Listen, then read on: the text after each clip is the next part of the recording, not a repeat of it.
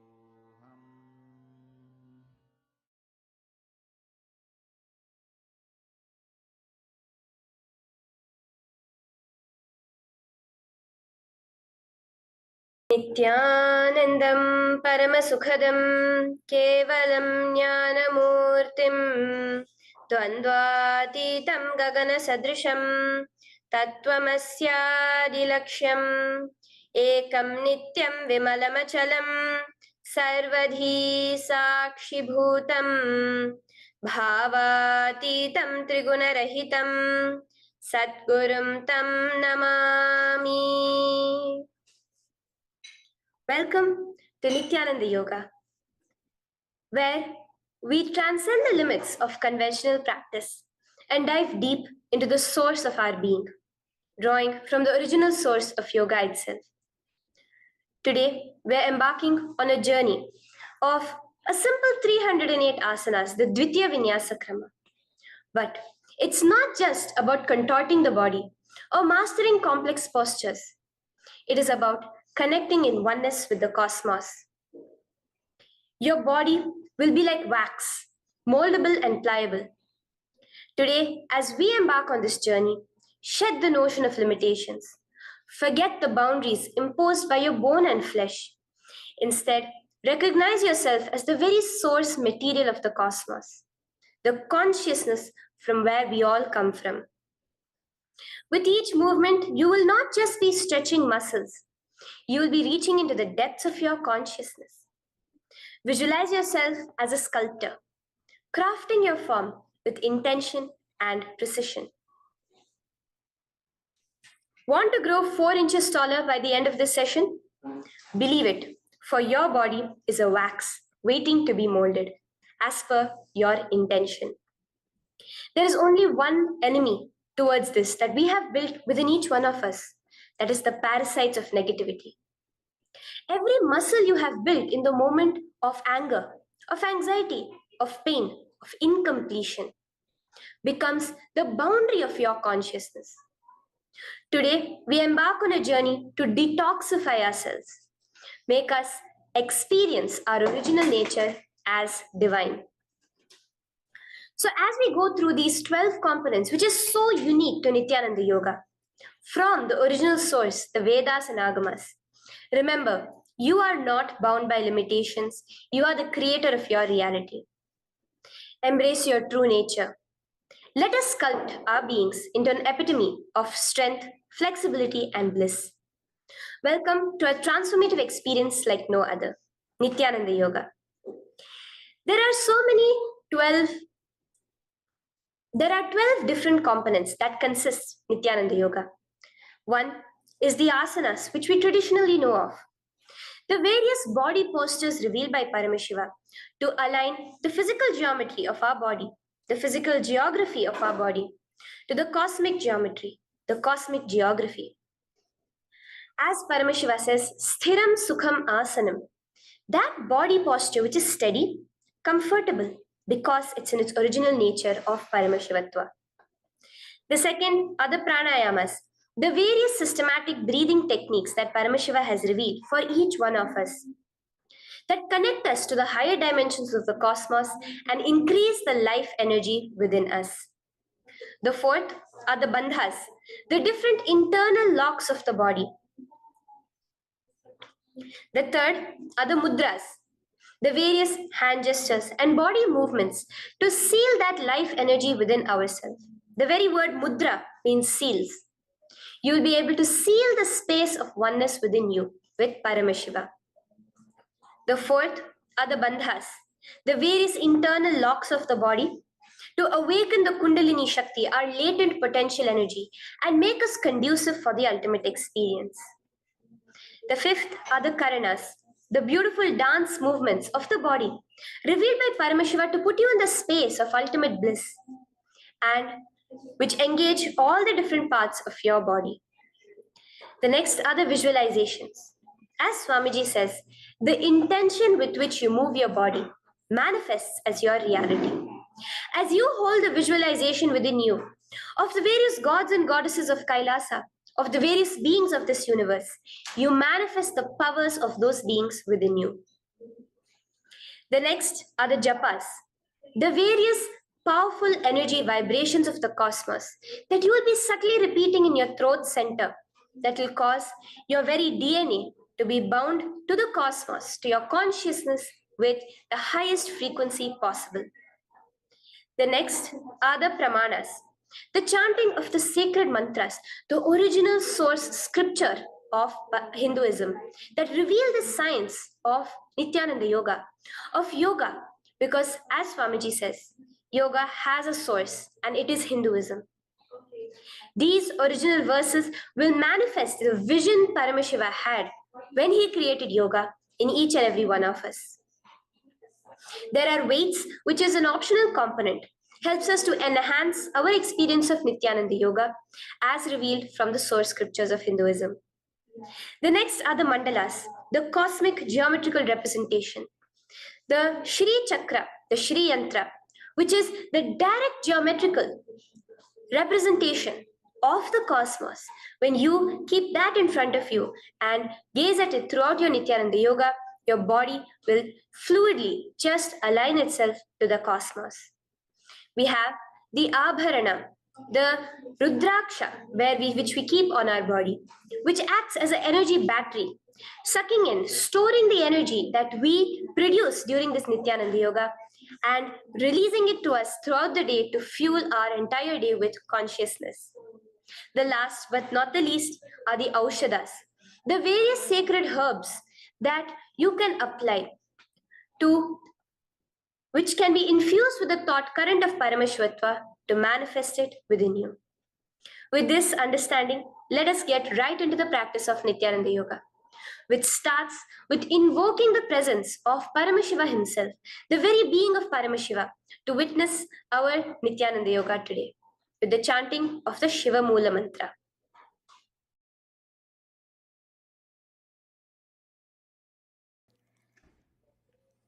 Let us now chant the Shiva Mula Mantra 11 times internally.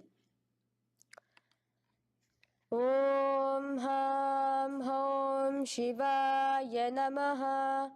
Om Ham Hom Shivaya Namaha. Om Ham Hom Shivaya Namaha. Om Ham Hom Shivaya Namaha. Om Ham Hom Shivaya Namaha. Om Ham Hom Shivaya Namaha. Om Ham Hom Shivaya Namaha. Om Ham Hom Shivaya Namaha. Om Ham Hom Shivaya Namaha. Om Ham Hom Shivaya Namaha. Om Ham Hom Shivaya Namaha. The next step of this ritual of yoga, as Swamiji reveals, yoga is a ritual, a methodology to connect yourself with the divine. As every ritual in Hinduism goes, we cleanse the three elements of our body, of the world, and of the ultimate with the Tattvachamanam.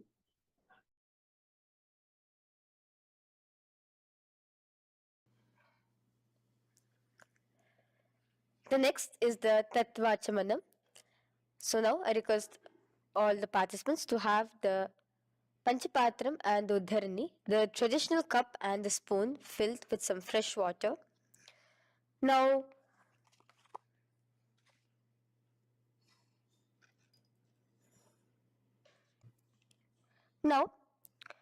keeping your right hand in the shape of a cow's ear, the Gokarna Mudra, pour an Uddharani of water from the Panchapatram and chanting each of the following mantras internally, drink the water that flows through the base of the palm. Om Atmatattvam Shodayami Svadha. Om Vidyatattvam Shodayami Svadha. Om Shivatattvam Shodayami Svadha. Wash your right hand with water from the Panchapatram. Now, chanting the following mantra internally, wipe the upper and lower lips twice using the base of the right hand thumb, moving the hand from right to the left of the lips. Om Ham Hridayaya Namaha. Wash your right hand with water from the Panchapatram. Now, with the tips of right hand index, middle and ring finger, touch above the upper lips and below the lower lips. Wash your right hand with water from the Panchapatram. Now, with the tips of right hand index finger and thumb joined together, touch your right nostril, left nostril.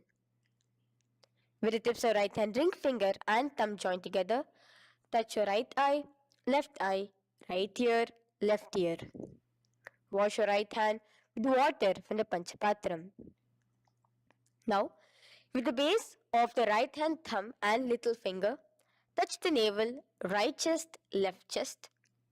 With the right hand, fingertips together, touch the top of the head, right shoulder, left shoulder, and your heart center. With that, we have the Sankalpa. The Sankalpa, the manifestation of our conscious intention. What is it today each one of us want to manifest through Nityananda Yoga? Hold that in your inner space. Through this conscious intention, which directly happens with the blessings, with the grace of the Supreme Pontiff of Hinduism, Bhagavan Sri Nityananda Paramashivoham, you will just see your intention manifesting as reality.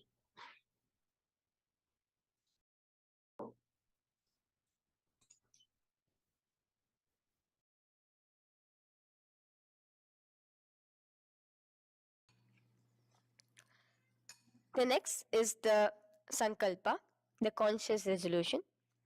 So now I request all participants now to, with your right hand, cover your left palm, which is the Sankalpa Mudra, and keep both the hands on the right thigh. Continue to keep this mudra till the end of the Sankalpa. Om Mamopata Samasta Durita Kshayadvara Bhagavat Shri Nityananda Paramashiva Prityartham Shri Nityanandeshwari Paramashiva Shakti Sameta Shri Nityanandeshwara Paramashiva Prityartham Cha Shubhe Shobhane Muhurte Adha Brahmanaha Dvitiya Paradhe Shri Shvetavaraha Kalpe Vaivashvatamanmantare Ashtavimshaditame Nityayuge Prathame Pade Jambudvipe Bharatavarshe Bharatakhande Meroho Dakshine Pashve Shakhabde अस्मिन् वर्तमाने व्यवहारिके प्रभवादीनां षष्ट्याः संवत्सराणां मध्ये शुभनाम संवत्सरे शुभायने शुभऋतौ शुभमासे शुभपक्षे शुभतिथौ शुभवासरयुक्तायां शुभनक्षत्र शुभयोग शुभकरण एवं गुणविशेषण विशिष्टायाम् अस्यां शुभदितौ श्री कैलासोन्नत द्वादशांत श्यामला पीठारूढ़ श्री मीनाक्षी सुंदरेश्वरा भिन्न स्वरूप परशिव पुत्र रत्न कुमार गुरुमन्य तुल्यावतार श्री पार्वती स्तन्यपान लब्ध दिव्य ज्ञान विश्रुत सकल निगमागम सारभूत द्राविड वेद प्रवक्त्रे श्रीमत् परम शिव करुणा समधिगत मुक्तामय चतुरश्रयान गीयमान छत्र चामर श्री चिन्ह काहलादि समस्त बिरदावल्यलंकृत ज्ञान विज्ञान चक्रवर्ती सर्वजन संग सद्यो निर्वाण दीक्षा व्याप वर्ग वर्ष विश्रान जीमूत परमत कलभ केसरी शैव सिद्धांत स्थापनाचार्य श्री राजाधिराज पांड्य महाराज गुरु क्षपन शाक्यादि महांधकार निवारण ज्ञान भानो वीक्षणा नरहार ध्वजोच्छेदन पूर्वक श्रीमद वृषभध्वज स्थापक शैव समय कर्त्रे सर्वज्ञ पीठारूढ़ श्री जगद्गुरु श्री ज्ञान संबंध देशिक स्वामी वागीश सुंदर माणिक्य वाचक स्वामी नाम अवतार भूत श्री ज्ञान संबंध स्वामी पुनरुद्धृत श्यामला पीत सर्वज्ञ पीत त्रिनवद्युत्तर द्विशततम गुरु महासन्निधान अरुणगिरि योगीश्वर परंपरागत अरुणाचल सर्वज्ञ पीठ गुरु महासन्निधान कैलास परंपरागत कांची कैलास सर्वज्ञ पीठ त्रयस्त्रिंशदुत्तर द्विशततम गुरु महासन्निधान नित्योत्सव नित्य मंगल नित्य कल्याण नित्य रजित कैलास परंपरागत आदि कैलास नित्यानंद पीठ महासंस्थान महासिंहासन पीठ कर्त्रे साक्षात् श्री परम शिव समुद्भूत कैलास परंपरागत वैवस्वत मनि इक्ष्वाकु हरिश्चंद्र भगीरथ श्री रामचंद्र सूरसेन इत्यादि अनवच्छिन्न सार्वभौम चक्रवर्ती परंपरागत चतुष्षष्टि योगिनी मंडिता चतुष्षष्टि संप्रदाय प्रवर्तक मनुधर्म शासन सूर्यवंश प्राप्त सर्वज्ञ पीठ सुरांगी साम्राज्य मूधाभिषिक्त चूडामणे साक्षात् श्री परम शिव समुद्भूत कपिल महागुरु पुनरुद्धृत महानिर्वाणि पीठ अष्टोत्तर सहस्र श्री महामंडलेश्वर साक्षात् श्री परम शिव समुद्भूत श्री महागणपति समारंभ अनवच्छिन्न पीताधीश्वर गुरु परंपरा प्राप्त अतल पीता अष्टोत्तर सहस्र श्री अतल पीताधीश्वर धर्म मुक्ति स्वर्गपुर स्वर्ण पीता त्रयोविंश गुरु महासन्निधान कैलास परंपरागत आदिपीठ सर्वज्ञ पीठ जगद्गुरु श्री कैलास पुनरुद्धारक श्री कैलास परमाचार्य श्रीमत् परमहंस परिव्राजकाचार्य वर्य सच्चिदानंद प्रणव स्वरूप श्रोत्रिय ब्रह्मनिष्ठ श्रीमद् जगद्गुरु श्री भगवत श्री नित्यानंद परम शिव श्री ज्ञान संबंध देशिक परमाचार्य स्वामिनां प्रीत्यर्थम तेषां पादारविन्दयोः भक्ति सिद्ध्यर्थम गुरु कृपा कटाक्ष सिद्ध्यर्थम क्षेम स्थैर्य वीर विजय आयुरारोग्य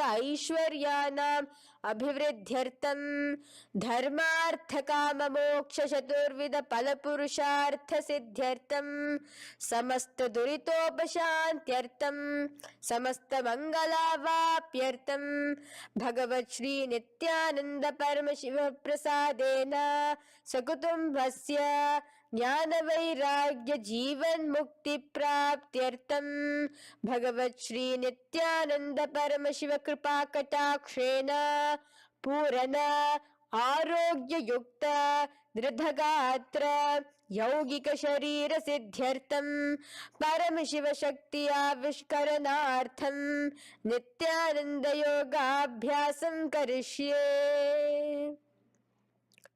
Now wash your right hand with water from the Panchapatram. Om Apaupasprisya. Now, let's get started with the asanas. Okay? Sit first in a cross-legged position on the ground in Sukhasana. Bring your hands into the Bindu Mudra with your thumbs and index fingers touching each other. Place it on top of your knees. Here we have the Kumbhaka, the Pranayama of Samana Kumbhaka. As you inhale and exhale, visualize flames licking up your spine.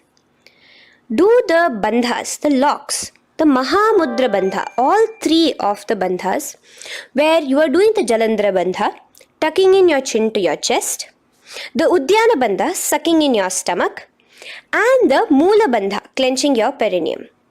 For the first set of asanas, we have the japa Soham, which you'll be repeating in your throat center. As you do Sukhasana, visualize Lord Shiva in your inner space. The next asana is Parvatasana. Now, from the seated position, bring both your feet to the opposite thighs. Clasp your hands together in front of your heart center in the Anjali Mudra and raise it above your head. Keep your hands as straight as you can. Continue the Samana Kumbhaka and the Japa of Soham. Remain with all the three bandhas, the chin to your chest in Jalandhara Bandha, the stomach tucked in Udyana Bandha, and the clenched perineum in Moola Bandha. Here, visualize yourself as Mount Kailash. The next asana is Hali Pavasana. Now slowly bring your feet together in front of your body as you stretch it out a little further away. Now bring your hands behind your back and clasp the left hand by your right. Lean forward, placing your forehead on the ground as you continue to engage all the three bandhas. Here, gaze at your nose. Visualize Swamiji, the Supreme Pontiff of Hinduism, in your inner space. Now, in a similar position from Hali Pavasana, just release your hands, slightly get up and bring your hands in front of your body. Place them on the ground, cupping your hands, making a hollow in Nagi Pavasana. Visualize yourself as a snake, gazing at your nose. Continue the japa, the pranayama, and all three bandhas engaged. Now, raise up. This is Kokilasana. Hold your big toes with your index and middle finger in the Prana Mudra. Stretch your legs straight out and upwards. Cross it into Padmasana. Bring it to your opposite thighs. Lean forward and down onto your elbows. Again, tuck your chin into your chest, suck in your stomach, and clench the perineum in the Mahamudra Bandha. Visualize yourself as a bird in Kokilasana. The next is Neti Asana. Now, raise up again. Bring one ankle to the top of the opposite knee. Hold the elbows with your hands. Hold the respective elbows with the opposite hands. Again, engage all the three bandhas and rotate your arms in a circular motion. Keep the spine completely straight and gaze towards your nose. Visualize Swamiji, the Supreme Pontiff of Hinduism, in your inner space. Next is Gajasana. Press your hands onto the ground. You can bring your feet a little back as you raise yourself up, your hips up high. Lower your head and then chest, scooping your body forward again and again. Here, engage the Udyana Bandha, where you suck in your stomach along with the Moola Bandha, clenching the perineum. Visualize yourself as an elephant. Gajasana. Now stop the movement slowly. In another dynamic asana, which is Rikshasana, you will start alternatively pressing the heel of one foot onto the ground while lifting the other heel up. Repeat this again and again. The next is Vaishyasana. Now slowly come to a standing position. Stand tall on the tips of just your big toes. Keep your head neck straight line. And bring the middle, index and ring fingers to your heart in the Hridaya Mudra. Continue engaging the Udyana Bandha. Visualize Swamiji in your inner space. Here we have a very interesting movement, which is the Karanas, the dance movements. So the first Karana is Urdhva Janu Karana, which literally means the raised knee. So now stand in the Aramandi position, which is your heels touching together, the toes facing outwards, almost at a 45-degree angle. Bend your knees low And keep both your hands at your chest, elbows parallel to the ground. Twist one knee towards the center of your body. Raise it up, back across the body back to the original position. Simultaneously with the leg movement, follow it with your respective hand, up and across the body. Repeat this alternatively on both sides.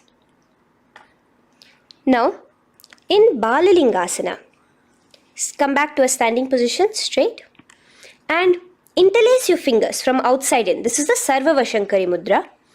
Hold on to your knee, pulling it up towards your chest. Pull it tight.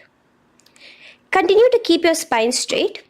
Engage all the three bandhas, the Jalandhara Bandha, the Udyana Bandha and the Moola Bandha. As you are holding your knee, visualize yourself holding, caressing a baby. Balalingasana. The next asana is Padmasana. Now the same foot which is raised, clasp it with your hands and pull it behind towards your body, holding it with both your hands. Again, engage all the three bandhas, standing tall. Visualize Swamiji, the Supreme Pontiff of Hinduism, in your inner space.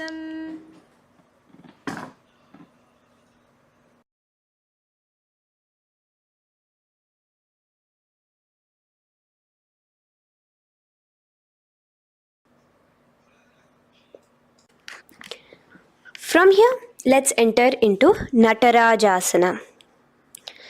Now, the same foot you're already holding behind your back, twist the same hand of that leg inwards and pull the leg back. Extend the opposite hand forward with the index and thumbs together, again in the Bindu Mudra. Now, pull the foot back and up while leaning forward in Natarajasana. Hold your balance here. Here you will be engaging only the Moola Bandha, visualizing yourself as Lord Nataraja, the Lord of Dance.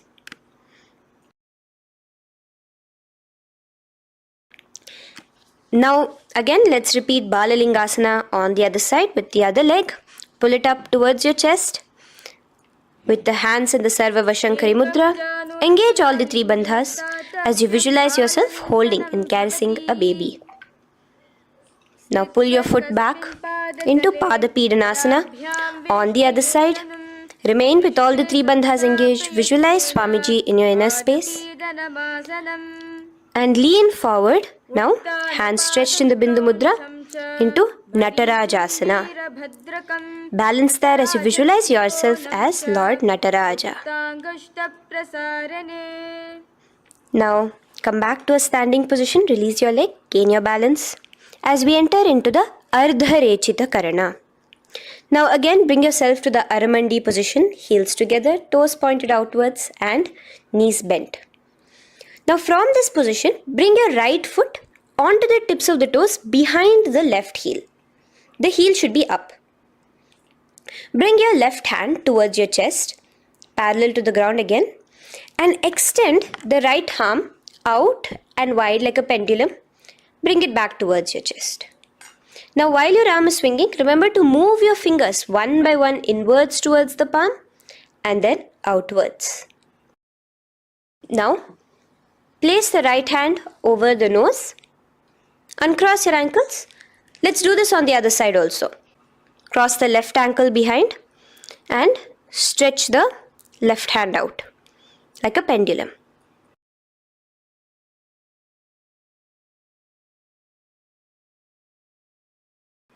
Bring it to your nose and cross the ankles.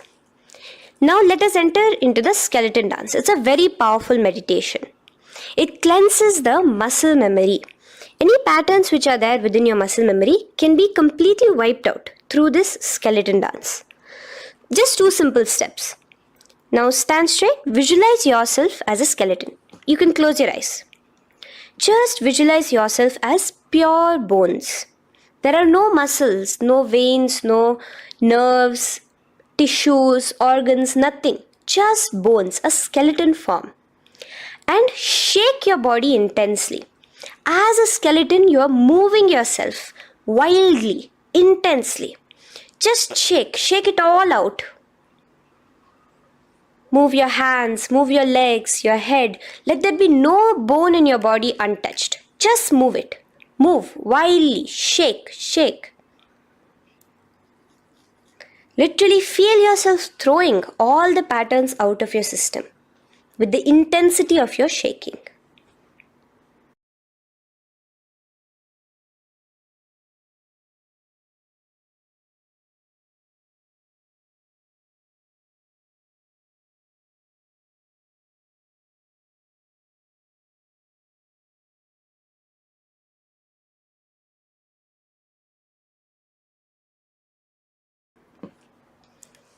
Now slowly calm down.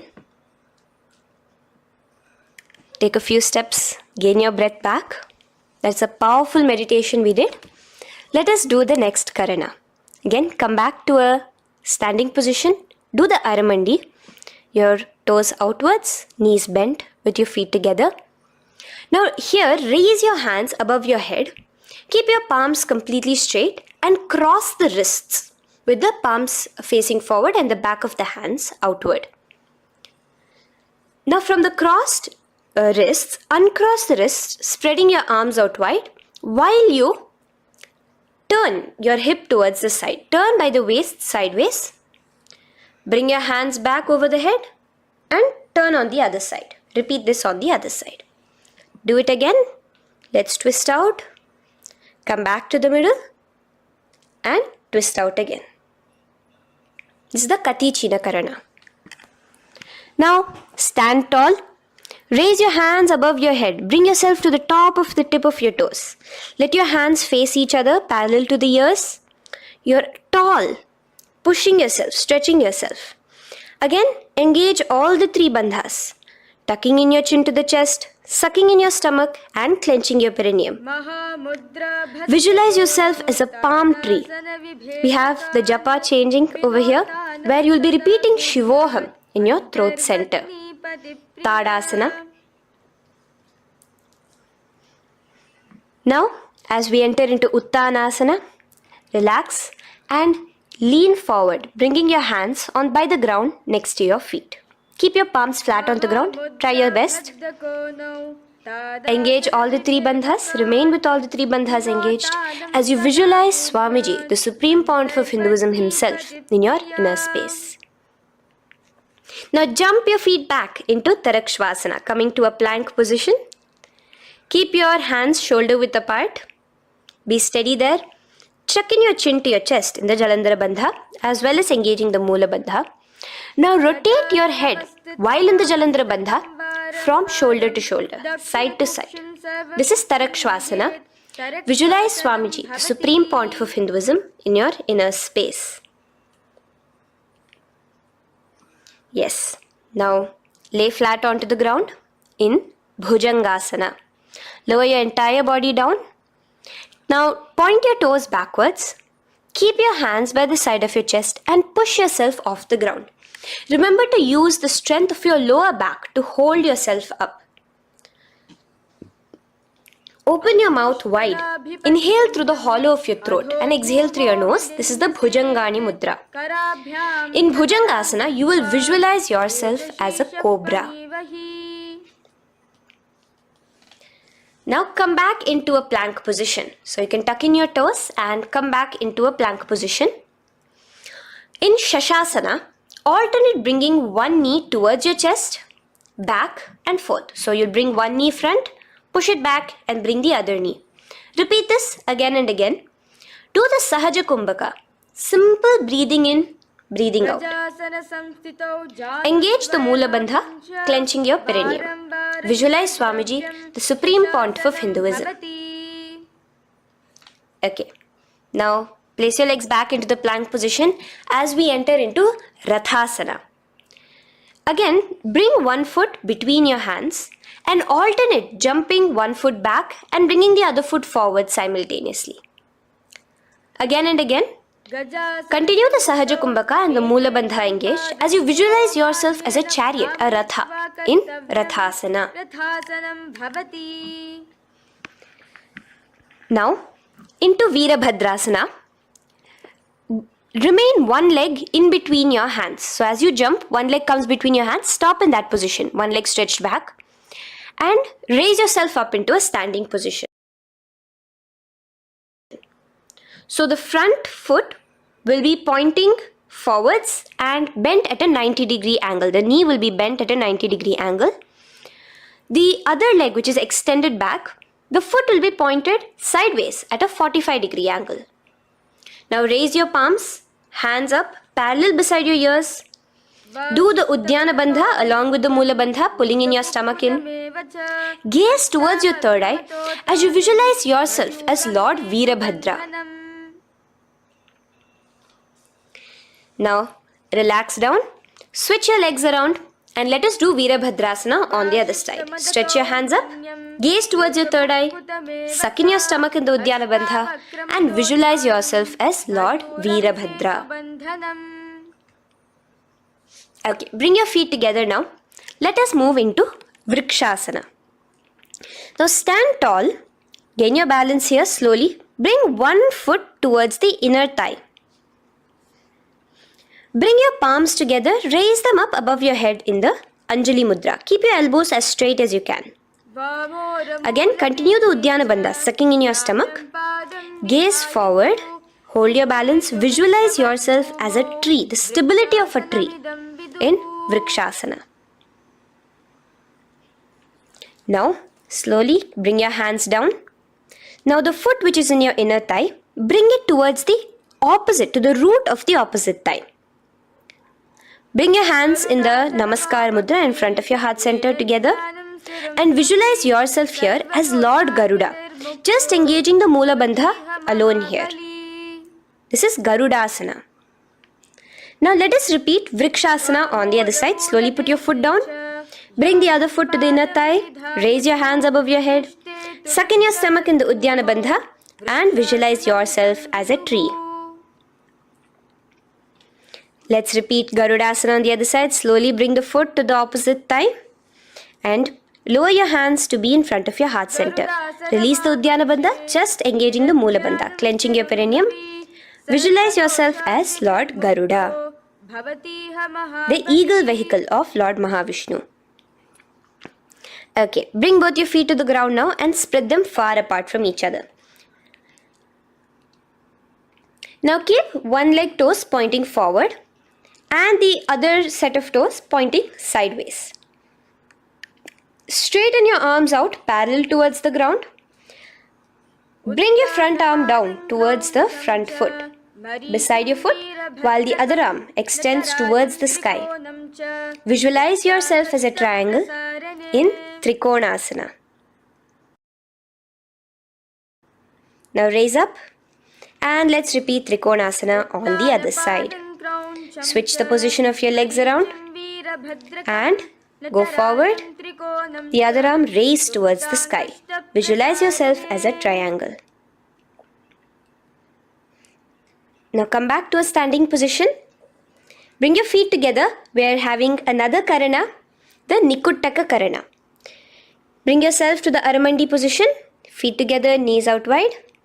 Here now bring your hands towards your chest, but keep both your palms parallel towards each other. Bring your right foot onto the toes with the heels up. And simultaneously bringing the right hand towards the top. Now drop the right foot, simultaneously lifting the left foot onto the toes. And switch the hands position. Now the left hand is on the top and the right hand is on the bottom. Repeat and let us do this repeatedly. Okay, relax now, come back to a straight position and sit down onto your toes. Sit on your heels with your toes on the ground, knees raised up off the ground, together in front of you in Angushtasana. Bring your hands together in the Namaskara Mudra in front of your heart center. We have a very interesting pranayama over here, which is the Bhramari Kumbhaka, where you will be subtly buzzing like a bee as you do this asana. The japa we'll be entering into is Sadashivoham. In Angushtasana, engage the Mula Bandha as you visualize Swamiji, the Supreme Pontiff of Hinduism, in your inner space. Now in the same position, slowly bring your hands to the ground. Balance yourself as you stretch one foot forward, sitting on the heel of one foot and the other foot stretched forward, toes pointed upwards. Bring your hands to the Vara Mudra, just the tips of the finger on the ground while the palm faces forward, both your hands. Continue to engage the Mula Bandha, clenching the perineum as you visualize Swamiji, the Supreme Pontiff of Hinduism, in your inner space. Now, stretch, the leg is stretched forward, right? Stretch the same hand, the respective hand forward and clasp onto the big toe of that foot in the Prana Mudra with your index and middle fingers. The other hand, bring it to the back of the respective heel in Vidhunanasana as you visualize Swamiji in your inner space.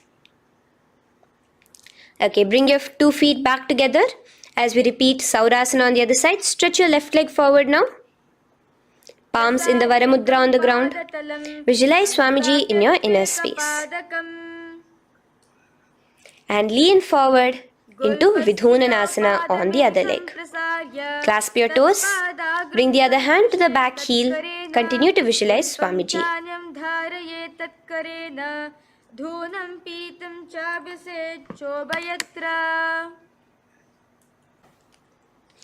Now bring your 2 feet back together as you continue to sit on the heels, getting a nice toe workout here. Balance on your toes, bring your knees together in front of you. Now place your palms on top of the respective knees with the hands facing upwards, the palms facing upwards. Leave a slight gap between your palms and knees. As you gaze forward, engage the Jalandhara Bandha, tucking in your chin to your chest, and look between the gap between your hands. Brahma Jurankushasana. The next is Kapilasana. Now spread your knees wide and place them onto the ground. Keep your hands on the respective knees. Pull your stomach in and up in the Uddiyana Bandha. Gaze towards your nose as you visualize yourself as Maha Kapila Muni, the first man that ever started thinking. In the same position, just release that Uddiyana Bandha. Release the lock of the stomach, but continue to clench your perineum in Mula Bandha as you switch your gaze to your third eye. So from your nose, switch your gaze to the third eye. Visualize Swamiji, the Supreme Pontiff of Hinduism, in your inner space. Bhadra Gorakshasana. Next is Suryasana. Now, your toes are tucked. Just lift your knees off the ground, wide apart. Bring your hands together in the Padma Mudra with the little fingers and thumbs joined together. Engage the Uddiyana Bandha, suck in your stomach and raise your hands up tall above your head. Slightly lean back as you look towards the gap between your hands. Visualize Lord Surya in your inner space. Now relax, slowly bring your hands to the ground. Sit on top of your heels, the toes flat. Here, keep your hands on top of your knees and lift your tongue up against the roof of your mouth in the Manduki Mudra. Do the Sahaja Kumbhaka, simple breathing in and out. Engage the Mula Bandha, clenching your perineum. With the Japa Sadashivoham, repeating in your inner space, here you will visualize yourself as a frog in Mandukasana. Your tongue pressed against the upper palate. Is your frog-like tongue catching the nectar of immortality dripping from your Sahasrara Chakra? Gaze towards your third eye in Mandukasana. Now from here itself, moving into Uttana Mandukasana. Just bring your hands to the opposite shoulders, remaining in the same seated position. Continue with the Uddiyana Bandha engaged, gazing at your third eye. The Manduki Mudra, tongue pressed against the top of your palate, visualizing yourself as a frog in Uttana Mandukasana. Slowly bring your hands out from behind your back. Now slightly raise up and cross your ankles behind you. Sit on top of your crossed ankles. Keep your knees wide and your fingers spread on the top of your knees, both your hands. Open your mouth wide and stick out your tongue, exhaling forcefully. Gaze at the tip of your nose. Repeat this several times because you're visualizing yourself as a lion in Simhasana. The next asana is Bhadrasana. Now you can release yourself and uncross your ankles. Just keep your toes crossed behind you. Again, sit on top of your heels, keeping your knees wide apart. Cross your hands behind your back, hold on to the big toes in the Prana Mudra with your index and middle fingers. Apply the Jalandhara Bandha, tuck in your chin to your chest along with the Mula Bandha, sucking in your perineum. As you gaze towards your nose, here, resume the Brahmari Kumbhaka, buzzing like a bee subtly in your inner space as you visualize Swamiji, the Supreme Pontiff of Hinduism, in your inner space. Now, bring your hands out from behind you. As you bring yourself to a squatting position. Keep your feet flat onto the ground as close together as possible, but your knees opened wide. Bring your body in between your knees, your torso in between your knees, and take your arms in and around your knees towards the back, clasping your fingers, interlacing your fingers behind you in the Parashu Mudra. Gaze towards your nose. Visualize yourself as a crow in Kakabhusandhi Asana. The next asana is Kani Pavasana. Unclasp your hands and place them flat onto the floor. Keep them shoulder width apart for good balance. Now, slowly bring your knees to the back of your arms, above the elbows. Lean your chin forward and down. Keep your gaze steady as you lift your feet off the ground. In Kani Pavasana, visualize Swamiji, the Supreme Pontiff of Hinduism, in your inner space. Now in the same position, slowly lower your head to the ground and stretch your legs up high, forming a tripod between your two hands and your head in Kapali Asana. Gaze at your nose, continue the Brahmari Kumbhaka, continue engaging the Mula Bandha and the Japa of Sadashivoham. Visualize Swamiji in your inner space. The next asana is Parshva Mayurasana. Slowly bring your feet down. Yes, relax. And now squat on your toes with your knees together and twist your body. Place both the hands to one side of your knees. Now bring one of your elbows to the knee and the other of your elbows towards the hip. Lean onto your arms, balance, extending your legs out to the side. Gaze towards your third eye, visualizing yourself as a peacock. In Parshva Mayurasana, as you do the pranayama, the Rechaka Kumbhaka, let your exhalations be prolonged and your inhalations be slightly shorter. Now relax, bring your feet to the ground and bring your body to the other side of your knees. As you repeat Parshva Mayurasana on the other side, lean forward, stretch your legs, gaze at your third eye, visualize yourself as a peacock. Now let's do Bhairaganathasana. Now come again to a plank position. Place your hands down, stretch your legs back and bring one foot around your shoulder to be placed in between both your palms. Gaze at your third eye. Just engage the Mula Bandha, clenching your perineum. Here, this is Bhairaganathasana. Visualize yourself as Lord Kala Bhairava. Slowly bring your foot out and bring the other foot in between your palms, remaining in the plank position. Continue to visualize yourself as Lord Kala Bhairava in Bhairaganathasana on the other side. The next asana is Unmukha Pithasana. Now from the same plank position, bring your forearms onto the ground. Be steady as you walk your feet closer towards yourself, forming like a slight mountain. In Unmukha Pithasana, gaze at your third eye. Continue the Rechaka Kumbhaka. Visualize Swamiji in your inner space. The next asana is Vashishthasana. Now, just raise yourself onto one of your hands. So, release your forearms off the ground and raise yourself onto your right arm. And keep your body completely parallel to the ground as you raise your left arm straight above your head.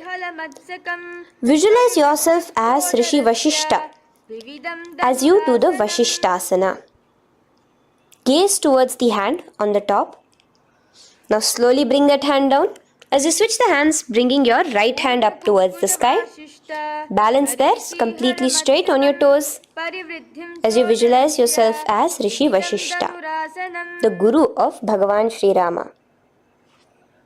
Now, bring your feet forward into Anjani Asana. So here you will be sitting on your hips with your legs pointed forward and sit on top of your hands. So keep your palms facing upwards and sit on both your palms as you tuck your elbows into your body. Do the Rechaka Kumbhaka, continue the Rechaka Kumbhaka.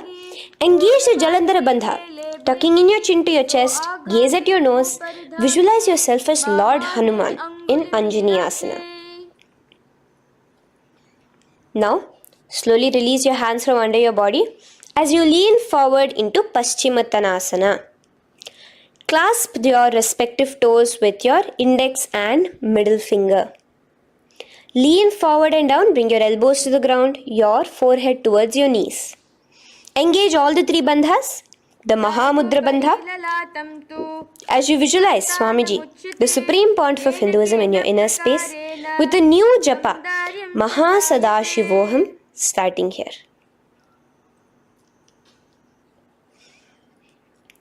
The next is Ugrasana.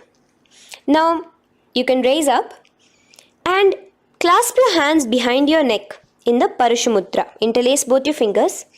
Lean forward and down, bringing your forehead to your knees and your elbows onto the ground. Again, engage all the three bandhas in the Mahamudra Bandha as you visualize Devi Kali in your inner space in Ugrasana. The next is Marichi Asana.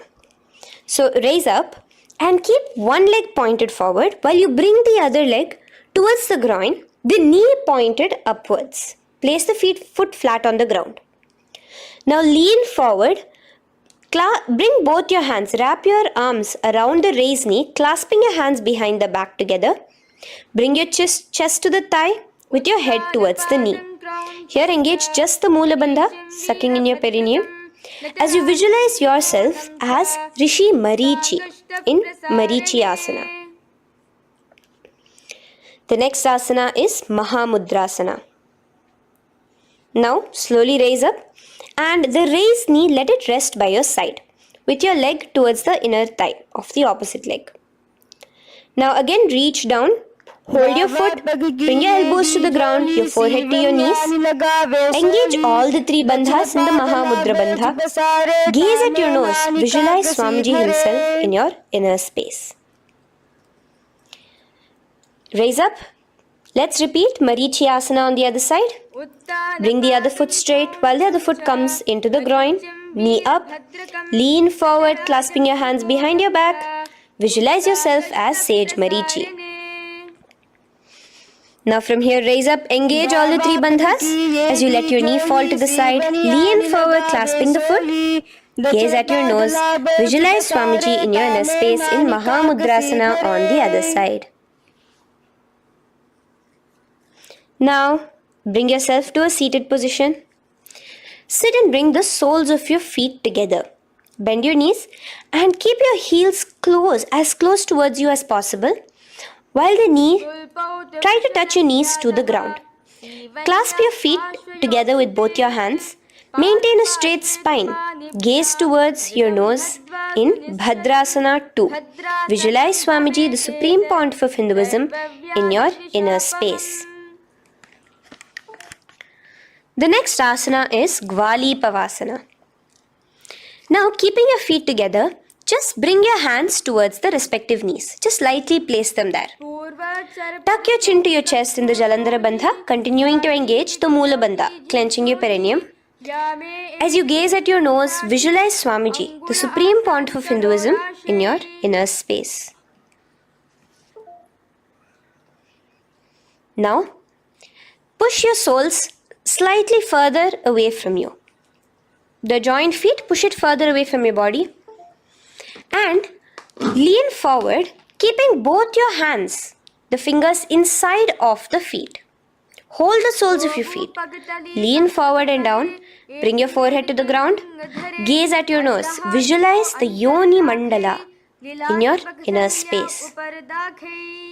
In Joni Asana. The next is Meditative. Raise up. Stretch your arms out wide beside your body as you lean forward, your arms going over your knees. Bring your forehead to your feet. Continue to gaze at your nose. Visualize Swamiji, the Supreme Pontiff of Hinduism, in your inner space. Now, in Siddha Samadhi Asana, raise yourself up. Now, put your hands, your forearms, underneath the calves of the respective legs. Let your palms face up towards the sky as you bring your head down to your feet. Gaze at your nose as you visualize Lord Surya in your inner space in Siddha Samadhi Asana.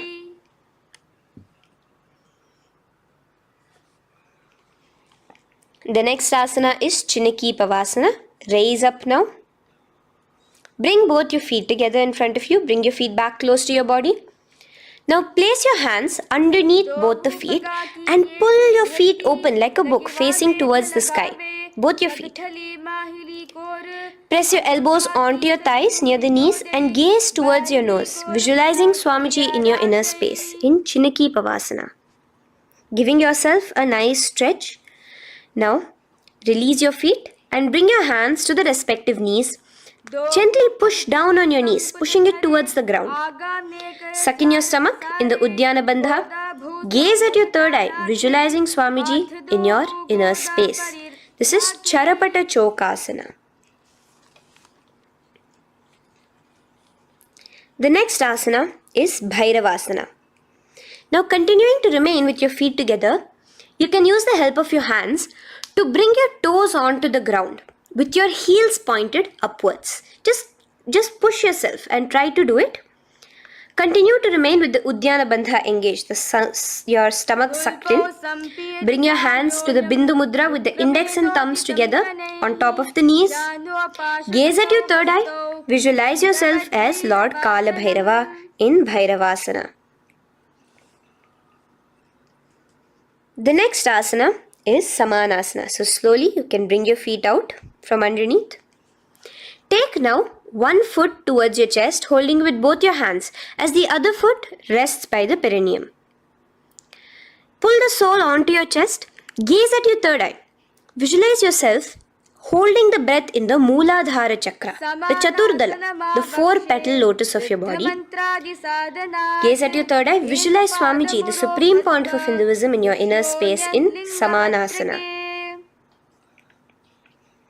From here, let's move into Apanasana. Now, the foot that you have towards your chest, just bring it over your shoulder and place both your palms onto the ground beside you. As you lift the leg by your perineum, stretch it out and lift it up high into the sky in Apanasana. Gaze at your third eye, visualizing Swamiji in your inner space. Let's repeat Samanasana on the other side. Bring your foot down. Clasp the other foot towards your chest. Gaze at your third eye, visualizing Swamiji in your inner space. And bring the foot onto your shoulder as we repeat Apanasana on the other side. Stretch your leg out straight in front of you, up high towards the sky, gazing at the third eye, visualizing Swamiji in your inner space. Okay, relax slowly. Let's move into Gomukhasana. Now, sitting in a seated position, cross one leg over the other, like over, and align the knees together at the center of your body and the feet by the opposite hips. Place both your hands on top of the stacked knees. Gaze at your nose. Here we have a beautiful pranayama, very cooling pranayama, which is the Sheetkari pranayama, where you will be inhaling through your clenched teeth with your tongue pressed against behind your teeth and exhaling through your nose, creating a hissing sound. The japa will be for the next sequence of asanas, Om Nityanandoham. Visualize the face of a cow in Gomukhasana. Now keep your knees crossed. From the knees, bring your hands towards the respective toes on the side of the body. Clasp the big toe in Pranamudra. Suck in your stomach in the Uddiyana Bandha. Visualize yourself as Rishika Anasuya in Anasuyasana. Now in Anusuyasana 2, just bring your hands behind your back, clasped together, interlaced fingers in the Parashamudra. Lean forward and down. Try to bring your nose to touch the ground in front of you. Just visualize yourself as Rishika Anasuya and gaze at your nose. Anusuyasana 2. Raise yourself up now. Now bring one foot towards the perineum, knee resting on the ground. Raise your other foot with the foot in front of the lying down foot, knees pointed upwards towards your chest. Place your hands on the respective knees. Keep your spine tall, chest out. Gaze at your nose. Visualize yourself as Lord Garuda, the eagle vehicle of Bhagavan Mahavishnu. Garudasana 2. From here, moving into Naradasana. Now, keep both your hands, bring both your hands behind your neck and clasp them in the Parashamudra. Interlace your fingers behind your neck. Twist outward of the raised knee. Just keep your whole body outside of the raised knee. Gaze towards your third eye, visualizing yourself as Devarishi Narada in your inner space. From Naradasana, let's enter into Matsya Pithakasana. Place one foot on the top of the opposite thigh. Wrap your respective arm across the knee, holding on to the opposite shin. Extend the opposite hand straight. Hold on to the respective toe with the index and middle fingers in Prana Mudra.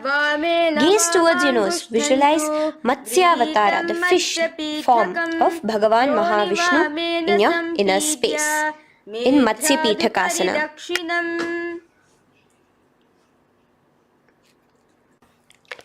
From there, let's repeat the Gomukhasana and the rest of the asanas on the other side too. So slowly you can cross your knees over to the other side in Gomukhasana. Keep your hands on the top of your knees. Gaze at your nose as you visualize the face of a cow in Gomukhasana. Continuing into Anasuyasana on the other side, bring your hands to your toes. Suck in your stomach in the Uddiyana Bandha. Gaze at your nose, visualize yourself as Rishika Anasuya. And lean forward, bringing your hands behind your back in Anasuyasana 2. Interlace your fingers in the Parashamudra.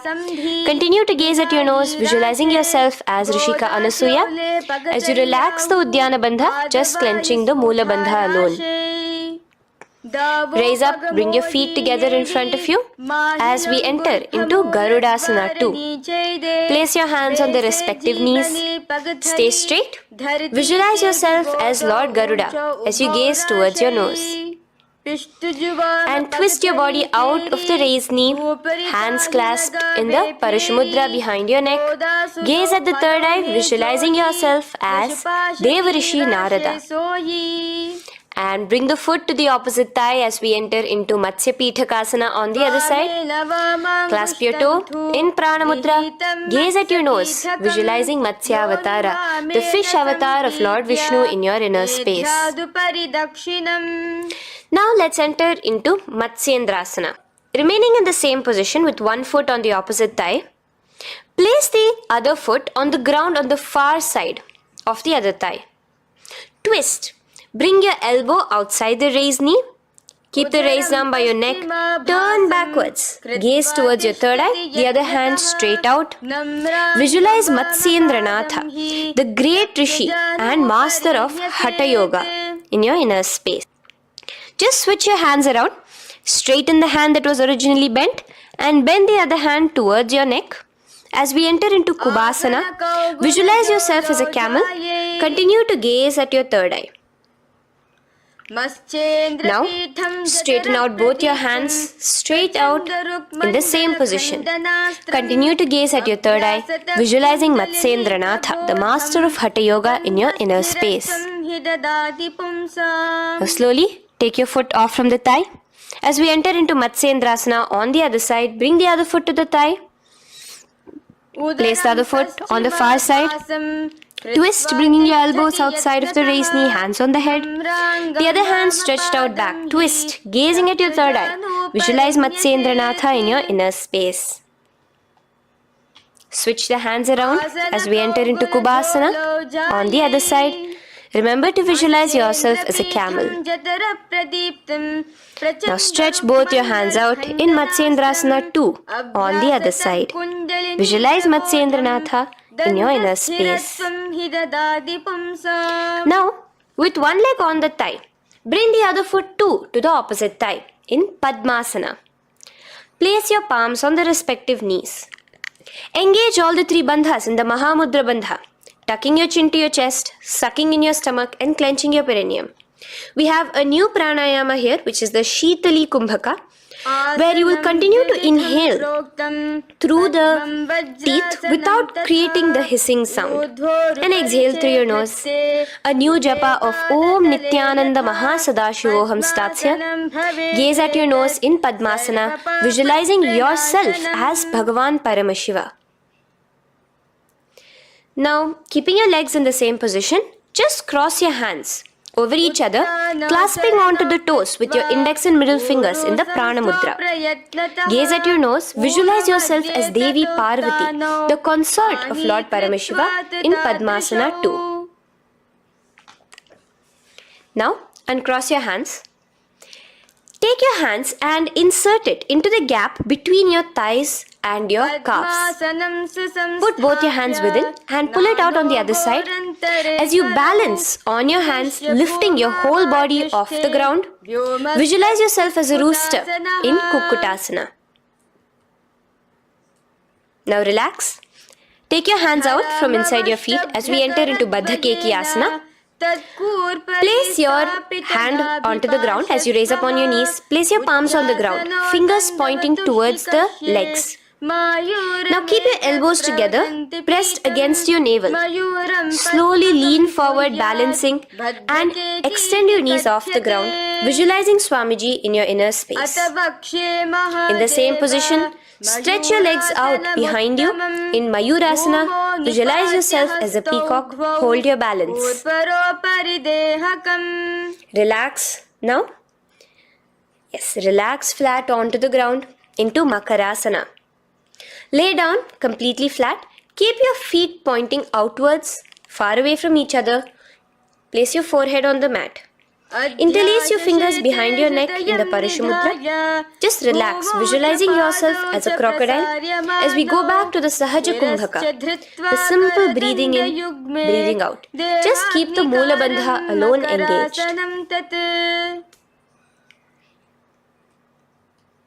The next asana is Shalabhasana.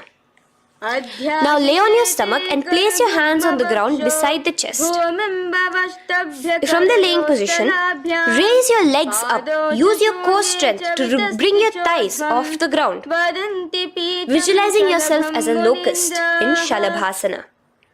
Relax your feet down and bring your hands to your feet, pulling your feet down towards the ground beside your hips. In Ushtrasana, visualize yourself as a camel. Now slowly kick your legs back. Rise your hand is clasping your feet. Pull your feet towards the sky, lifting your chest and thighs off the ground. In Dhanurasana, gaze at your third eye. Visualize yourself as Paramashiva's bow. Relax slowly and come up to a sitting position. In Bhagasana, sit on both your knees with your head, neck and spine straight. Clench your perineum in the Moola Bandha. Place your hands on top of your knees. Gaze towards your third eye, visualizing Swamiji, the Supreme Pontiff of Hinduism, in your inner space. From here, we enter into Gohyasana. We have a couple of headstand postures here, so get yourself ready. Now, place your forearms on the ground with your fingers interlocked.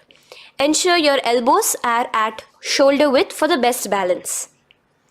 Place the top of your head on the ground, holding your head with your hands. Slowly walk your toes forward until your hips are in a straight line with your shoulders, and just kick your feet up slightly, Make sure not to lose your balance.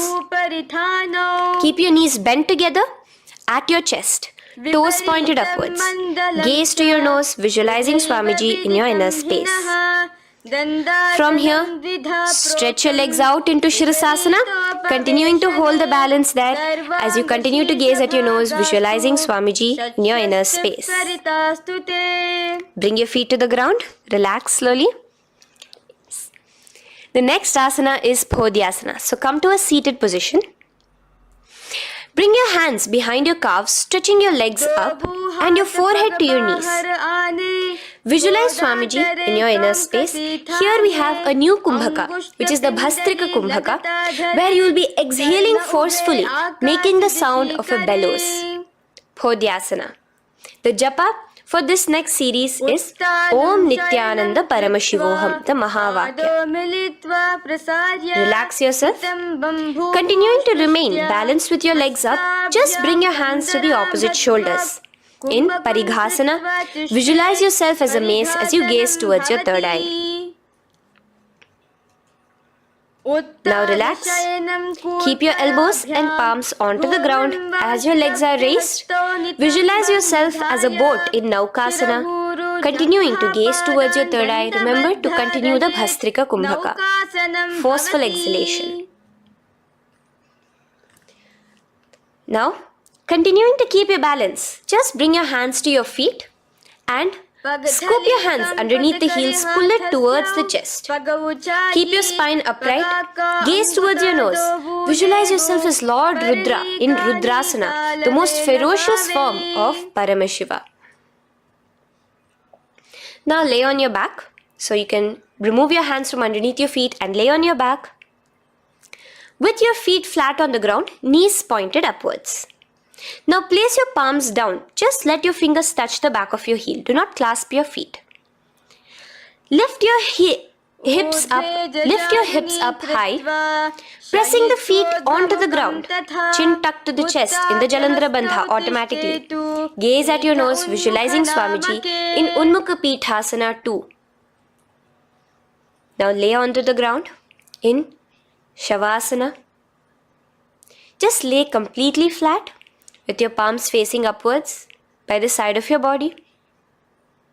Just unclutch from any movement happening within you. Visualize your body is dead. The Supreme Pontiff of Hinduism, Swamiji, is just liberating you. Just let your awareness, your energy completely pervade your body in the Shakti Chalan Mudra as you continue to vibrate with the Mahavakya. Roll over to one side and come to a seated position. Feel the life entering your body back. In a seated position, let us get continued with the sequence. We have 200 asanas more to go, starting with Yathasanishtasana. In Yathasanishtasana, sit in any posture you are completely comfortable in. Bringing your hands into the Bindu Mudra with the thumbs and index touching. Start off with the Samana Kumbhaka. As you're inhaling and exhaling, feel flames licking up your spine. Clench your perineum in the Moola Bandha with the japa Om Nityananda Paramashivoham for the remaining of the sequence. Visualize Swamiji in your inner space. From here, moving into Samasana, where you bring your feet to a cross-legged position. Keep your hands on your knees with the thumbs and index touching in the Bindu Mudra. Just inhale and exhale as you visualize Swamiji in your inner space. The next is Muktasana. Press your left foot against your genital region. Place the right foot on top of your left. Keep your hands facing downwards on top of your knees. Sit straight, gazing towards your nose. Visualize yourself as a sage liberated by Swamiji himself. Now, continue to remain in the same position as we go into Siddhasana, where your gaze will be switching from the nose to your third eye. Continuing to visualize Swamiji in your inner space, ensure the Moola Bandha, the perineum, is locked. in Siddhyasana now. Continuing the same position. Engage all the three bandhas. Sucking in your stomach, bringing your chin to your chest in the Mahamudra Bandha. Switch the gaze to the ground in front of you from your third eye. Visualize Swamiji in your inner space.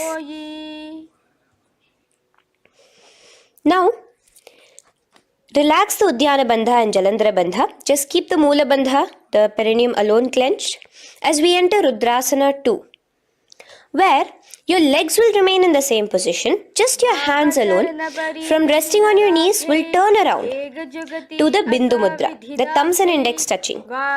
Gaze towards the third eye, visualize yourself as Lord Rudra, the fierce dimension of Paramashiva. The next is Santadhunasana. Keep your hands in the Bindu Mudra, your legs crossed in the same position. As you switch your gaze from your third eye to your nose, visualizing Swamiji, his tranquility, unshakable nature. Now, relax the Bindu Mudra, keep your legs in the same position, and bring your hands to your navel, cupping one palm over the other in the Samputa Mudra. It looks sort of like a lotus bud. Continue to visualize Swamiji in your inner space in Siddhasana 2. The next asana is Bandha Yoni Asana. Maintaining one heel over the other in the same position of the legs, bring your hands to your face in the Shanmukhi Mudra. So just listen carefully now. Bring your little fingers beneath the bottom lip of both hands. Your ring fingers above your upper lip. Your middle fingers closing your nose, your nostrils. Your index finger covering your eyes. And your thumbs pressed into your ears. This is Bandha Yoni Asana, visualizing Swamiji in your inner space.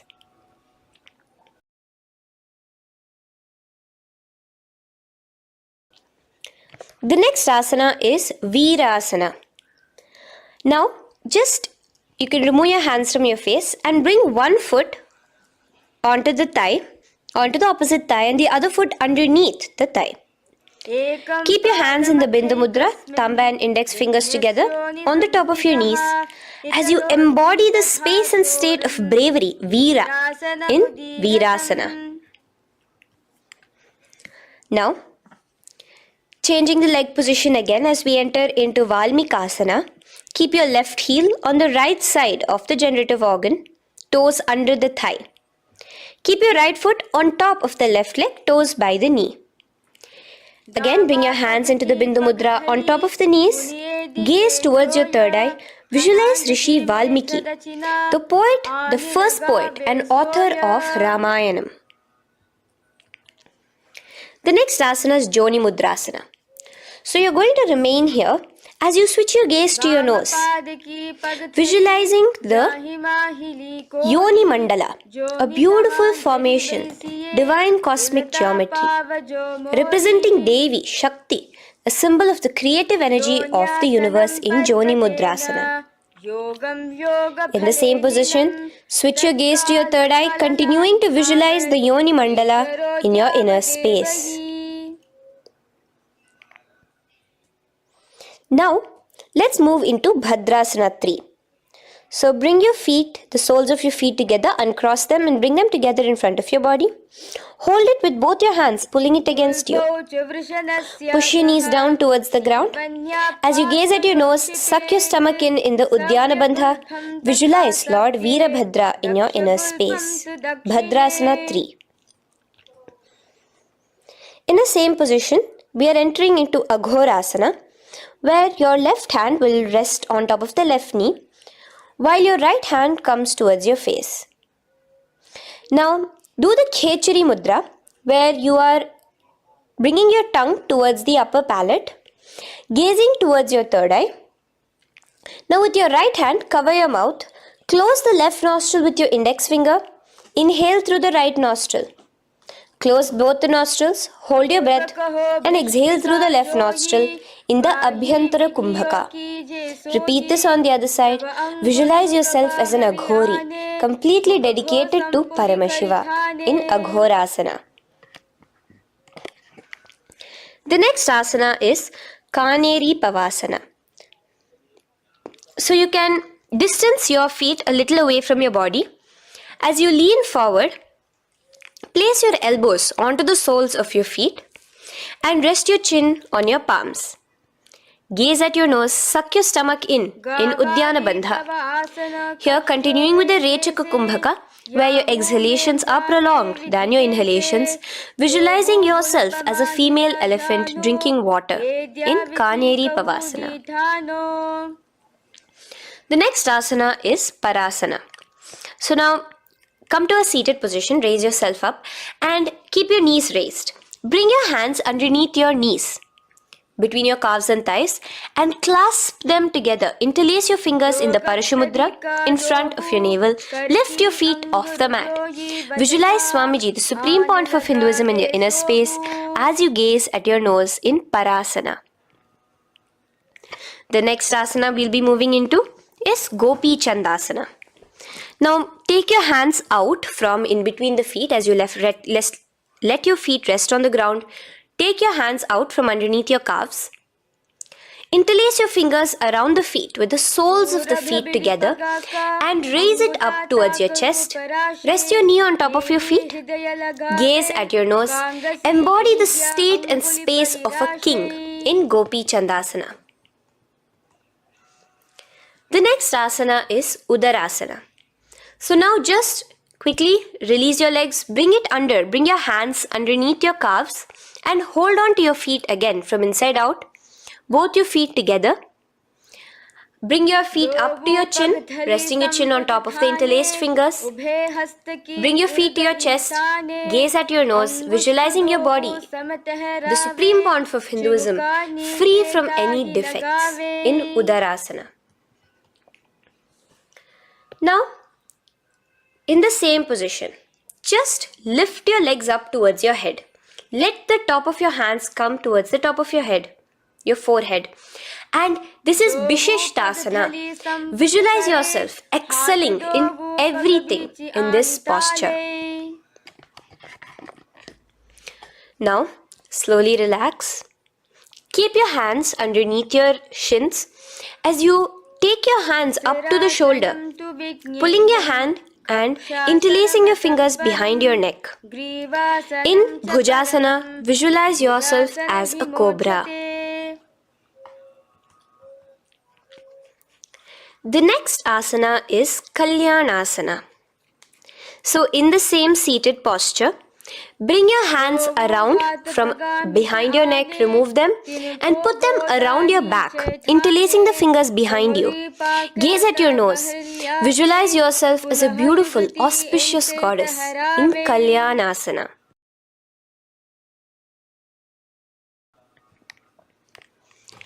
The next posture is Sankatasana. So now, uncross your hands from behind you.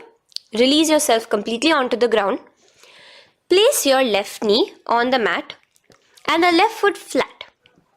Sit on top of your left foot, knee pointed forward. Raise your right leg on top of the left, bringing the right heel to the left hip. Place your hands on the opposite knees. Here, do the Ujjayi Pranayama. As you inhale and exhale, make the sound of an ocean. Visualize yourself as a swan, a beautiful swan in Sankatasana. The next is Dhenukasana. Just in the same position, slide your left heel to the left hip. Keep your right knee on top of the left. Place both your hands on your right thigh. Visualize a cow in your inner space as you suck your stomach in the Uddiyana Bandha, Dhenukasana. Now slowly uncross your legs as we move into Matsyendrasana. Place the right foot on the left thigh, the left foot on the right knee. Bring your left hand behind your back, hold the right thigh. Twist a little bit. Place your right hand on your left thigh. Twist your body, gaze towards your third eye, visualizing Swamiji in your inner space. The next asana, Matsyendrasana 2, just untwist your body As you clasp the respective toes of both your feet with your hands, lean forward and down, bringing your forehead to the ground in front of your feet. Visualize Swamiji, the Supreme Pontiff of Hinduism, in your inner space. Raise up now. Keep your legs in the same position. We have the Guru Asana. Interlace your fingers together and place it over the topmost knee. Suck in your stomach in the Uddiyana Bandha, clench your perineum in the Mula Bandha, tuck your chin to your chest in the Jalandhara Bandha. As you engage all three bandhas, visualize Swamiji in your inner space. Let us now repeat Sankatasana on the other side. So, you can release your hands, your legs as you cross the other leg over. Visualizing yourself as a swan, remember to put your hands on the opposite knees. The next asana, Dhenukasana, repeating it on the other side. Slide your leg out, bring both your hands to the topmost knee. Suck your stomach in the Uddiyana Bandha. Visualize a cow in your inner space. Matsyendrasana again, repeating it on the other side. Bring your legs to the cross-leg position. Twist your body around as you gaze at your third eye, visualizing Swamiji in your inner space. Untwist as we enter into Matsyendrasana 2 on the other side. Hold on to your feet, bring your forehead to the ground, continuing to visualize Swamiji in your inner space. Slowly raise up and let us do Guru Asana on the other side. Engage all the three bandhas in the Mahamudra Bandha. Interlace your fingers, place it on top of your knee. Continue to visualize Swamiji, the Supreme Pontiff of Hinduism, as we do Guru Asana. Now, slowly uncross your feet and place them flat on the ground, knees towards the chest in Pashasana. Keep your hands holding the opposite knees, thighs together, and keep your spine completely erect. Continue the Khechari Mudra, where your tongue is pressed against the roof of your mouth. As you gaze at your third eye, visualize Swamiji in your inner space. Continue the Ujjayi Kumbhaka. As you breathe in and out, make the sound like an ocean. Now in the same position, just bring your chin towards your knees in Bodha Shokasana. Lean forward, gazing at your nose, and visualize Swamiji, the abode of bliss in your inner space. Now raise up and bring your hands, uncross your hands, bring your hands underneath your knees, clasping the opposite elbows in Kurakatasana. Gaze at your nose, visualizing Swamiji in your inner space. Now, in the same position as Kurakatasana, just cross your ankles into Sumati Asana. Toes pointed upwards. Gaze at the nose. Visualize the great sage and Maharishi Sumati in your inner space. The next asana is Dandasana. Extend your feet out straight in front of you. Keep your arms straight above your head. Interlace the fingers from inside out. Let your wrists point outwards. Engage the Mahamudra Bandha, all the three bandhas. As you gaze at your nose in Dandasana, visualize Swamiji in your inner space. The next is Arambhasana. Now keeping your legs straight, release the Jalandhara Bandha and the Uddiyana Bandha, keeping your perineum clenched in Mula Bandha. Lean forward and down. Hold your big toes in the Prana Mudra with your index and middle fingers. Head to your knees. Do here the Nadi Shodhana Pranayama. Inhale through the left nostril, hold and exhale through the right. Visualize Swamiji in your inner space. The next is Bhidokasana. So, slightly raise your body up and bring your hands underneath your knees, extending your knees slightly up. Keep your heels a bit apart from each other and clasp your feet. Bring your shoulders down, wrapping your hands around your legs. Gaze towards your third eye, visualizing Swamiji in your inner space. So from here, let's enter into Jalandhari Pavasana. So you can actually remain in the same position with your hands underneath your calves and just bring the soles of your feet together. You might want to bring your body closer. Place your head on top of your feet with the palms facing upwards on the ground. Gaze at your nose. Visualize Swamiji in your inner space. Now slowly bring your hands out from underneath and come to a seated position. Stretch your legs out as we enter into Urdhva Paschimottanasana. Here we have a new Kumbhaka, the Pratyahara Kumbhaka, where you will feel your breath coming from your Mooladhara Chakra up to the Brahmarandra above the Sahasrara. This is the Pratyahara Kumbhaka. In Urdhva Paschimottanasana, extend your legs out, lift one foot behind your neck and lean forward and down towards your foot, visualizing Swamiji in your inner space. Now, slowly, keeping your leg behind your neck, lay onto your back as we enter into Anantasana. Hold the foot from the top with the opposite hand. Visualize yourself as infinite, endless, eternal. Gaze at your nose in Anantasana. Just now, in the same position, roll onto your elbow of the hand holding the foot. Gaze at your nose, feeling in complete control like Swamiji in Ankushasana. Slowly remove the leg from behind your neck. Take a moment to stretch, relax. Lay on your back. Bring your knees towards your chest. Bring your hands around, encircling the thighs and the calves with your arms. Roll to the left and right in Drishasana, visualizing Swamiji in your inner space. The next asana is Urdhva Paschimottanasana. On the other side, let us repeat it. Raise up to a sitting position and bring the other foot behind your neck. Lean forward and down, clasping your foot. Repeating Anantasana on the other side, lay on your back, bring the opposite hand to the foot, gaze at your nose, and continuing to gaze at your nose, roll onto the elbow as we repeat Ankushasana on the other side. Now, you can release your foot and try to remain in the same position without removing the leg from behind your neck as you bring the other leg too to cross behind your neck with both your legs behind your head. Laying on your back, bring both your hands to clasp behind your back.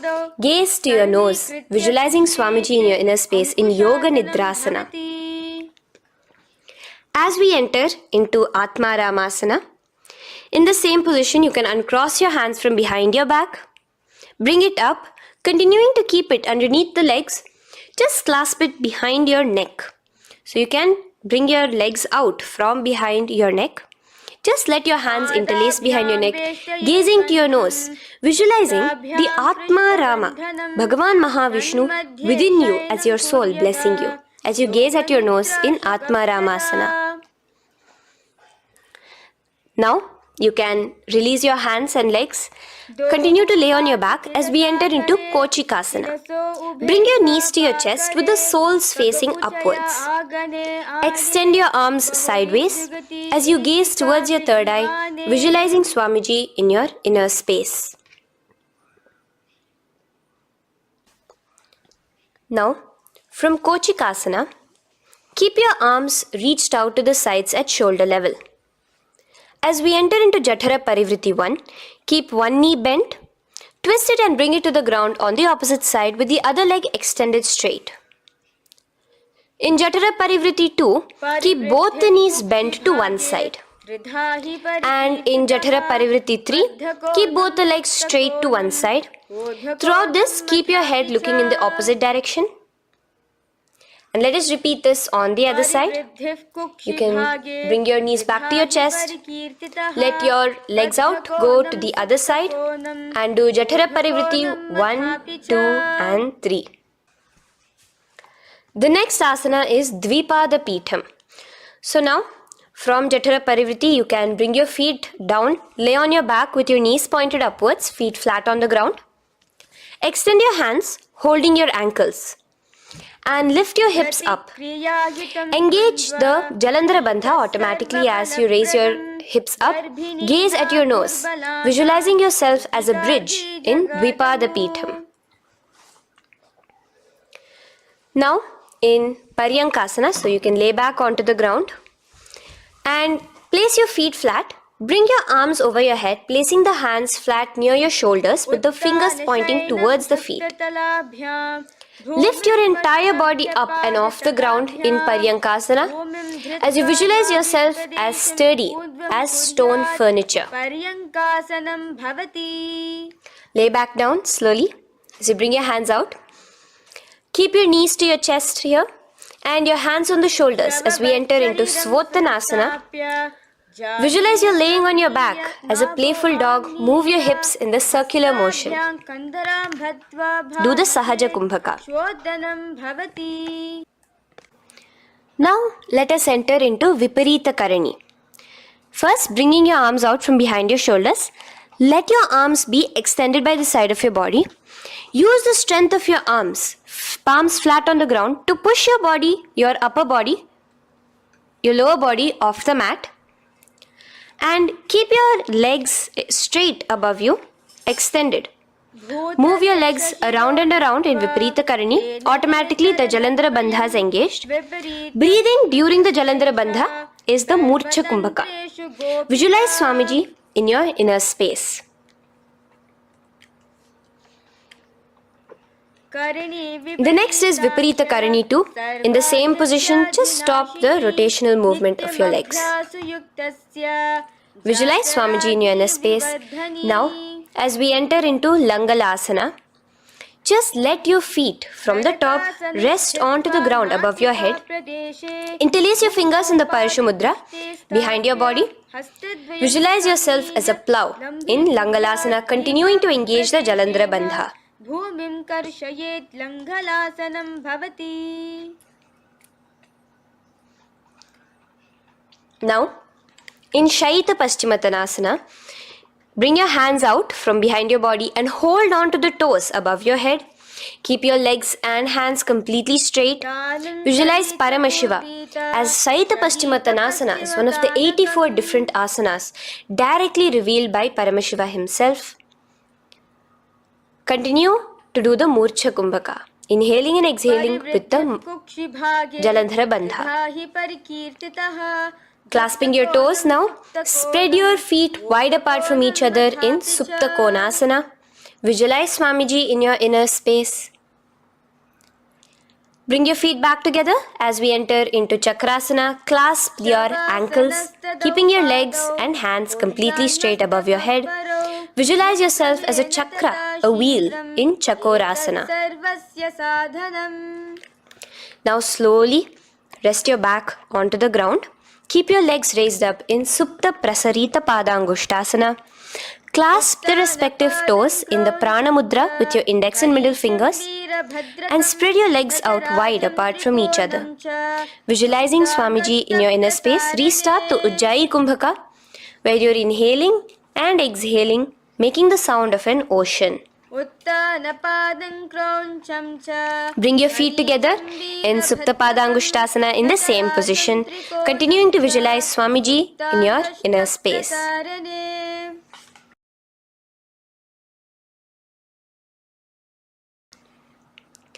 Now, bring your feet, release your feet and bring them into Padmasana.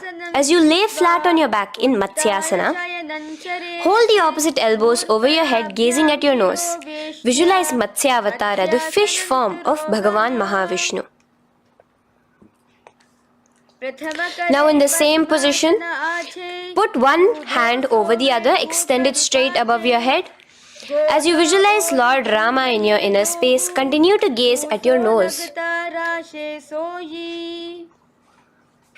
Now, slowly bring your hands to your hips as we enter into Sarvangasana.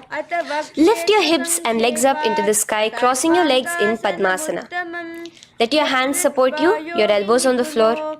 Do the Jalandhara Bandha as you gaze at your nose in Sarvangasana. Now, bring your hips back onto the ground in Vrishchikasana. So, in the Padmasana, just remove one foot alone. Keep one foot on the opposite knee as you pull the knee towards your face. Let your hands stretch out above your head, hooking forward as you raise your upper back off the ground, visualizing yourself as a scorpion in Vrishchikasana, gazing at your third eye. Do the Jalandhara Bandha, tucking in your chin to the chest. Now just switch your legs around as we repeat Vrishchikasana on the other side. Continuing to visualize yourself as a scorpion, gaze at your third eye. The next asana is Vrishapadakshepasana. So come now to a complete flat position on your mat. Come down to a complete lying down position and interlace your fingers around your neck. Now raise both your feet off the ground. Extend one leg straight and the other knee to the chest in a bicycle motion. Alternate between extending and raising the knee again and again, bringing your opposite elbows to the respective knees. Visualize Swamiji in your inner space. Breathe in and out in the Sahaja. From Vrishapadakshepasana, now lay flat onto the ground with your hands by your side as we enter into Marottanasana, where you will be lifting your legs one by one, touching the ears with your knees. Visualize Swamiji in your inner space. The next asana is Vrikasana. Now what you'll be doing is laying on your back. Bring the soles of your feet flat onto the ground. Stand up completely and lay back down. Visualize yourself as a wolf in Vrikasana.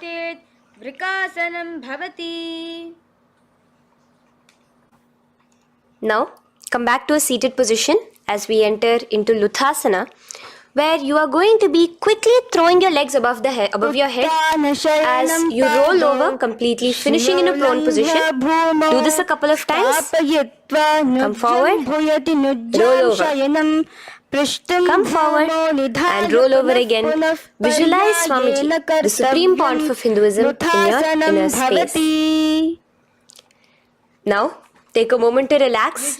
Lay on your belly with your toes extended in Sarathasana. Keep your hands onto the ground by your shoulders. Now here, contract your lips and make a sound like a flute, whistling while inhaling. Visualize yourself as a ratha, as a chariot carrying warriors into battle for dharma on your back. Now from Sarathasana, let us enter into Dehalyullanghanasana. So place your palms on the ground and bring yourself to a plank position.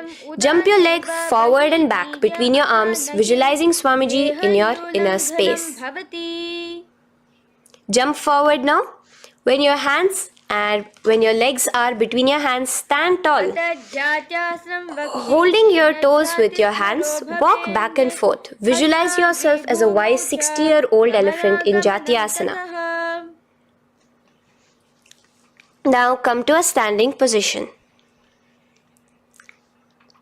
The next is a beautiful karana, the Lolitika karana. So keep your knees bent, feet pointing outwards again in the Aramandi position. Bend your elbows, keeping your hands at the chest level.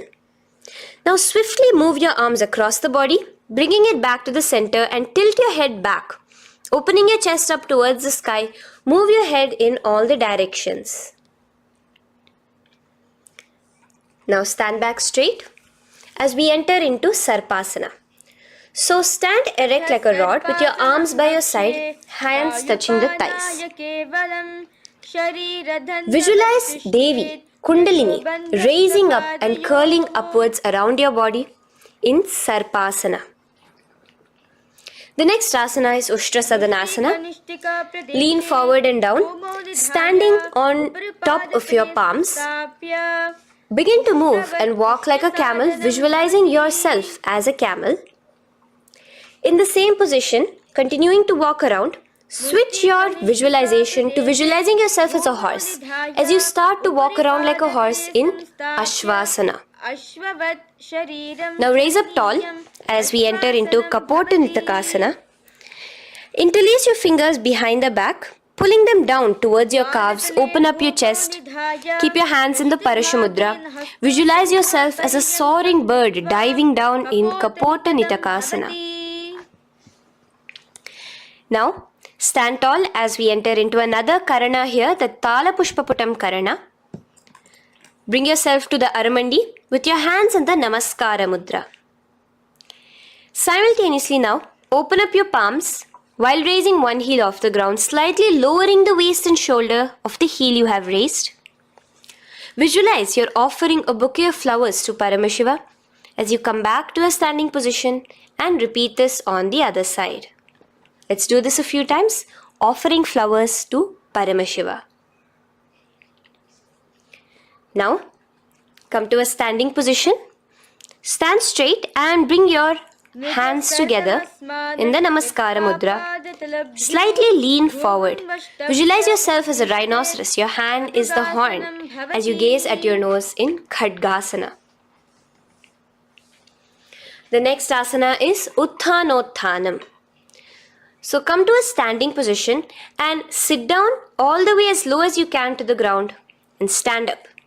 Do this again. Sit down. Stand up, and again, sit down, stand up.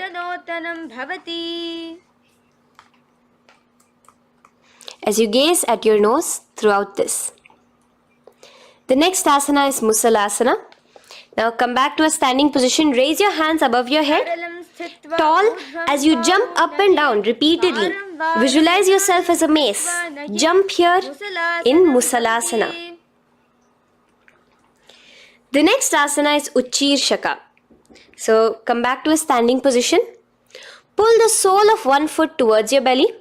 Now with the other leg, sit down and stand up. Release the leg. Pick the other leg up, pull it towards your belly. Sit down and stand up in Uchirshaka as you visualize Swamiji in your inner space, gazing at your nose. The next is a Karana, which we will be entering into. The Parshvajanu Karana. So again, bringing yourself to the Aramandi position. Bend and lift one knee towards your chest, pointing the toes downwards. Keep your arm around the knee, holding it with the hand in a fist. Let the other hand hang down on the thigh, wrist twisted, fingers pointing inwards. This is the Parshvajanu Karana. Now slowly release.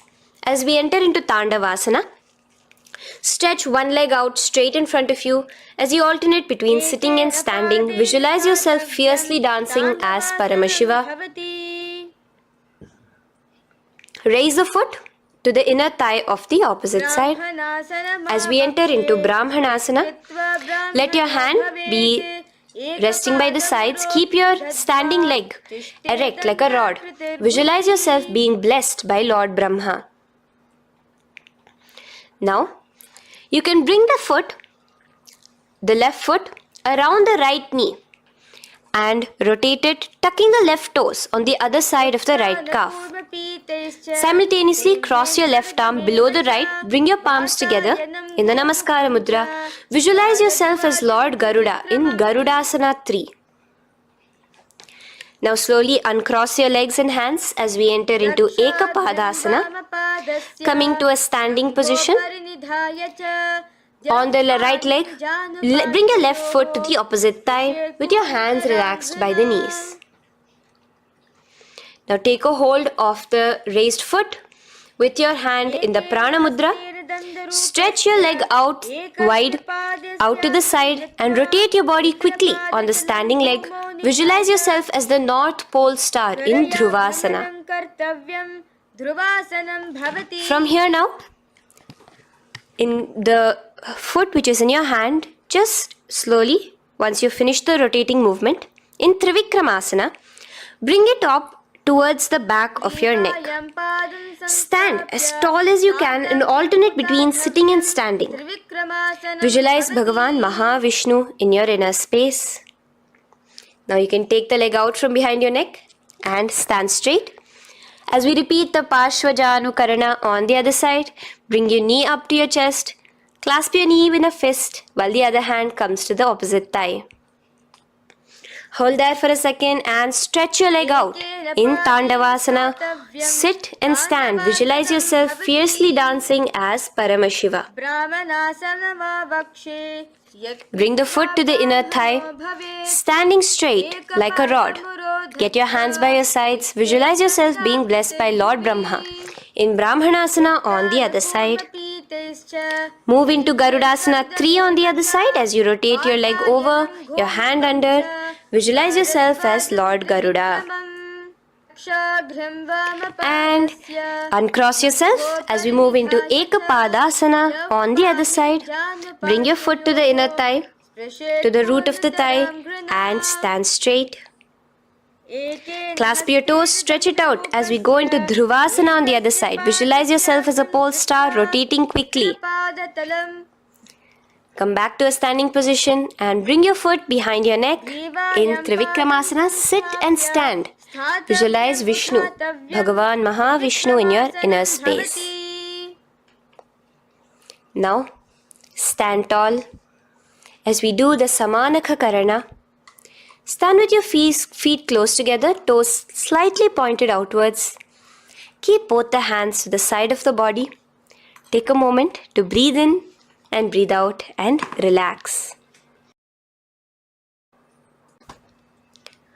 Now, slowly relax and from the standing position, slowly bend forward, bringing both your hands underneath your knees. Now once you have squatted down fully, interlace the fingers together in the Parashamudra. Bring that interlaced fingers in front of your navel. In Gorakanjali Asana, visualize the great sage Goraknatha, the founder of the Natha Yoga Hindu Sampradaya. As you do the Jiva Chala Kumbhaka, engage the Moola Bandha. The next asana is Kanchyasana. So now just slowly unwind your hands from each other, from your navel, and now bring your hands from the opposite side inwards underneath your calves and wrap your hands around your back. Hold them together in the Parashamudra. Keep your body, your upper body upright, visualizing the Supreme Pontiff of Hinduism in your inner space. The next is Bhairu Asana. So slowly unclench your hands and bring them out from underneath your legs. Keep your feet and knees together and in a squatting position, bring your hands behind your back, clasping them together, remaining in the Parashamudra. As you gaze at your navel center, visualize Bhagavan Kala Bhairava, the Lord of Time, in your inner space. The next asana is Varahasana. Now to gain your balance, you can lightly spread your legs apart and bring your hands to the back of behind you in the Anjali Mudra, palms together. Visualize a boar, one of the 10 incarnations, the Varaha Avatara of Mahavishnu, gazing at your nose. Now slowly relax, bring your hands out from behind you as we move into Pripithasana. With your hands in the Prana Mudra, with your index and middle fingers, clasp the respective big toes and come to a half squatting position where your hips are at your knee level. Visualize Swamiji in your inner space as you do this asana, Pripithasana. Slowly let go of your feet and place your palms flat on the ground in front of you with the fingers wide for balance. We're going to be balancing here in Bakasana. Place your knees on the back of your arms. Focus your eyes on one spot as you raise your feet off the ground, balancing here. Visualize yourself as a crow. The next asana is Shushtanga Kapali Asana. So now come to a kneeling position. So from there itself, you can directly put your head onto the ground, or else come to a kneeling position and place your head onto the ground. Palms spread for support. Raise your body onto your head, bringing your legs into the Padmasana. Gaze at your nose. Visualize Swamiji himself in your inner space. Come down now, uncrossing your legs as you come down. Sit onto your knees, keeping the toes flat. Now, let your heels come outside of the hips Keep your hands on your knees. In Guptasana, sit straight. Keep your gaze on your nose. Visualize you're sitting in the sacred secret seat with Paramashiva and your Guru, Swamiji himself. Now we are going to be kicking up into a handstand. So get ready. Place your palms on the ground, fingers wide for support. Do take support of a wall if you need it. And lift your body up straight above your hands. Visualize you are a tree in Vrikshasana 2 with deep roots into the ground. Breathe in and breathe out slowly. In the same position as we move into Asana, switch your gaze to the third eye. Hold it there for a few seconds. And relax. Bring your feet back to the ground. Now lay flat onto the ground in a plank position. And slowly lower your body towards the ground and push yourself up again. In Matsyasana 2, go down and come up, visualizing yourself as a fish. The next asana is Sarpasana 2. So here you're going to lay prone, completely flat now. You can lower yourself to the ground. Bring your hands to the hips. Extend your legs together and point your toes backwards. Lift your chest up and move left to right. You're moving like a snake while visualizing yourself as a snake in Sarpasana 2. Relax slowly, bringing your chest back to the ground. Now, keep your feet together, pointing backwards. As you bring your elbows onto the ground, rest your upper body on your elbows.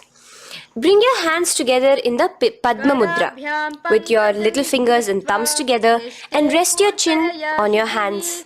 Niralambanasana, where feeling yourself completely supported, knowing that Swamiji is there in your life. Now, slowly relax, place your palms on the ground beside your chest and push yourself up, your hands straight up completely. As you bend your knees, bringing your feet to touch the top of your head. Lean your neck back, touching your head with your tip of your toes. See yourself, visualize yourself as an umbrella, protecting your Guru from the sun's rays in Chhatrasana. Slowly relax, you can bring your feet down. As we move into Vajrasana, just push your body back and sit on top of your knees with the heels flat on the ground. Now stretch your arms in front of you with the palms facing downwards. Place your forehead on the mat. Visualize you are the weapon of Indra, the Vajra, symbolizing indestructibility as you gaze at your nose. As we enter into Meshasana, raise yourself into the same Gajasana position on your hands and legs with your hips pointed upwards. And alternate striking the ground with the opposite hands. Experience yourself, visualize yourself as a powerful ram as you alternate striking the ground in Meshasana. Now stop striking the ground, bring your palms down again. As we move into Ajasana, kick your legs off the ground and lower your forehead to the mat. Let's do it again. Kick your legs off the mat. Lower your forehead to the ground. You are unborn, existing for all of eternity in Ajasana. Now, come to a seated position as we move into Dhanantara Asana. Sit on your heel with your legs together. Pull your toes underneath you. As you bring your hands top of the knees, gaze at your nose, visualize Swamiji in your inner space. Here, do the Ujjayi Pranayama, inhaling and exhaling like an ocean, Dhanantara Asana. From Dhanantara Asana, now interlace your fingers in front of you and then behind you. Stretch your arms towards all the sides, backwards, forwards. Giving a massage to the various different joints and muscles in your body. Lean forward, get up again. Continuing to visualize Swamiji in your inner space. Relax your hands and now take your respective heels and point them outwards, outside the side of your hips. Keep your hands on your knees with your thighs and knees resting on the ground, spine straight. Visualize yourself as Lord Garuda in Garudasana 4. You have Mahavishnu and Mahalakshmi on your back as you are flying.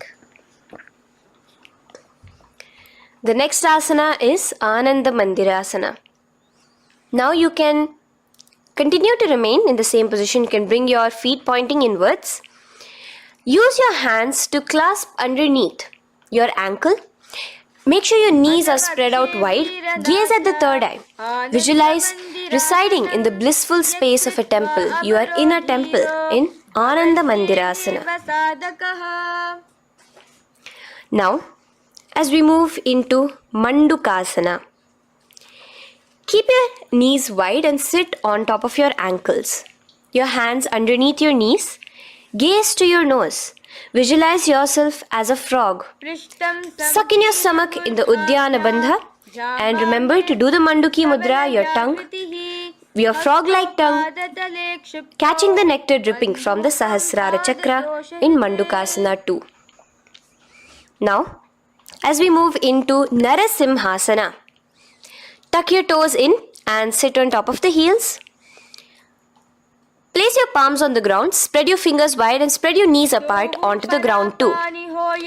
Gaze towards your nose, stick out your tongue and exhale forcefully, visualizing the Narasimha Avatara, the form of Mahavishnu as a half lion and half man. Now just raise up, bring your hands off the ground. Here we'll be doing a new pranayama, which is the Bhishraka pranayama, as we enter into Bhishrakasana. So continue to keep your knees and feet on the floor. As you bring your hand up to your face, make a hollow of your palms and place it over the mouth. Keep your thumbs under your teeth and close your lips. Gaze to your nose. Inhale through your left nostril, exhaling through the mouth. Gaze at your nose again. Visualize yourself as Devi, presiding over any and all minuscule fears you may have within you. Now moving back into the Ujjayi Pranayama, let us do Makadasana. So you can take your hands off your face and slowly remaining in the same position, bring it to your armpits. Bring your fingers to your armpits. Imitate as if a monkey is scratching. As you gaze to your third eye, visualize yourself as a playful monkey in Makadasana. From Makadasana, let's move into Vajra Sangharasana. So you can slowly lift your knees off the ground, just balancing on your toes, sitting on the heels. Bring your hands behind your back and clasp the opposite elbows. Gaze to your nose, embody a diamond. Visualize yourself as a diamond-like strength for yourself and your Sangha. The next asana is Khanjanasana. So now you can uncross your hands, rest on top of the heels with your knees on the ground. Keep the toes down, ankles crossed behind. Place your palms on the mat to your side. Suck your stomach in the Uddiyana Bandha as you gaze at your nose in Khanjanasana. Now, you can uncross your ankles and just sit with your toes flat. Keep your knees wide on the floor. Rest your hands on the knees. Just relax the Uddiyana Bandha, just sucking in your perineum in the Mula Bandha. Gaze at your nose, visualize yourself as a turtle with a stable body and mind to live for hundreds of years. And without changing anything in your physical posture, just visualize yourself uniting with Swamiji himself in Yogasana. Now, raise up onto your knees, cross your ankles behind your back until the feet are coming towards the opposite knees. Now, bring your hands behind you and hold on to the calves with the fingers inside, the thumbs outside. Gaze at the third eye as you visualize yourself in a space of oneness with Paramashiva himself as Swamiji. Now you can uncross your ankles, come back to us standing on your knees as we enter into Ushtrasana 2. So now, in a kneeling position, bend backward, hold your ankles with your hands. Keep your arms straight. As you push your hips forward and tilt your head backwards, visualize yourself as a camel in Ushtrasana 2. Slowly, in the same position, lower yourself onto your back. in Jatyasana 2. As you are lowering yourself, experience yourself as a blooming lotus. Bring your head, the back of your head onto the mat. Gaze to your nose. Now, let's move into Viratasana. So, try your best to do this without the support of your hands, but you can use your hand support if needed as you raise up from Jatyasana and back down. Raise up and go back down as you gaze at your nose. Raise up and go back down. Visualize Swamiji in your inner space. Now from Viratasana, raise your hips up higher, bringing your forearms onto the mat behind you in a short back bend posture. Hold the back of your heels in Kapotasana. Visualize yourself as a beautiful dove, a Kapota, in your inner. As we move on from Kapotasana into Varasana. So stand upright on your knees with the toes tucked. Hold your arms with the opposite hands. Gaze at your nose. This is the boon fulfilling posture. Visualize your boon becoming a reality directly from Paramashiva himself in Varasana. Now, keeping your knees together, toes tucked, just lean forward, bringing your head onto the mat, holding your head with your hands. Visualize yourself as a boar, as the Varaha avatar of Bhagavan Mahavishnu in Varaha Asana 2. Now, just kick your legs off the ground as we enter into Mundasana. Raise yourself up into a headstand posture, visualizing yourself as a lopped tree. Gaze at your nose. Breathe in and out in the Sahaja Kumbhaka. Slowly come down now. Relax. Come to a kneeling posture. Sit on your heels. Bring your head down beside your knees, your elbows adjacent to the knees, your hands holding your head. Exhale through your mouth as you gaze at your nose, visualizing Swamiji in your inner space in Andhasana. Now from here, push yourself off the mat as you come lying prone on your belly. Let your arms be extended straight out and together lift your thighs, arms and chest off the ground, stretching your body, balancing there. Visualize yourself as a locust in Viparita Shalabhasana. The next asana is Kapalasana. So slowly lower yourself back to the ground. Now laying on your belly, bring your arms to your side, palms downwards. Keep your forehead on the ground and your chest on the mat. Only lift your legs up into the air. Only your legs are lifting up. Visualize yourself as a skull. You are a mind with purified thoughts, a strong will to attain enlightenment in Kapalasana. The next asana is Akasha Kapotasana. So now, in the same position as you are, let your arms be straight out behind you. As you kick your legs up and over your head, bring your feet slowly to the mat in front of you. Push yourself, balance there. Visualize yourself as a free and open flying dove in Akasha Kapotasana. Bring your legs back out as you lay flat on the mat. Now push yourself onto your knees. Place your forearms on the ground and your chest down such that your navel is touching your knees. Be sturdy, visualizing yourself as a sparrow in Chatakasana.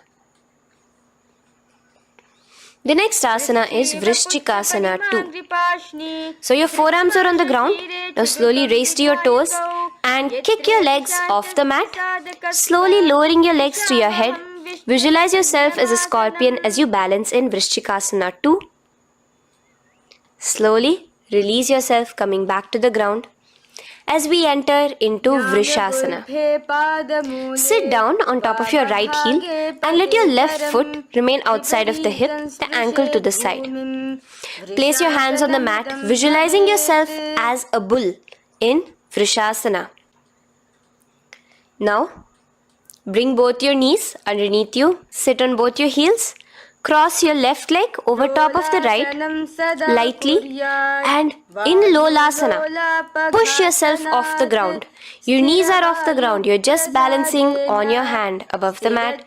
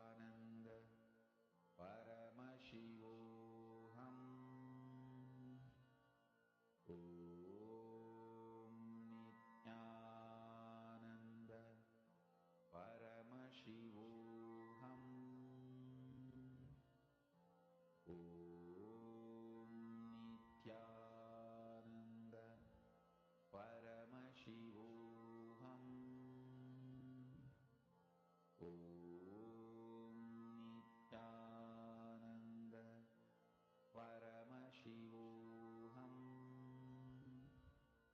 Nityananda Paramashivoham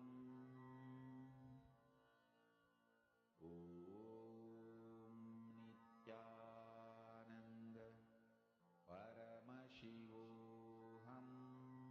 Yourself as a free and open flying dove in Akasha Kapotasana. Bring your legs back out as you lay flat on the mat. Now push yourself onto your knees. Place your forearms on the ground and your chest down such that your navel is touching your knees. Be sturdy, visualizing yourself as a sparrow in Chatakasana. The next asana is Vrishchikasana 2. So your forearms are on the ground. Now slowly raise to your toes and kick your legs off the mat. Slowly lowering your legs to your head. Visualize yourself as a scorpion as you balance in Vrishchikasana 2. Slowly release yourself, coming back to the ground as we enter into Vrishasana. Sit down on top of your right heel and let your left foot remain outside of the hip, the ankle to the side. Place your hands on the mat, visualizing yourself as a bull in Vrishasana. Now, bring both your knees underneath you, sit on both your heels. Cross your left leg over top of the right lightly and in Lolasana, push yourself off the ground. Your knees are off the ground. You're just balancing on your hand above the mat. Visualize Swamiji in your inner space. Lower down now. Bring the left foot now outside. Bring the right foot out and sit on your left heel now. As we do Vrishasana on the other side, visualize yourself as a bull. From here, let us get into a very powerful asana, Balagunasana.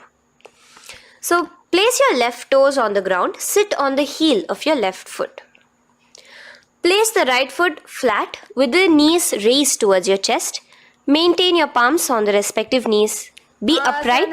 Visualize Balagunahai, one of the 84 siddhas in your inner space in Balagunasana.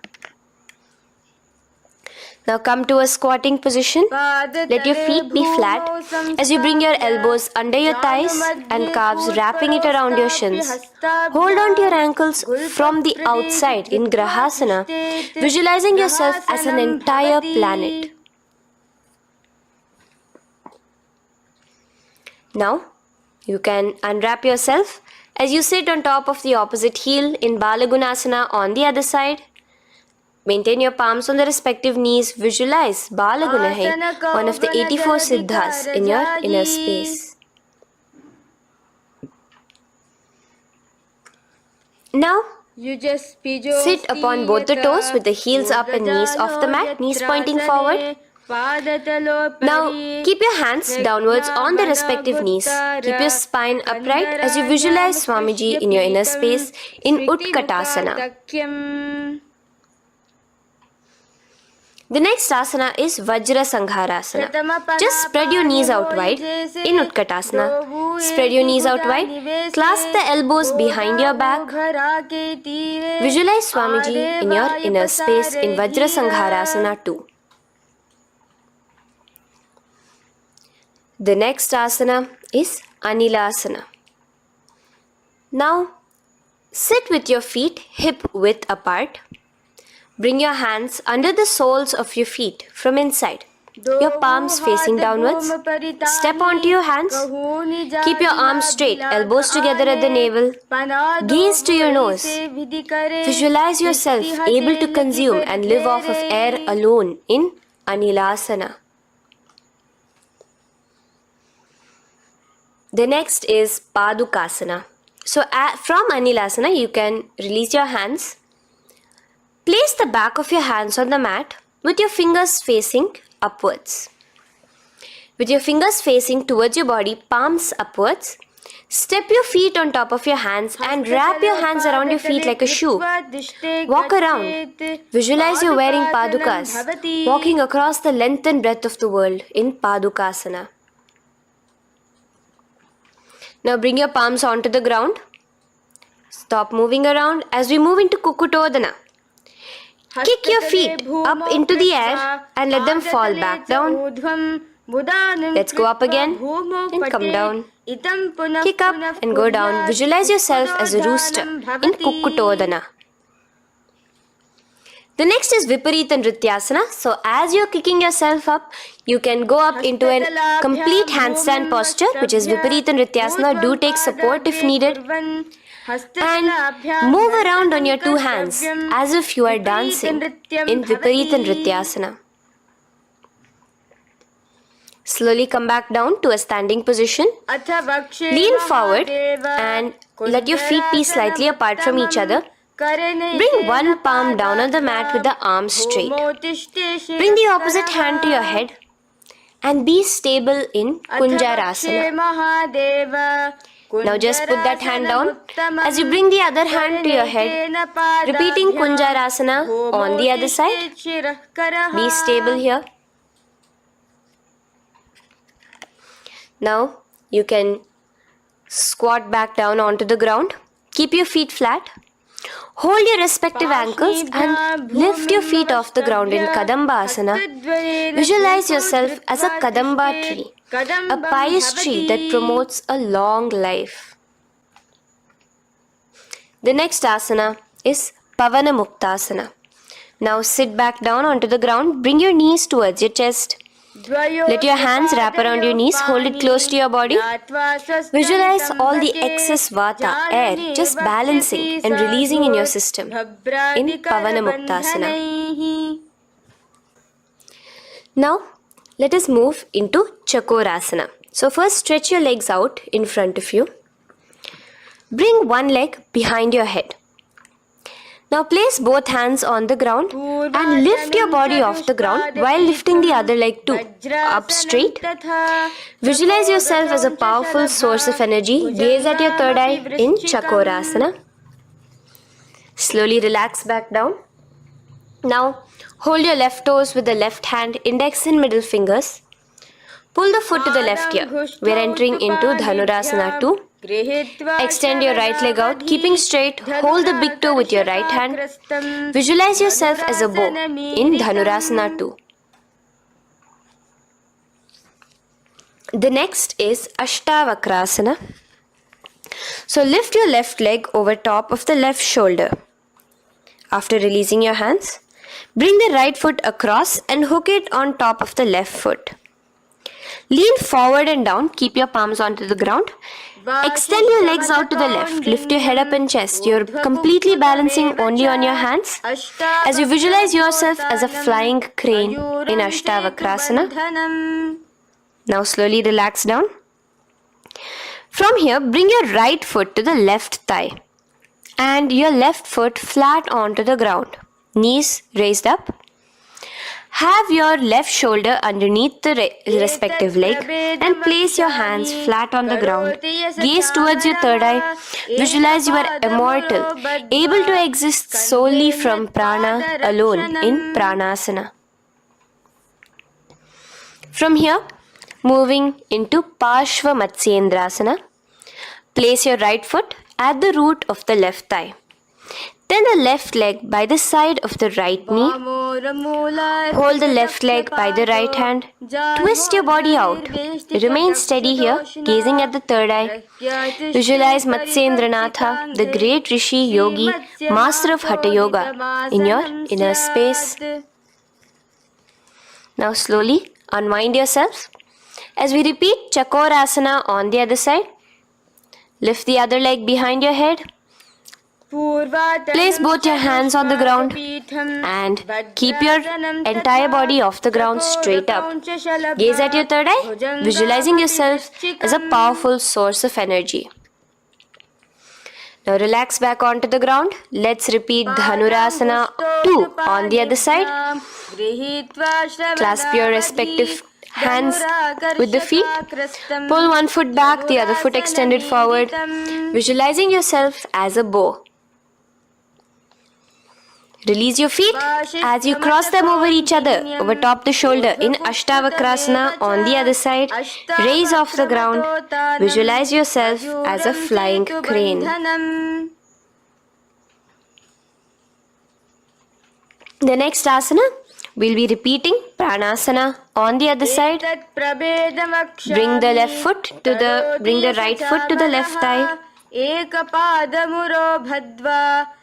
Bring your hands onto the ground with the knee raised. Gaze at your third eye, visualizing yourself able to live off just prana, just air alone. And relax as we do Parshva on the other side.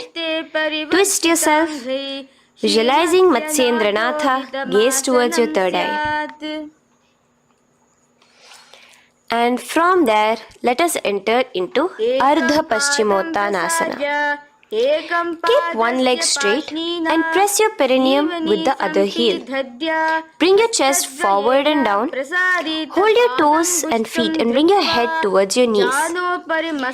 Here in Ardha Paschimottanasana, visualize Swamiji in your inner space. Now raise up, and the foot which was at the inner thigh, now rotate it outside of the hip. Now hold the sole of your other foot and lift your leg up towards your forehead. Try to bring your knee to your forehead as you keep your knee straight. Gaze to the nose in Kraunchasana. Visualize yourself as a crane. Now slowly relax down your leg. Now the leg which is now straight, you can bring it to the inner thigh as you straighten out the other leg. As we repeat, Ardha Paschimottanasana on the other side. Lean forward and down, clasping your foot. Bring your forehead to your knee. Visualize Swamiji in your inner space. Slowly raise up. Place your right ankle outside of the hip now. Hold the sole of the left foot, lifting the leg up towards your forehead. Stretch yourself there. Gaze at the tip of your nose. Visualize yourself as a crane in Kraunchasana on the other side. Now from here, bring the soles between the thighs and calves. So once you have relaxed yourself, bring your soles between the thighs and calves. Keep your spine straight. Palms resting on your knees. Visualize a swastika, embodying peace, well-being, good fortune and prosperity as you gaze at your nose in swastikasana. Now without changing anything about your position, just take your hands alone. Cover the respective heels with your hands in Gorakshasana as you tuck your chin to your chest in Jalandhara Bandha. Gaze at your nose. Visualize the great Rishi Gorakhnatha, the founder of the Natha Yoga Hindu order. Now release the Jalandhara Bandha. Continue to keep the Mula Bandha engaged throughout the whole sequence. As you raise one foot to the opposite thigh, bring your hands to your face in the Shanmukhi Mudra, closing your eyes with your index finger, nose with the middle finger, ears with the thumbs. Gaze at your third eye as you meditate on Swamiji himself, the Supreme Pontiff of Hinduism. Now release the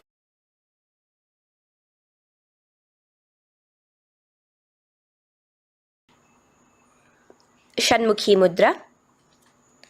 And in Yogasana 2, bring your legs into the Padmasana position over the opposite thighs.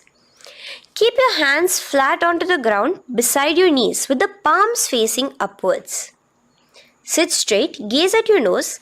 Here we'll be starting the Kaka Chanchu Kumbhaka, where your inhalation will be through your tongue wrapped like a pipe, and your exhalation will be through your nose.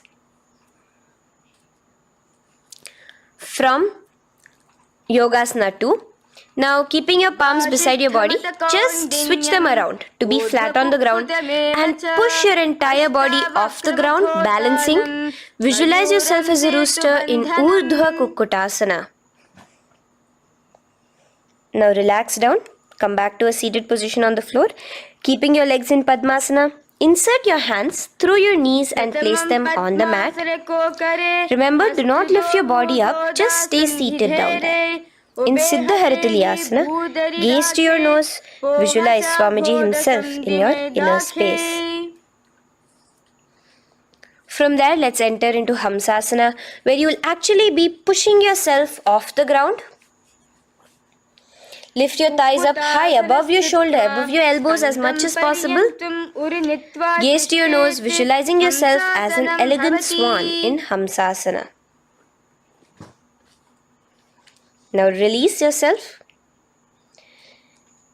Now, do not take your hands out from between your thighs and calves. Just go onto your knees and reach your hands behind your body with your fingers interlaced in the Parashumudra.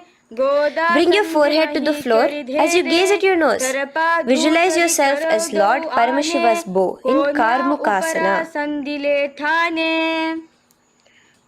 Now, slowly come back to the seated position as we move into Kurmasana 2. Keeping your hands in between your thighs and calves, bend your elbows and hold your respective shoulders with your hands. Visualize yourself as a turtle, a stable body and mind to live for hundreds of years. Now in the same position, just engage the Jalandhara Bandha, tucking your chin to your chest as we move into Granthi Bhedasana, gazing at your nose. Rejoice, knowing you are in Paramashiva's secret knot posture.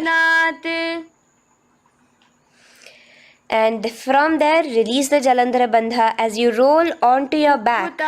Keep your hands on the shoulders, laying flat on your back. As you visualize yourself as a turtle on its back, playful, gaze at your nose in Uttana Kurmasana. Now rock yourself back to a seated position as we do Pangu Kukkutasana. Now it's the same as your hands between your thighs and the calves, except you will be placing one hand flat on the mat. Hold the wrist with the other hand. Lift your body up and holding only on one hand. Visualize yourself as a rooster in Pangu Kukkutasana. Now release back to the ground. Hold. Let's do Pangu Kukkutasana on the other side. Place the other palm flat and bring the other hand holding the wrist. Push yourself off the ground. Visualize yourself as a rooster. Continue the Kakachanchu Kumbhaka, sucking in your breath through your curled tongue and exhaling through your nose. As you slowly extricate your hands from between your thighs and calves, let's do Girdharasana here. So now, interlace your fingers in the Parashumudra as you place your elbows on the feet, remaining your legs in Padmasana. Lean forward and down, resting your chin on your knuckles. Place your thumbs to your throat in Girdharasana. Visualize Swamiji in your inner space. From there now, sit straight into Padmasana 3. So with your legs in Padmasana, bring one hand over the other near your navel center. Engage all the three bandhas, suck in your stomach, clench your perineum, tuck your chin to your chest and gaze at your nose in Padmasana 3. Slowly now, as we move into Padmasana 4, bring your hands to the respective knees. Release the Jalandhara Bandha and release the Udyana Bandha, just engaging the Mula Bandha alone. Visualize Paramashiva in your inner space as you gaze at your nose in Padmasana 4. Now we'll be entering into Karmukasana 2. So in the Padmasana position, hook your right hand index and middle finger in the Prana Mudra around the toe. Pull it back while your left hand rests on the knee.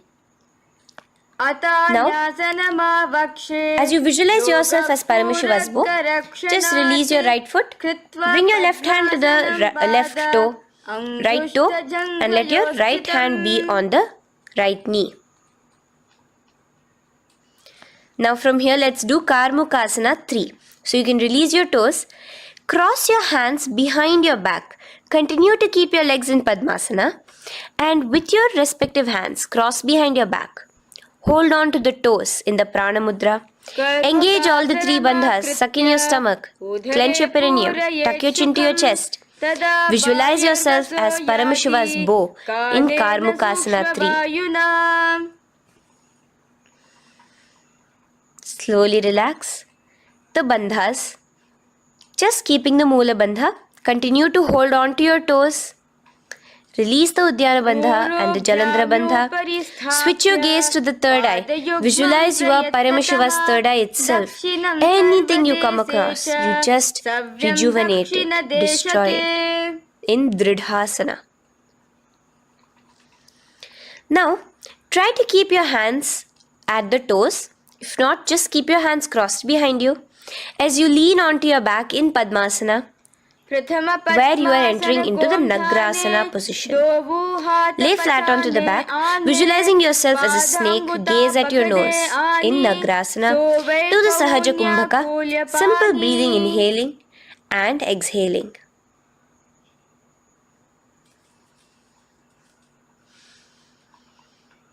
Now bring your knees to your chest. Let your hands wrap around your knees. Slowly uncross your Padmasana and bring your knees to your chest. Bring your hands to the Parashamudra, the fingers interlocked on top of your knees. As you pull your chin up to your knees, visualize yourself as a ball in Kandukasana. Now relax. Bring your feet onto the ground, the knees pointed upwards in Urdhva Pavanasana. As you interlace your fingers, bring the interlaced fingers behind your head. Laying down, gaze at your nose in Urdhva Pavanasana. The next asana is Marakata Pithasana. Now, from behind your head, take your hands out and clasp onto your feet. Just step lightly onto your palms. As you push your hips up into the sky, automatically engaging the Jalandhara Bandha. Visualize yourself as a powerful alpha ape in Marakata Pithasana. In the same position now, bring your hands to your hips as we enter into Uttanashiki Pitakasana. Let your weight rest on your elbows as you stretch your legs out straight. Gaze at the nose. Visualize Swamiji in your inner space. From there, continuing to rest on your elbows, kick your feet up high into the sky in Narakasana.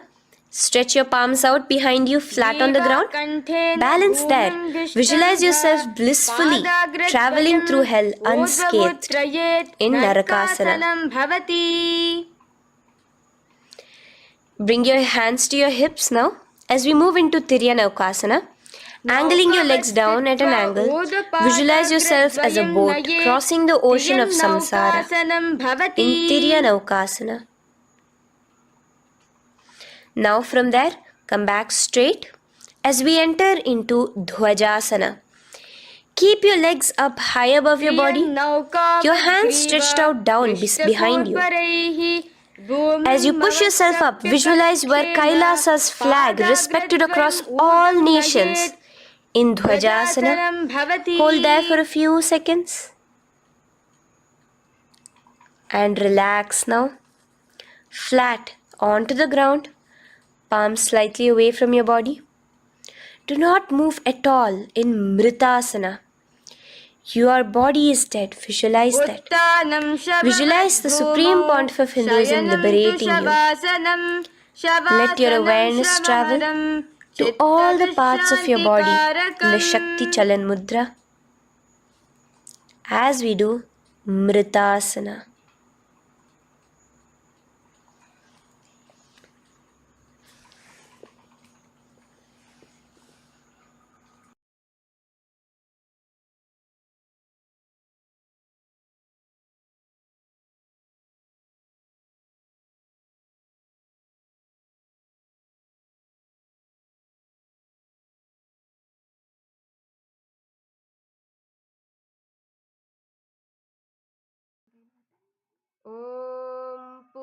पूर्णमदः पूर्णमिदं पूर्णात् पूर्णमुदच्यते पूर्णस्य पूर्णमादाय पूर्णमेवावशिष्यते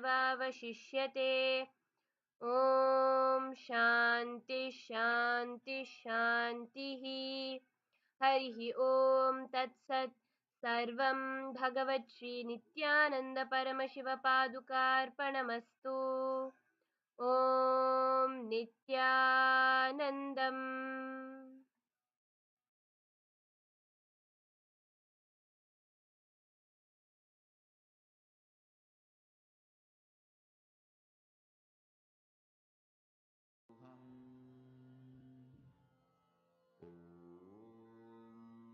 नित्यानन्द परमशिवोऽहम् ॐ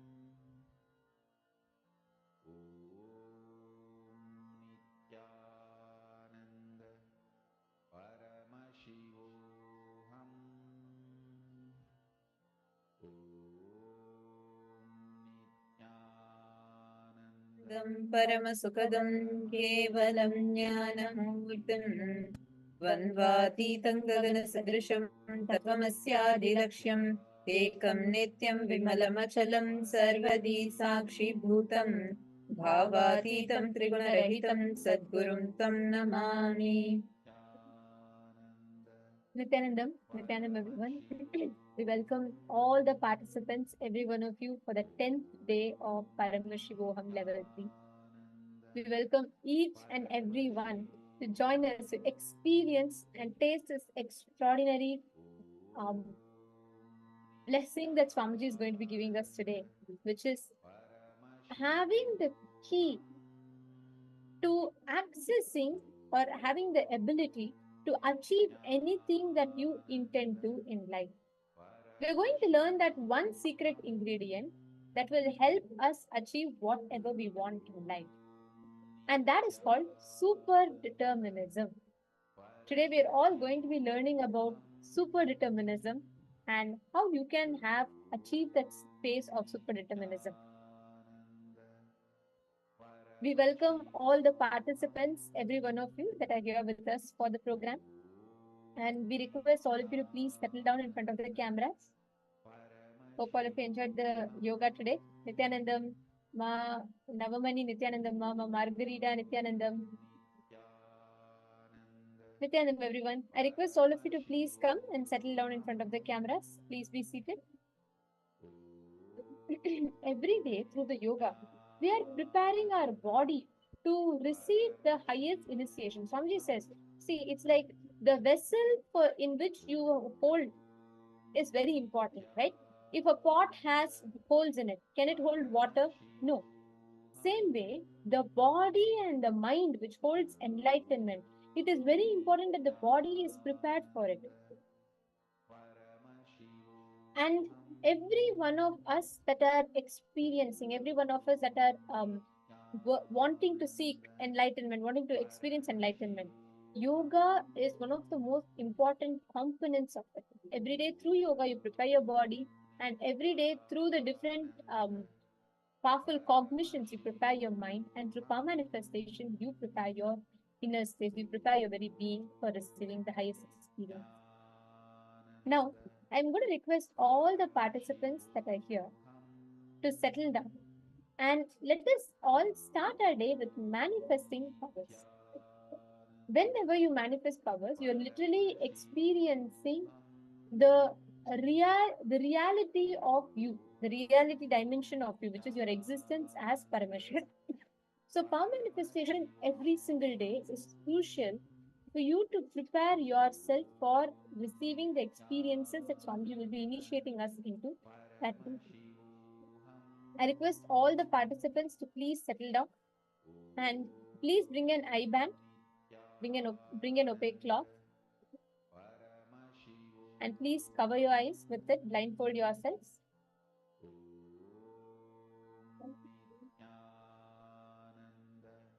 We will now be showing you all, projecting some images to all of you.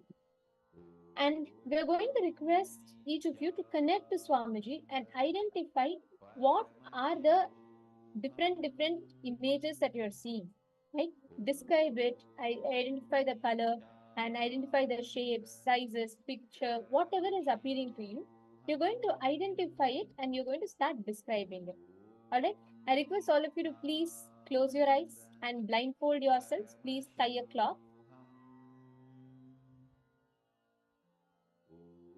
Make sure that there is no gap and it's completely opaque.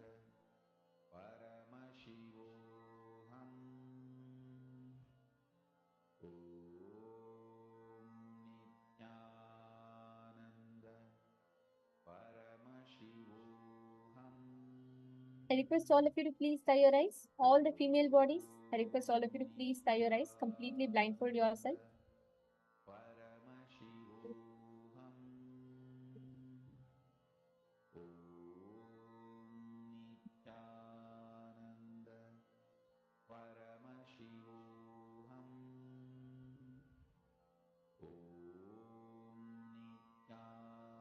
Now, chant the Mahavakya and try and identify the exact object. It could be a color, it could be a number, it could be a picture, it could be anything, it could be any random image, whatever is being projected to you all. I'm going to request each of you to see and start describing it. Don't worry about, oh, is it going to be right or wrong? It's okay. Start describing it, start seeing it and describing it in detail. Whatever Swamiji is revealing to you in the third eye, describe from the shapes, the the different pictures that you're seeing. What are all the different components of it, the different colors? What is there in the background? And I have just one request: be as detailed as possible in the descriptions. Whatever you're seeing, make sure you're describing it in full details. Now we request all of you to please tie your eye bands. Please tie your eye bands completely. Not just closing your eyes, but completely tie your eye bands. Yes. Now we are going to be showing you the image and you can start verbalizing whatever you are seeing. Please chant the Mahavakya.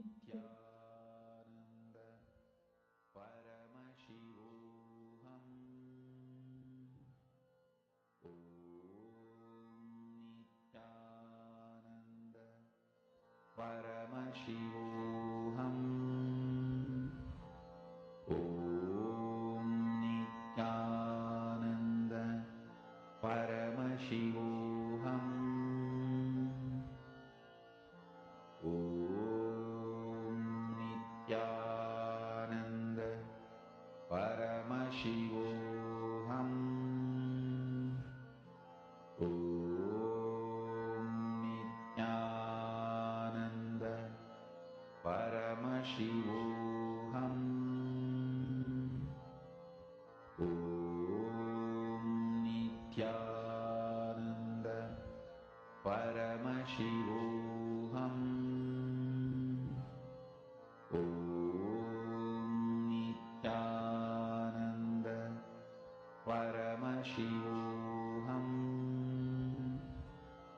Om Nityananda Paramashivoham Om Nityananda Paramashivoham Om Nityananda Paramashivoham Mahamahavagya, spiritual lullaby for samadhi, and Suprabhatam, wake up call, wake up song for Paramashiva. This Mahamahavagya is spiritual lullaby for you to fall into samadhi. Suprabhatam, wake up song for Paramashiva to wake up in you.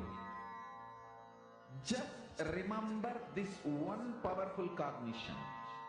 This Mahamahavagya puts me in samadhi. This is spiritual lullaby for samadhi, and Suprabhatam, wake up song for Paramashiva in me. For Paramashiva to manifest.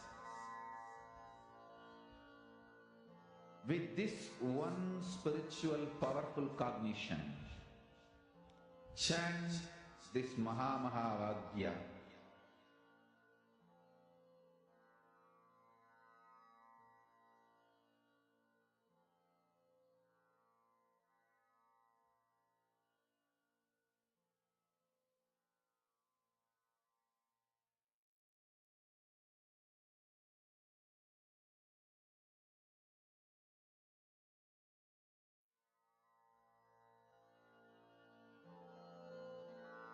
Mahamahavagya, spiritual lullaby for samadhi, and Suprabhatam, wake up call, wake up song for Paramashiva. For Paramashiva to manifest.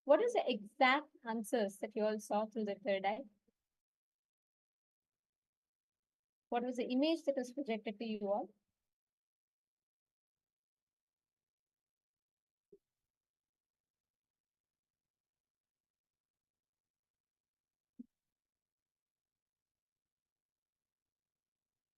Okay, so now what we're going to be doing is,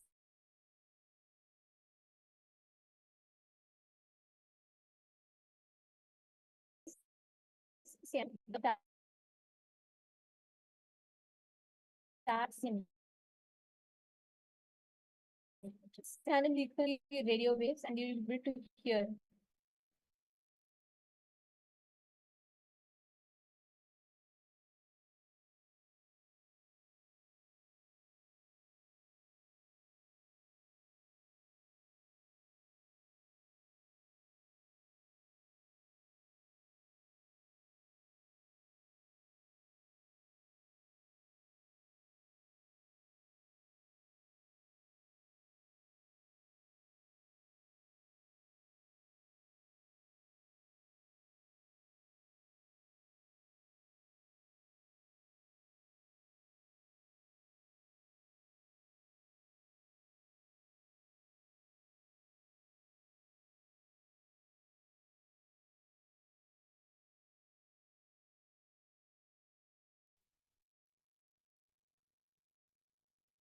Then the apologies for the technical glitch to all the participants. You all can see the answer being projected to you all right now. This was the exact image that was shown to you all in the last few minutes that you were all scanning. Okay, now coming back to what I was sharing with you all. See, understand, when you manifest the power of third eye, right? It's like you tune your third eye to the right frequency.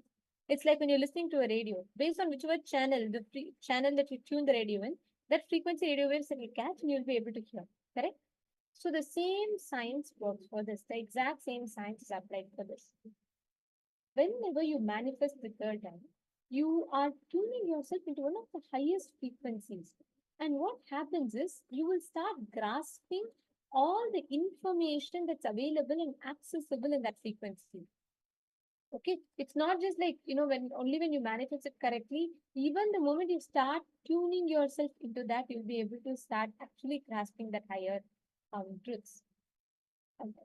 So now, all of us are going to be entering into the first session of the day today. And as we're all going to be learning about will persistence, we're going to be learning about super-determinism that Devi Ganga embodies. First, we're going to be learning about what is Satyaloka, the parallel universe of Satyaloka. Let us now listen to Swamiji's revelations.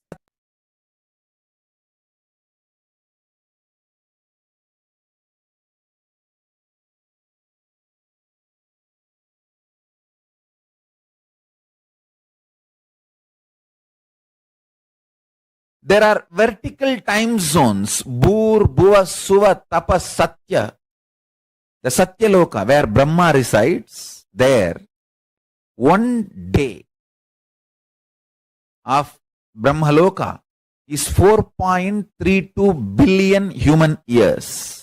Understand? 1 day of Swargaloka means the vertical time zone above us. Bhur, Bhuva, Suva, Tapa. It goes and Satya, then beyond Satya is Vaikunta, beyond Vaikunta is Kailasa.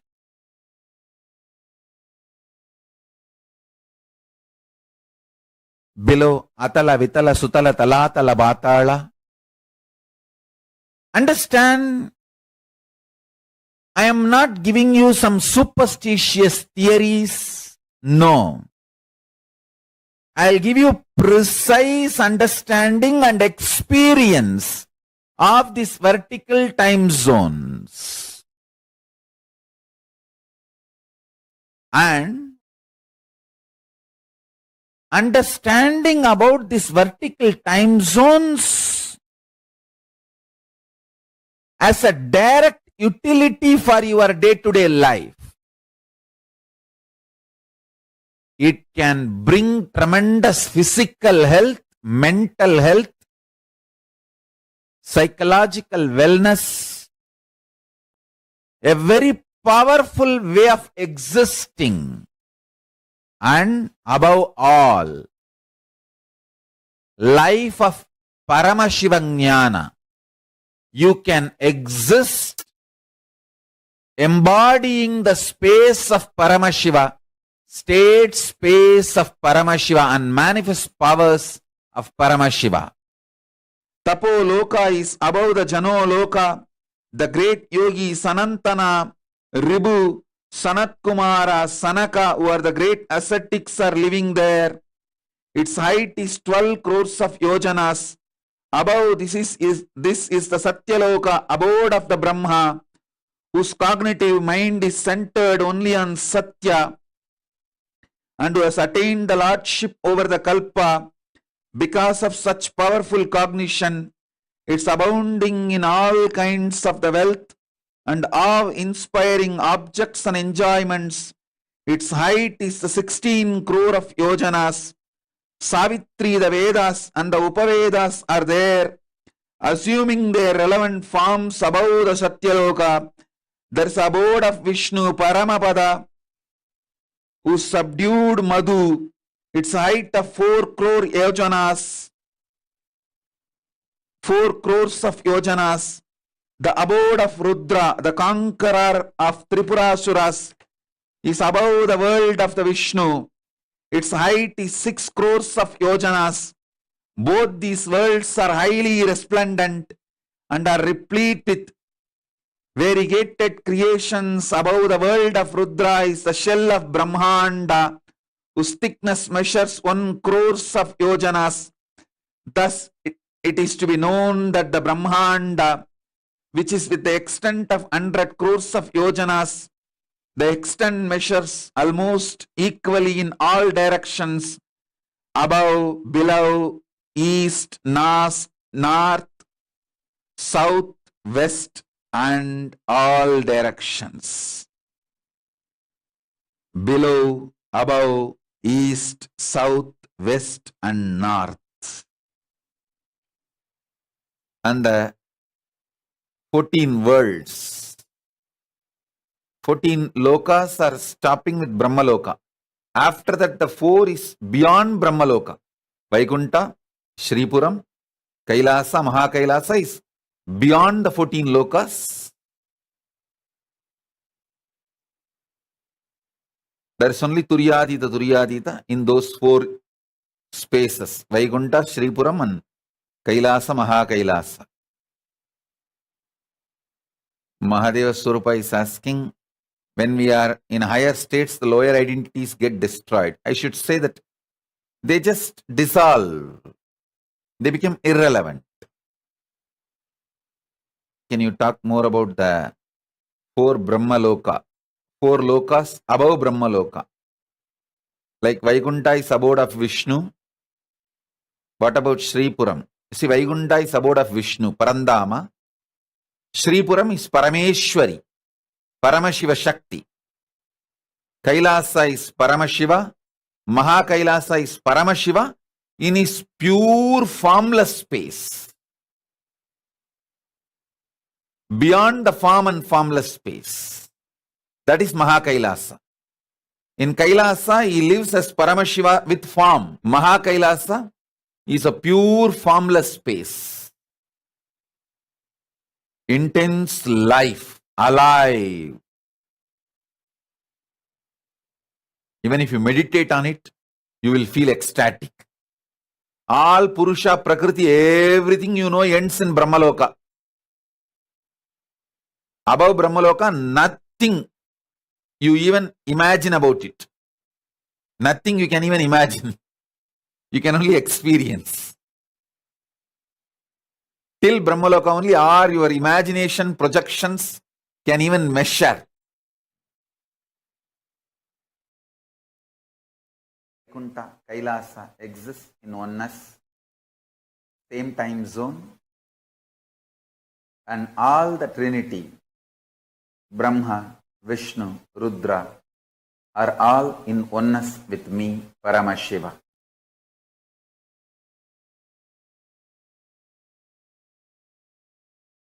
discovering the principle, discovering the principle on which all the universes function, all the dimensions and planes, 11 dimension, 14 plane. Actually, 3 planes fall in one dimension itself. One plane does not fall into any of the dimensions. 14 planes, 11 dimensions. All of them function on one principle. For example, if you are habituated for New York lifestyle and enter into old Varanasi, you will have a big cultural shock. If you are habituated to old Varanasi and enter into London, you will have a big cultural shock.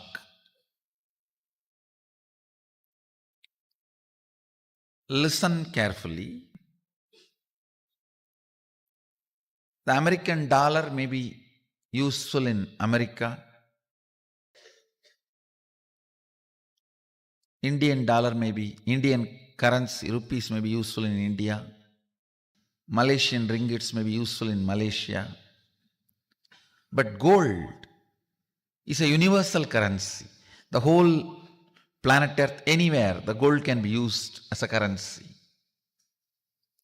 Same way, there is certain culture, mental setup, software useful in New York.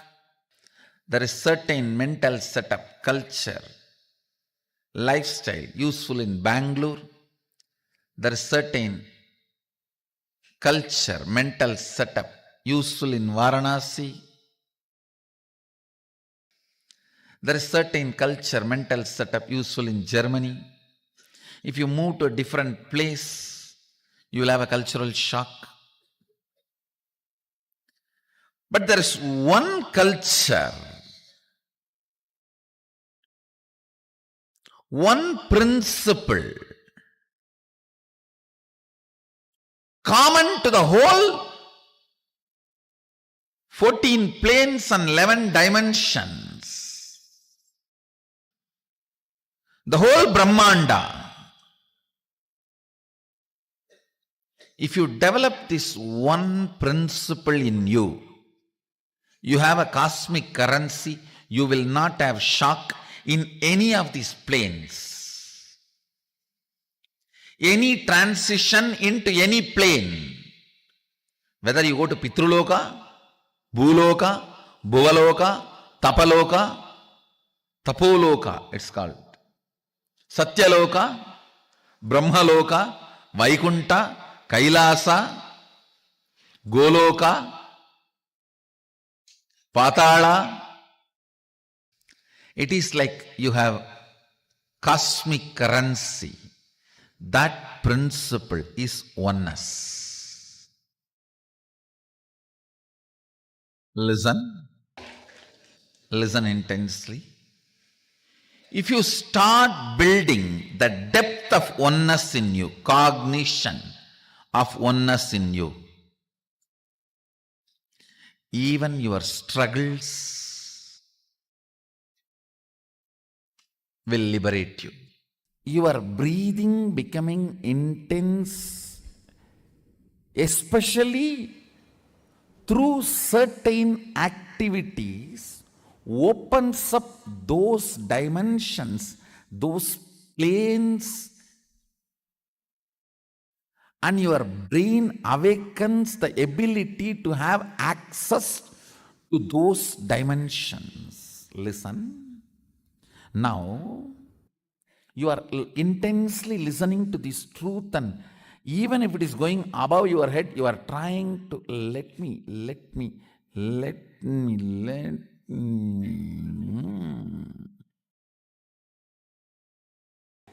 Then your breathing actually gets into certain subtle flow, which is intense. Subtle don't think means shallow. No. In subtle breathing also it gets intense. During the puja, that subtle intensity happens. During the kirtan, raw intensity.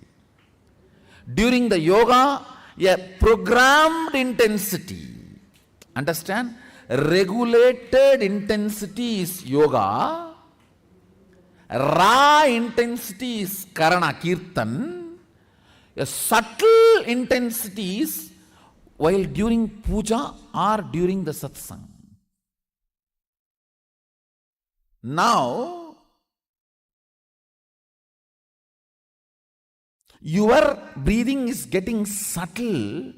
It will go and hit a component in your brain which will open your ability to access Satyaloka. Listen. Each of the activity and the prana intensified through that activity opens up a component or a part of your brain construct which gives you access to the different dimensions of life. Your brain is constructed for this multi-dimensional access. Understand?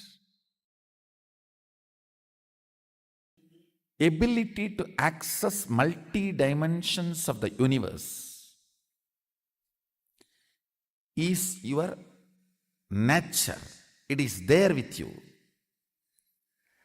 Just the breathing need to be intensified through different methodology to open up those dimensions so you can have access. When there is a heavy truth is told, still you have not completely cognized, but that does not mean you are not able to cognize. It is like a digestion is going on. It is like digestion is going on.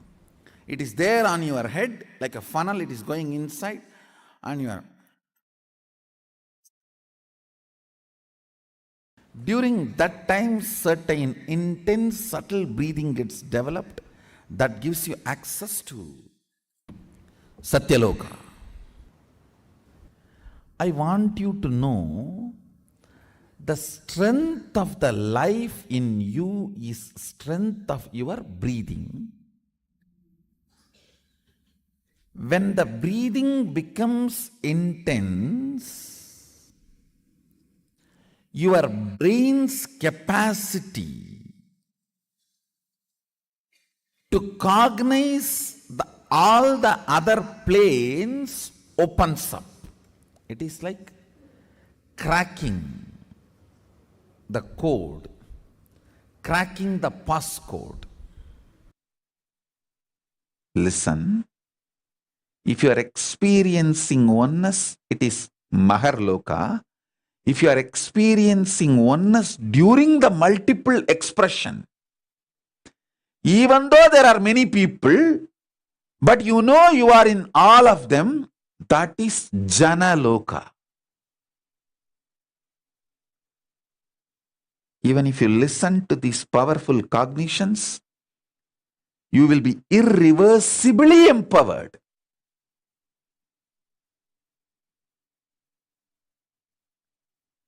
Tapaloka is that last struggle you go through.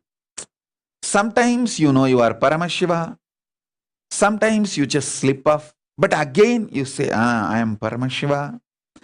That space is the Tapoloka.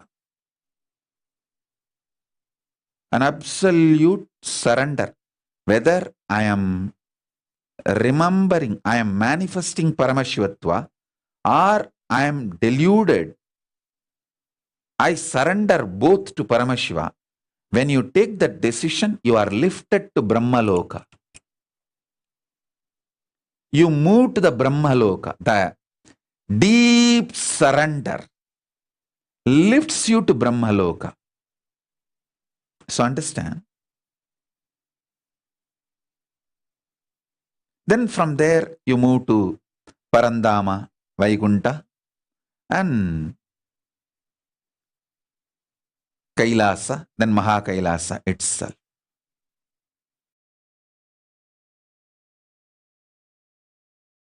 If I raise to Brahmaloka, is it possible to fall back again to Bhuloka or Bhatalaloka? Don't worry. Even if you raise up to Swargaloka, very rarely people fall back. Otherwise, usually 99.999% of the people only go higher and higher and higher. Exemption, rare stories only this falling back. Like sometime rarely you hear some fellow raped his own mother. It's like a rare exemption. Like that, some rare people fall down from Swargaloka to Bhuloka. Otherwise, 99.99% they just go only higher and higher and higher. When Gayatri mantra is done, how is it related? Gayatri mantra raises you up to Swargaloka. Does Kailasa correspond to Purusha Prakriti? All Purusha Prakriti, everything you know ends in Brahmaloka. Above Brahmaloka, nothing you even imagine about it. Nothing you can even imagine. You can only experience. Till Brahmaloka only, or your imagination projections can even measure. Actually, one of my devotee had a Jiva Samadhi, means he is not dead. He achieved Jiva Samadhi, but his body need to be kept in Samadhi.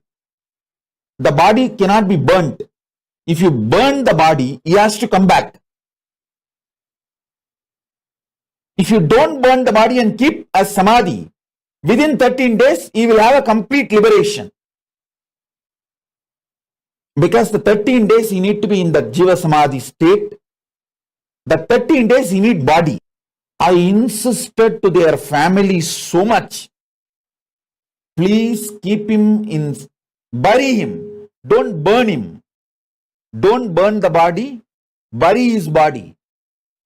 They were so angry with me. They showed their anger on me, on that fellow. They burnt the body. This guy was watching the whole thing. The guy who died, he was watching the whole thing. He was watching that how I personally made a phone call. That family was very abusive of me. They were never connected to me. Wife and the son and daughter. All three were not connected to me. They were abusive of me, but I made the phone call and said, understand, our relationship is different. He achieved Jiva Samadhi. He is my disciple. So listen, don't burn, bury. And in India, always every village has a burial ground. He is from India. But they were bent on burning his body. I told, if you want, I will give a place in my ashram.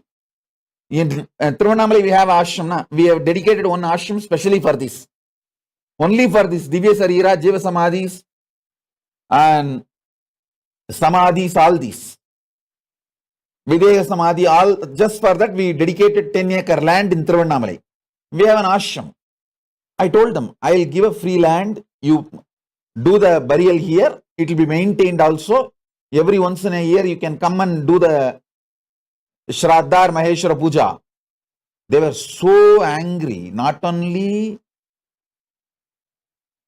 they refused, they were even abusing in the phone call. I said, all right, I have done this as my responsibility to my disciple. That's all. They finally burnt his body. And that burial ground, that guy who burns the body, next day when they go for the ritual of pouring the milk, he said the whole skull, the head and the backbone, spine is not burning. How much ever wood he was putting, it was not burning. The main spinal cord and the head, the full skull, it was not burning. So finally he has to break crack, even after cracking, it was not burning. When that happened, these guys were frightened. Then they called and messaged me. I said, nothing can be done now. You guys face. He became that guy who died, who had a Jiva Samadhi.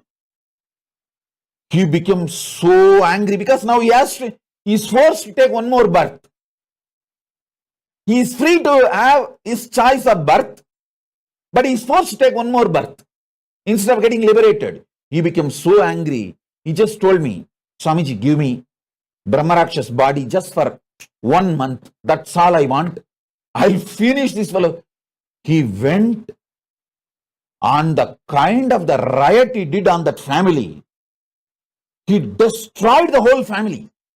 The son got divorced. Daughter got cancer. And the wife became mad. All just in 1 month. Just within a month. Everything. He finished all of them. Only the grandkids he left. He destroyed all 3 lives. And then finally he came back and asked me, now liberate me, Swamiji. I said, no, now you have accumulated the karma of destroying them. How can you be liberated now? You have to live as Brahmarakshas and go through the karma, because 3 lives he destroyed. He destroyed 3 people, lives. After, I think within 6 months, that girl died, that cancer died, and this girl, this wife who became mad, I think she lived on for a few more years. And even now, I think she's alive, that wife. But the daughter died. And the son is also almost like a living dead in extreme depression.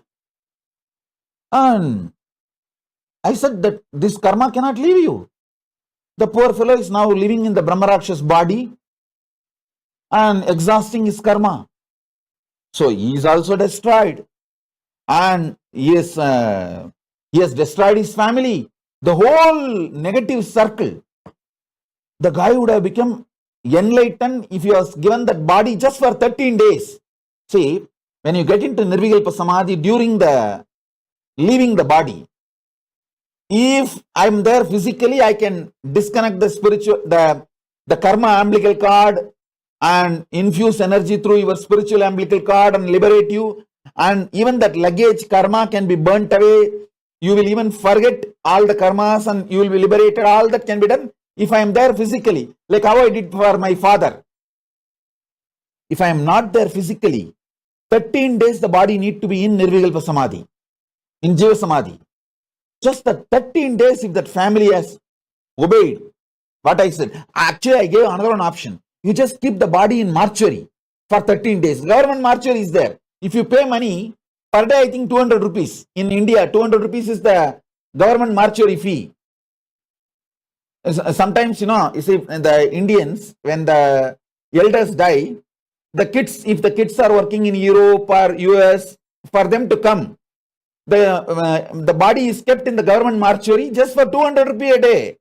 That's the rent. I told them, 13-day rent. Keep the body in mortuary. It's only going to be some less than 5,000 rupee. 13 days means 2,600 rupee. Just 13 days, keep the body in the government mortuary. He will be liberated. Then you burn the body, no problem. They were so angry. They want to burn right now just to crash my words.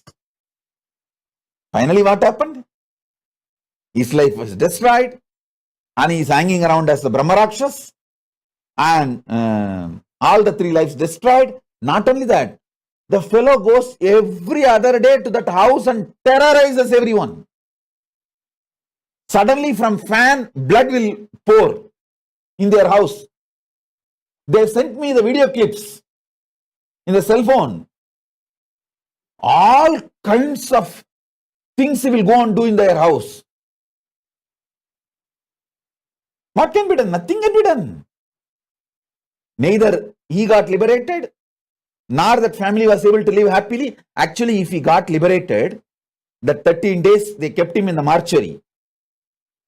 the body, if he got liberated, he would have given the blessing for the whole Vamsa. The whole Vamsa would have become liberated. Whole Vamsa would have had the blessings. I told them so much. They did not listen. So be very clear.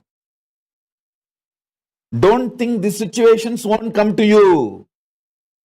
That is why I say at least make your family have basic connection with Guru. So during this kind of moments, Guru's words are executed. Guru's words are respected. Guru's words are obeyed. Sonali Gupta is asking, when our families are not aligned, is it due to our own past karma? No. Not past karma, your present karma. Strategize.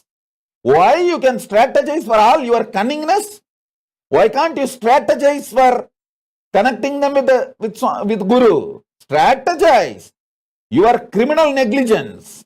Don't try to use the word karma, all these, that. Your criminal negligence. Take the responsibility.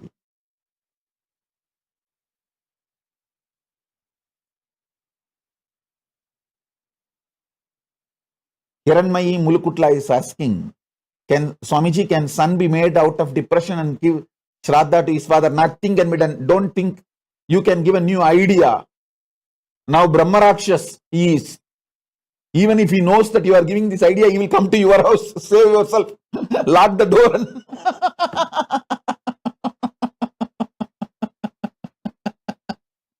Even if he hears that you are giving this idea, he will come to your house. Don't invite him.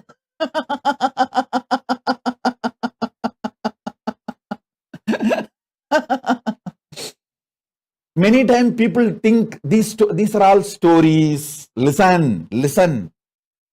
You need to know very clearly. If you are going to some ordinary gurus who teach some pranayama, yoga, and some teacher level, you don't need to worry about all these things because you are never going to achieve Jiva Samadhi. That risk is not there. But with me, the risk of you achieving Jiva Samadhi is there. So better listen.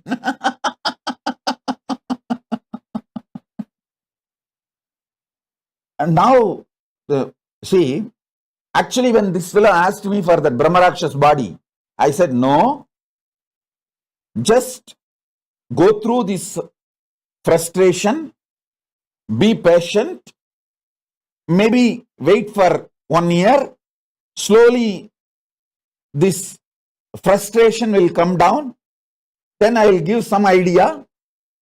Actually, some solutions can be done. Like people who are brain dead, the Brahmarakshas can enter into their body, and once they occupy that body, that person will die, and this person also can be liberated from that body, and that person who was already in that body, both can be liberated. So I told him, wait, I will arrange something like that. I will inform you. And don't go for this Brahmarakshas body. You are in frustration. I told him, in frustration, don't take the decision. But he was not ready to listen. And he already had a Jivan Mukti. So he has a freedom to choose the next body. In the frustration, he chose the next body. What? After achieving Nirvikalpa Samadhi, how can I not have a liberation? Who are the fellows who stopped my liberation? Come on, let me see. What can I'll show what can I do. I told him, don't wait. You are in the frustration. Actually, when the Nirvikalpa Samadhi starts inside the body, it starts like a fire. So you need a body for that fire to spread and burn all the biomemories.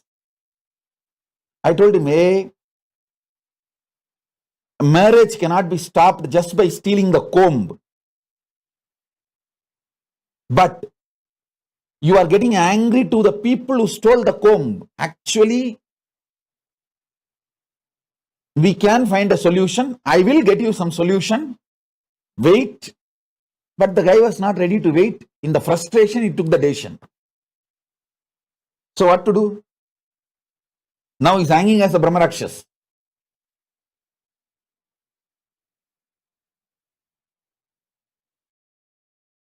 I'm not even sure how to strategize. Wish I could have a personal guidance. I've given you enough guidance. I've given you enough guidance. Sit and strategize. Why? When you guys marry, you strategize. And you guys want so many things in your life, you strategize for that. How many lies you are telling in your interview? How many lies you tell in your business? You strategize and make sure people don't identify that as a lie. You do so much, na? Then why can't you strategize to connect them with Guru? Because you think, when I say connect them with me, you think it is for my benefit I am telling. Rot! If you think it is for my benefit, no. That fellow also, when he had the body, he was thinking, it's for my benefit I am asking him to connect the family with me. So that is why he is in a mess. Don't think these are stories. Actually, I don't want to reveal their name because they are anti-me. They will get more agitated if they know I revealed their name. Not only that, now, every time when these Brahmarakshas come to their home and makes a mess, they send me the cell phone clip and ask me for a blessing. But I can't do anything. That fellow, that Brahmarakshas, is so powerful, he actually puts signature on the wall. He puts signature on the wall. They say that in wall, suddenly the signature appears, Swamiji, his signature. When he was in the body, how he used to sign, the exact signature appears in the wall.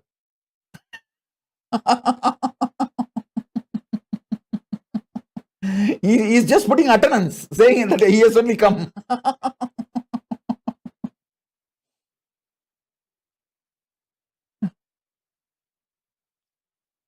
Actually, our Ohio Mahashivananda, she made me as a decision maker.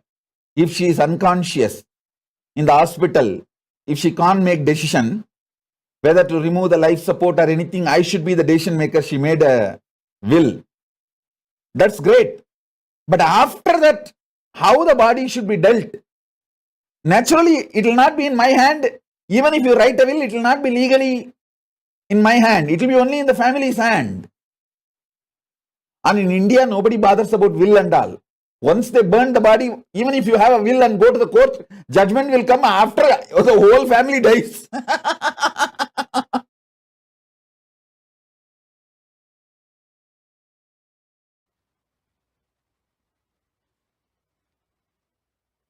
Yes, listen. Are you all ready? Shall we enter into the Brahmanyana session? The Satyaloka, pure intelligence session. Oh God. Till now what was going on was only introduction. Now only we are entering into the subject. Come on. See. What is Brahmanyana? Aham Brahmasmi. Tattvamasi. Ayam Anma Brahma. Sarvangalvidam Brahma. Prajnanam Brahma. Listen, I'll explain everything. I'll explain everything. First, listen to all these words I am uttering. Aham Brahmasmi, Tattvamasi, Prajnanam Brahma, Sarvangalvidam Brahma, Ayam Anma Brahma, Shivoham, Soham. All these statements mean the same.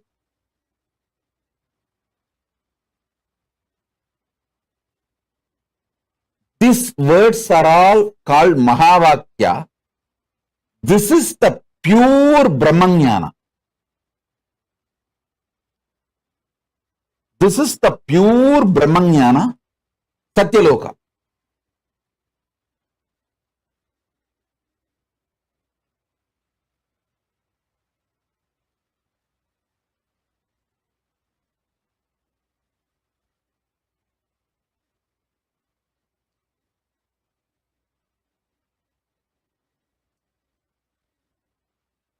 Tattvamasi means you are that. Aham Brahmasmi means what you experience as I in you. That is the ultimate. Prajnanam Brahma means the knowledge. Pure knowledge about Brahman is Brahman. I am Atma Brahma. What you experience as Atma is Brahman. Sarvangalvidam Brahma. Whatever is, which you can imagine, not imagine, whatever is Sarvangalvidam Brahma.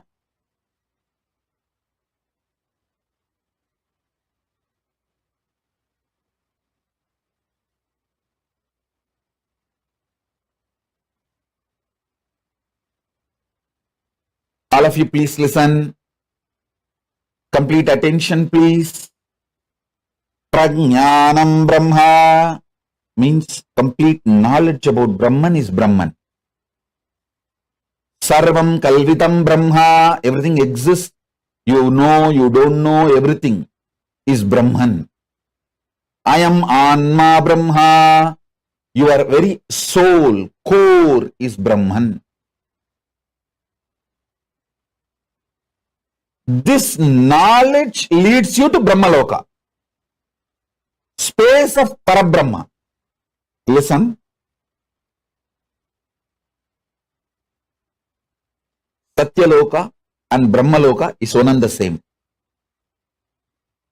Even if you reach Satyaloka, that's enough. From there, automatically you will merge into Parabrahman. Making this truth not. Now, whatever I said, these few words, whatever you can capture, whatever you understood, type it. Then I'll take you to the next step. Listen.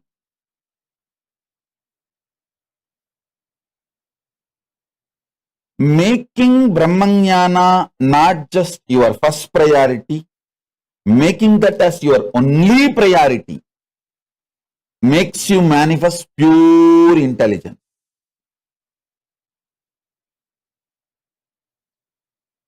Come on. Sit with this one truth. I'll infuse the Brahmanyana in you. Sit with this one truth now. You can keep your eyes closed or open. Come on. What is the essence of Vedas, Vedanta? What is the essence of Vedanta? Aham Brahmasmi. Oh, there are so many thought currents in Vedas. Like you have multiple births and you have karma and you can be liberated. You can avoid birth and death cycle. If you want, you can have even conscious birth and death cycle. And this is cosmology. This is self-jiva. And this is God, Ishvara. So much of concepts. Finally, the essence. If you ask, essence of the Vedas is Upanishads. Essence of Upanishads is Vedanta. Essence of Vedanta is Aham Brahmasmi. If you start cherishing the idea, I am eternal, means you are eternal. Aham Brahmasmi. Start cherishing the truth. Aham Brahmasmi means you are eternal. Whatever you feel as you is eternal. When you start cherishing this truth, everything else is impermanent. You will see all the psychological, physiological, neurological ups and downs in your life drastically reduces. More and more you get centered on the truth, powerful cognition, you are eternal. Aham Brahmasmi. Other than you being eternal, everything else is not you. When you cherish this one powerful cognition, internalize it, so much of powerfulness will manifest in your life. It raises your physical health, mental health. Nobody can put a value for you. You decide the number. Your utility for yourself and others increases. Wealth is nothing but your utility for yourself and others. If you are able to increase that, your wealth increases. It has nothing to do with education. Understand? Qualification is different, competence is different. Life is all about competence, not about qualification. Qualification may be an initial visiting card, good visiting card, but that doesn't make you successful. Competence makes you successful. Powerful cognitions makes you competent. The most sweetest word Parabrahman wants to hear is Aham Brahmasmi. You declaring I am Brahman, oh God, I am Parabrahma. Paramashiva is waiting for you to declare, hey, Paramashivoham. Understand this. Understand one thing. Evolving in cognitions is absolutely celebrated in multidimensional logic. This is one of the most important truth. Ontology of Paramashiva. In Paramashiva ontology, there is no space for jealousy. There is no anxiety. There is only one thing. If gods are anxious, they may be anxious for you to become them. You to realize oneness with them. That's all.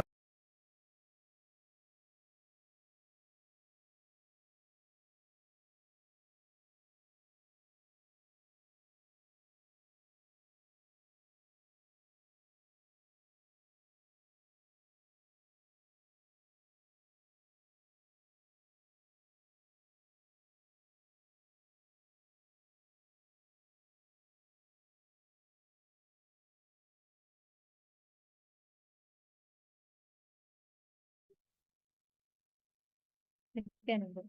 Swamiji just beautifully revealed to all of us about the space of Satya Loka. What is this Satya Loka actually like? What does it mean to experience being the space of Satya Loka? You are literally experiencing that final, that last struggle. Before that surrender happens, that last struggle and that surrender is what is Satya Loka. That's what we experience in the Satya Loka dimension. I request all the participants to share what did you click with, especially the last part of it where Swamiji is revealing about what happens when you don't connect, when you don't create an ecosystem of people that can support you for your enlightenment journey. And Swamiji was highlighting its importance. How did you all enjoy it? What was your click from this session?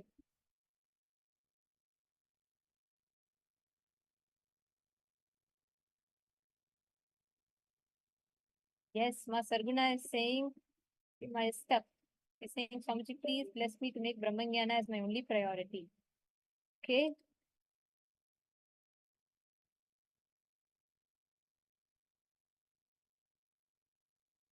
I request every one of you to share. What did you understand? Ma Anupama Menon, what are you understanding from the sessions? I feel you attend quite a bit sessions, but I request you to actively participate. Ma talk, share your clicks, ask questions. Because see, only 25% of the learning happens from listening because our mind sets so many filters. So out of 50 things that Swamiji is talking, actually we completely listen and internalize only 5-10 things. That's why when you repeat the sessions, each time when you repeat the satsang, you listen to it more and more and more. And another 25% happens by you internalizing it and then you talking about it, sharing it with people, and then fourth is when you live it. So it's very important that we all discuss it. So I request all of you to share, talk, discuss your powerful cognitions, share what you're clicking with, what you're understanding. Actually, to all the participants that are here, How many of you are first understanding the importance of enriching, importance of having the enlightenment ecosystem around you? How many of you are understanding that? How many of you are catching why it is so important to have your next generation being connected to Swamiji, your family being connected to Swamiji, you having an enlightenment ecosystem around you?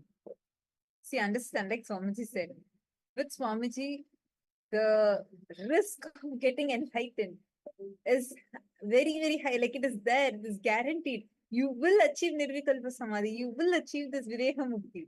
So it's like a guaranteed thing for your enlightenment. So for that, start with taking responsibility from now. How many of you are catching this? If you all are understanding, I request all of you to share.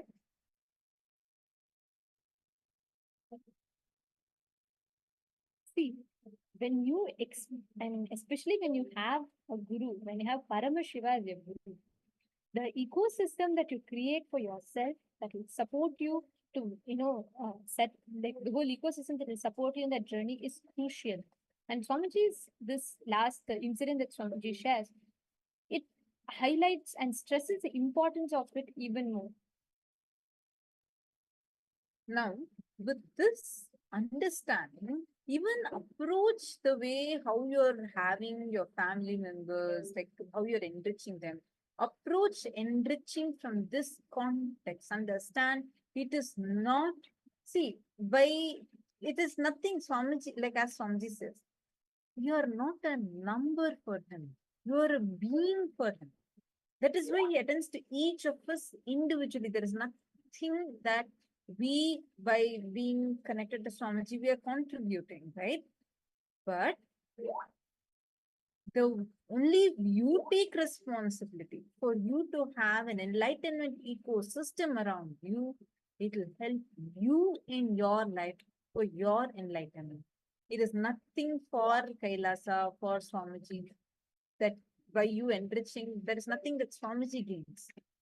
But by you enriching, you are guaranteeing that an ecosystem, enlightenment ecosystem around you. How many of you are catching this?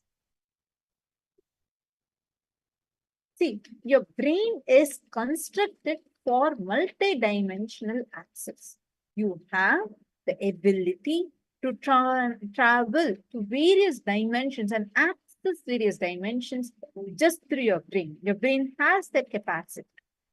Recent studies have also shown how our brains actually have the capacity to access these 11 dimensions, the 14 planes. The 11 dimensions has already been proven scientifically through the modern day physicists. When your breathing becomes intense, especially through certain activities such as yoga, puja, kirtan, satsang, it opens up those dimensions, the 14 planes and 11 dimensions to your brain. So your brain awakens, you have the ability to access those multi-dimensions.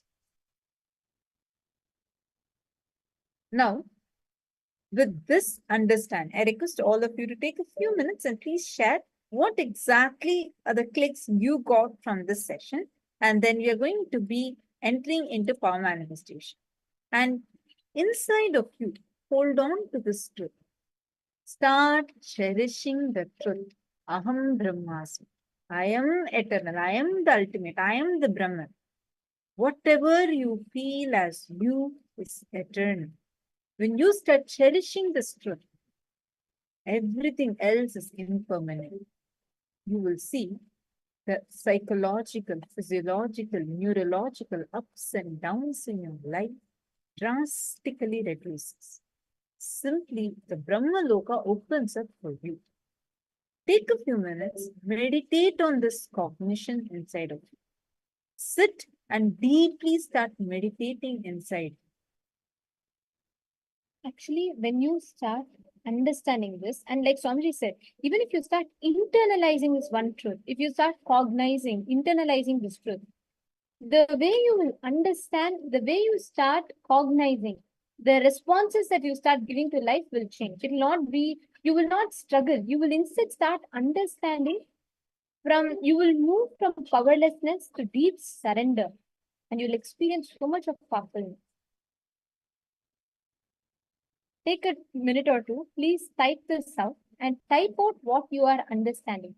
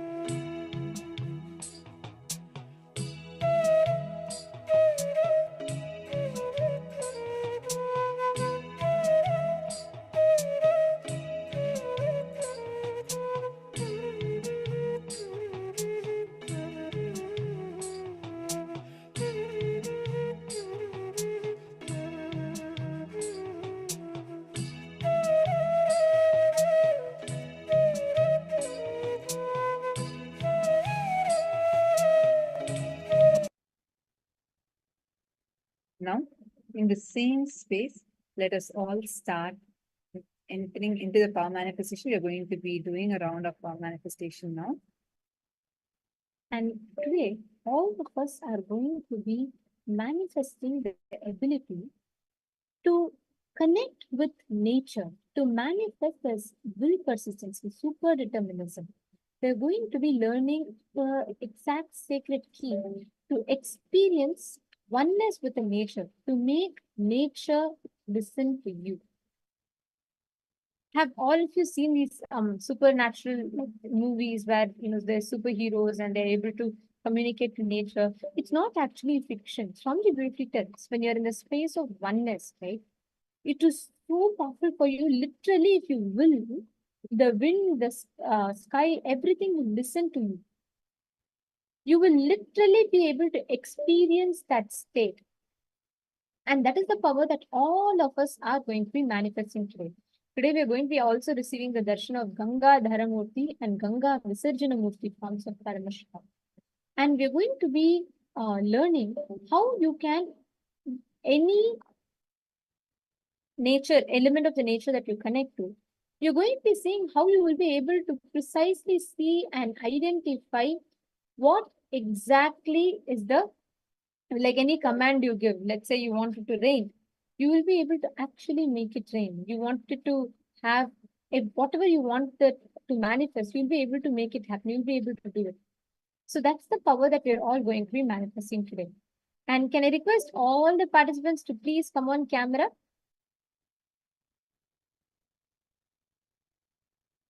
All the participants, I request all of you to please take a minute, come on camera. Okay. See, this power of being able to communicate with the nature, fundamentally establishing yourself in the space of oneness and being able to, with that oneness, the power of that oneness, being able to connect with the nature. In the Vijnana Bhairava Tantra, this is defined in the 113th Sutra, in the 87th Dharana.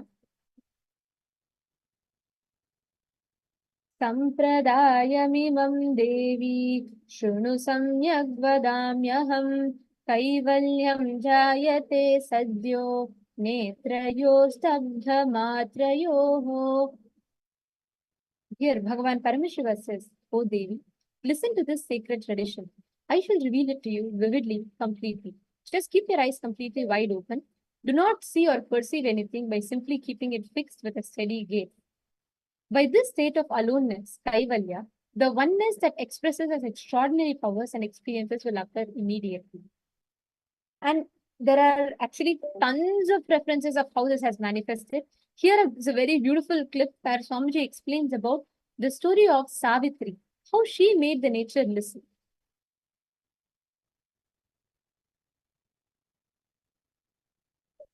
Our manifestation, enlightenment science of Hinduism is not just little peace and little bliss. No. It gives you tremendous peace and tremendous bliss, no doubt. But the conscious science of Hinduism is playing with the reality. One chaste woman who does not want to lose the husband for some reason because she loved him so much, she just stopped the sunrise. And it is true. It is true. Just calculate the Satyavan Savitri's time period. Go and check astrological flow. Exactly those few days there was no sunrise. How? You do research. If you ask me the answer, I am a Hindu monk, I will say the power of Savitri.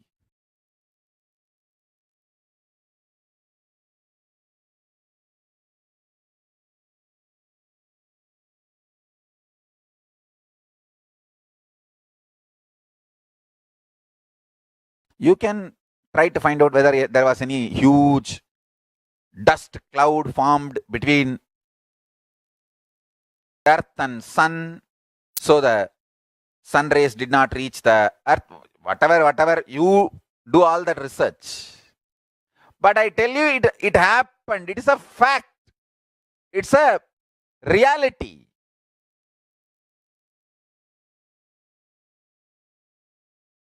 Savitri was able to stop the sun rays falling on the planet Earth for few days.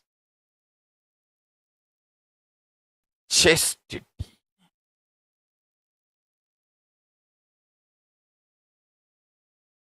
Tiruvalluvar, the great Shaiva saint, says, Devam Thoral Korunan Thozhuzhezhuval Peyyana Peyyum Mazhai.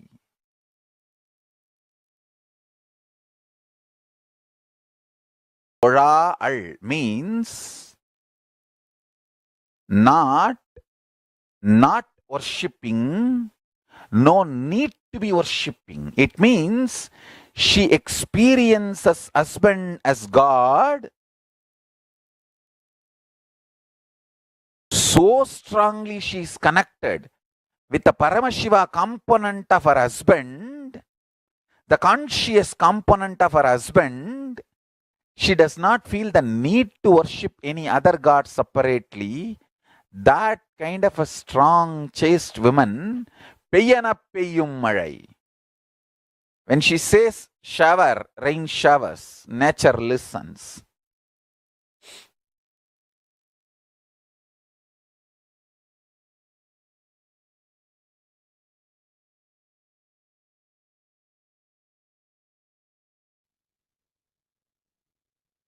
What an amazing revelation.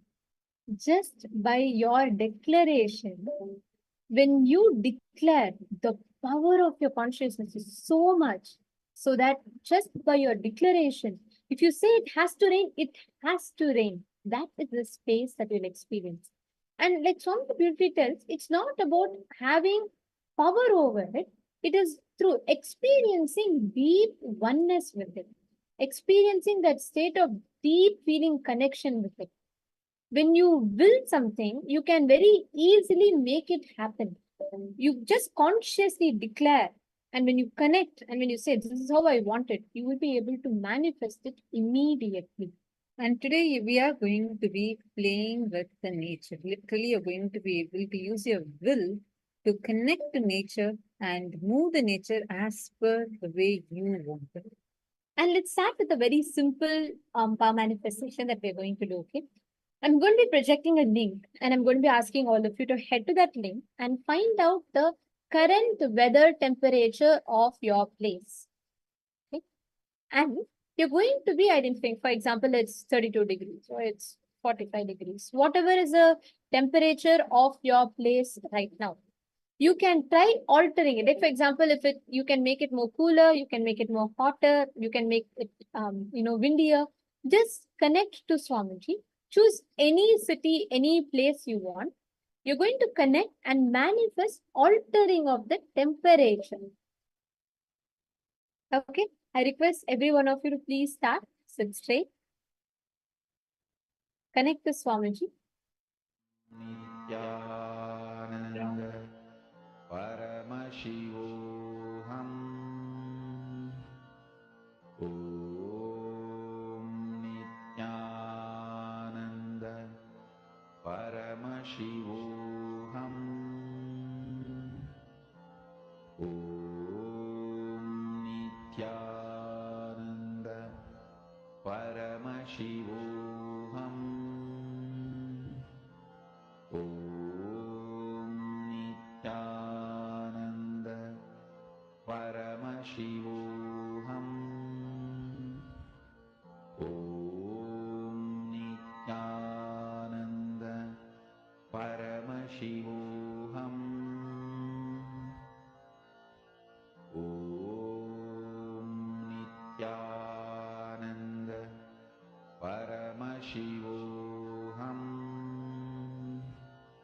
Om Nityananda Paramashivoham Om Nityananda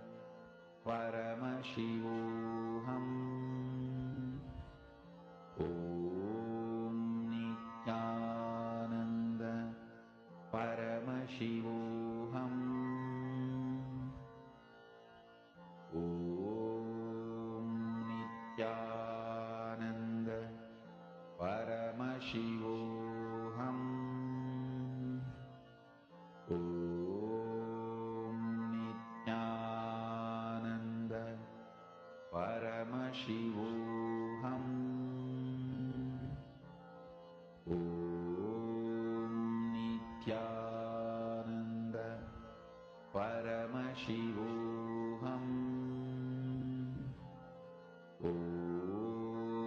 Nityananda Paramashivoham. Om Nityananda. I request each of you to share. How many of you have been able to manifest? How many of you are actually able to see when you play with it, when you start connecting to it, and from that space of oneness when you declare, actually will start reflecting it back for you. This is exactly how the science works.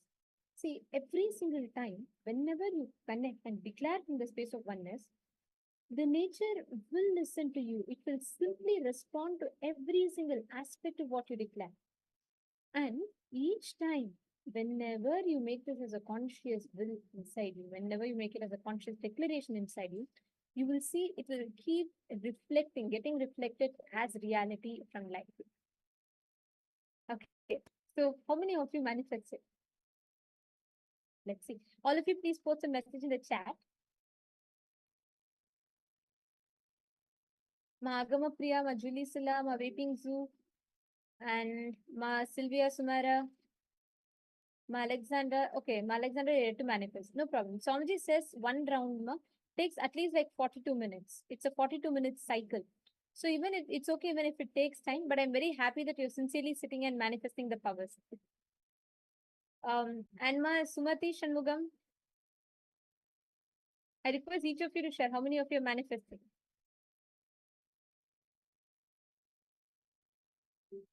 Okay, now we're all going to be entering into the next session, which is one of the most important sessions.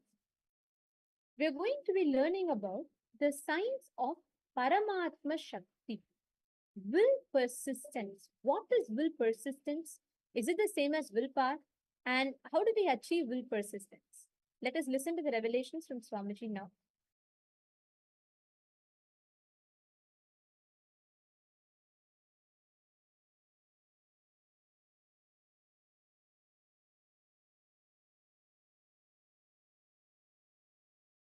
I'm talking about what is directly going to be useful for you.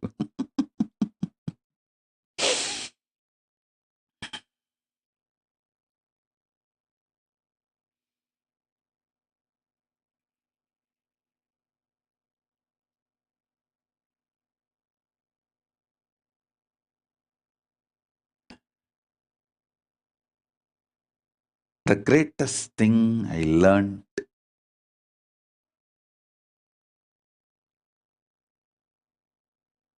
is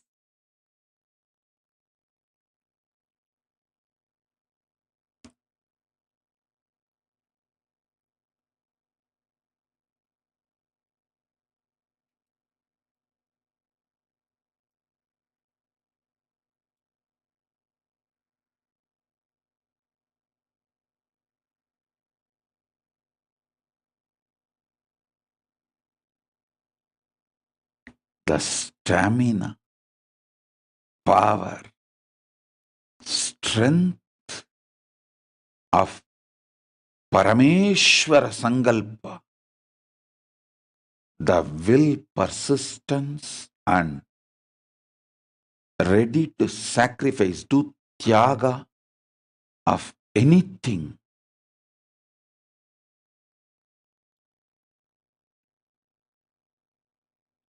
for the purpose.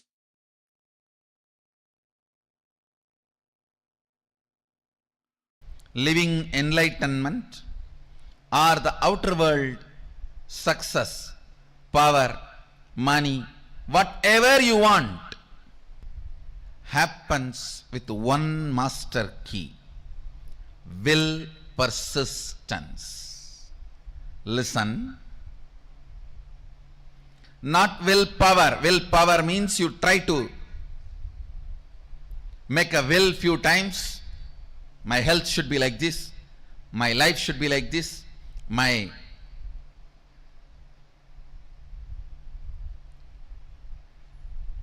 business should be like this. You make few will. with the clear idea it is not going to be successful. And when that fails, you think, oh, it is not for me, this is not for me, and you collapse. That is what I call willpower. Actually, it is will arrogance. But will persistence means the number of times again and again and again your ability to create the will intensely is will persistence. Your will is made out of the material called persistence. Please understand.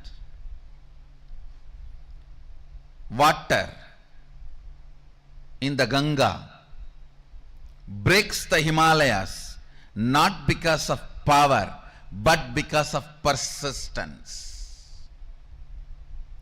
Not because of power but because of persistence. Whether it is the inner world, enlightenment, or outer world success like money, name and fame, power, health, relationships, whatever you want, inner world or outer world, the master key is will persistence, not willpower. Willpower will always make you feel you are a failure. Will persistence manifests the real willpower and it will make you always successful. Understand? Ganga, the water of the Ganga, neither by its power nor by the objects she carries, she opens the Himalayas. It is just by her persistence she opens Himalayas. Just by her persistence she opens Himalayas. Understand? Will persistence, not willpower. Whenever you use willpower, it has to happen. It has to happen immediately. Always you have the shade. No, if it's not, what will I? It means already you planned for failure. And when it collapses, you are confirming this willpower and all is not going to work for you. You don't have, either you don't have willpower, or you feel that will not work for you, or you will feel that is only for others, or you will feel this much only is me. It may be for others. Only when you know the science, why it works, when it works, and when it does not work. That is the only when you know when it works, when it does not work, why it works, why it does not work, you start living enlightenment. Listen carefully. Will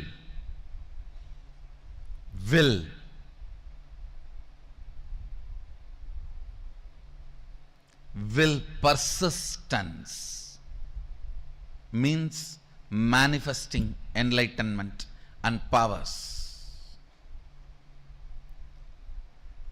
If you decide to persist, that moment power starts manifesting. You don't even need to spend your whole life on persistence.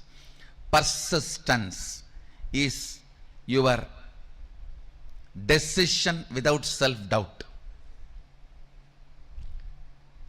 Persistence is your decision to persist. Persistence is your decision to persist and being sure about it. Willpower, when you use just will, you are not sure about you, what will happen if it goes this way or that way. with will persistence, you are sure anyhow how you are going to be. Look at every step in your life.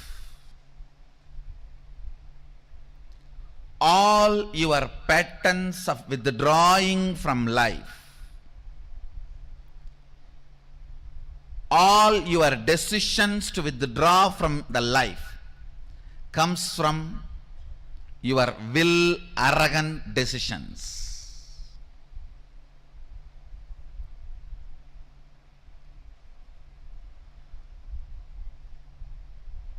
All the life involvement decisions comes from will persistence. I tell you,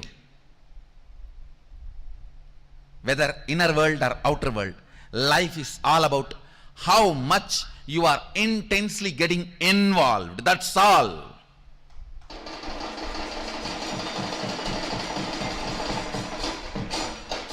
The intensity with which you get involved with the life.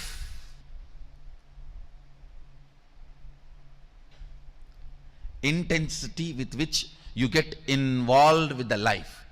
The more and more interaction, more and more involvement, more and more ice breaking.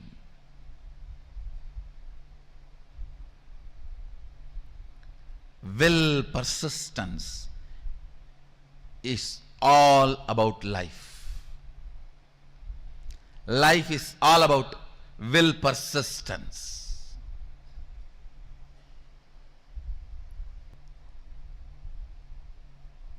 Will arrogance is failure.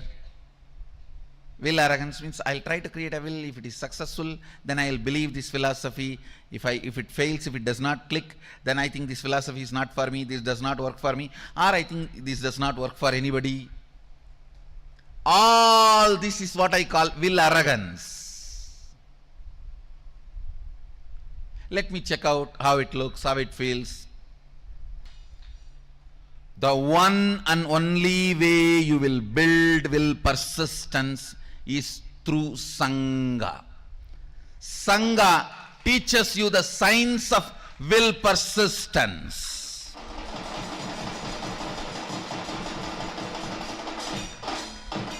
I tell you,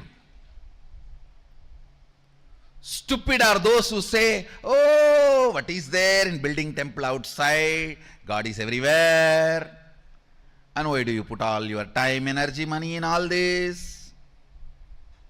I tell you, when you build a temple outside,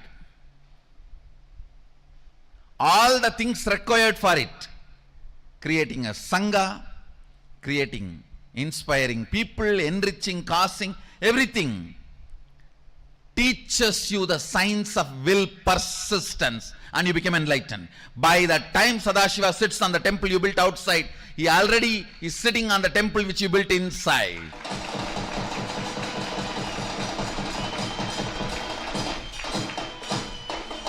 I tell you, anybody wants enlightenment, build a temple, you will have it.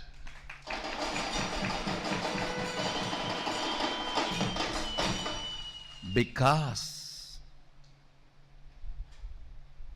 building temple is not a joke. You need to work with so many people. So much of involvement with life is required. And I also commit with you guys. Get involved with life. Get involved with Sangha in a very organized, systematic way. I am responsible for your enlightenment and manifesting powers.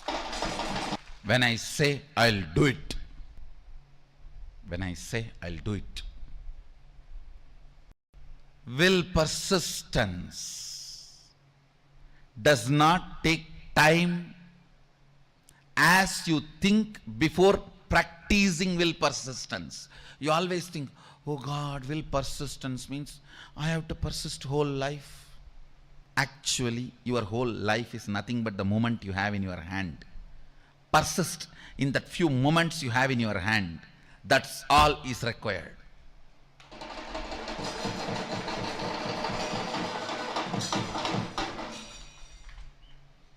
The moment you think of the whole life, it's will arrogance, not will persistence. The moment you decide will persistence, simply you start manifesting Sadashiva.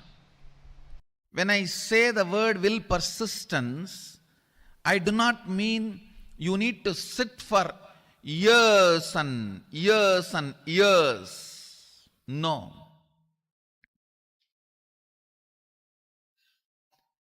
It is a simple decision of more persisting.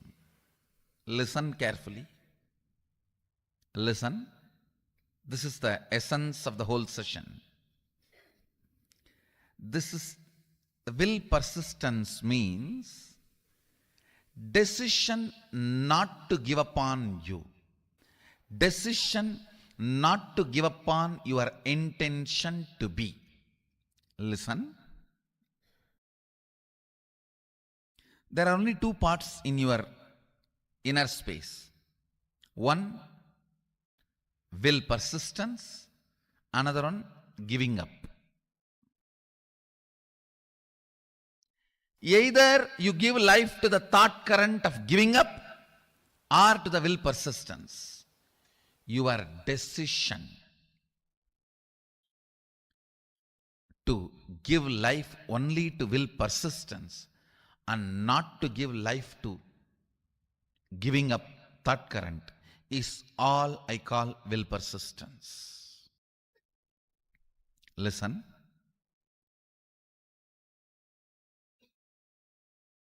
Actually, it's too easy. The truth is, it's too easy.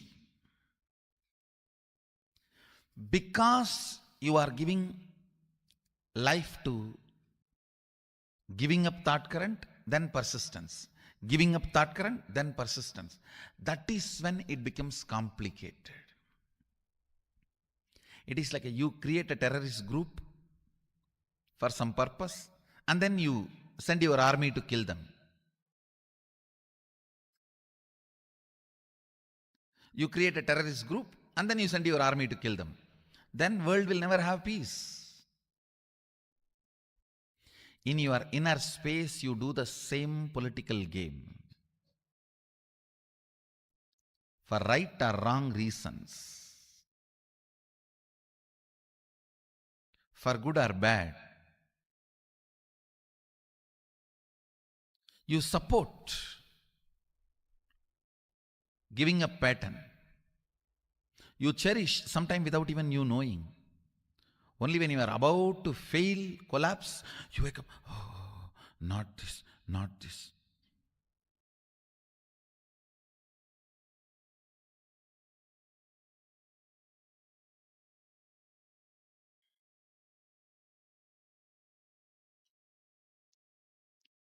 Having an alarm in your life to remind you and hold you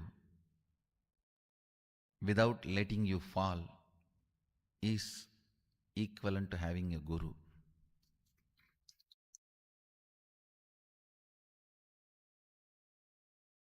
Guru is all about that only. An alarm which rings every day between 8 to 9.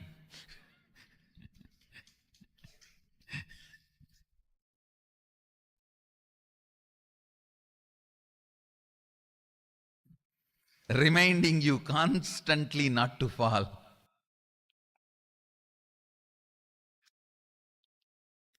An empower will persistence, that current. You never manifest what you desire. You manifest only what you believe. If you think what you desire you are going to manifest, no. You are fool. You don't know the secret of manifestation. What you believe you are going to manifest. If you believe your willpower is never going to manifest, it is never going to manifest. Your belief, your cognition, your perception, that is only going to become reality. Understand, an important thorn in the flesh need to be removed.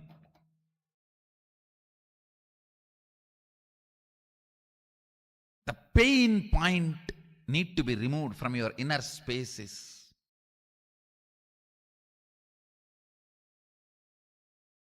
Will, arrogance, failures.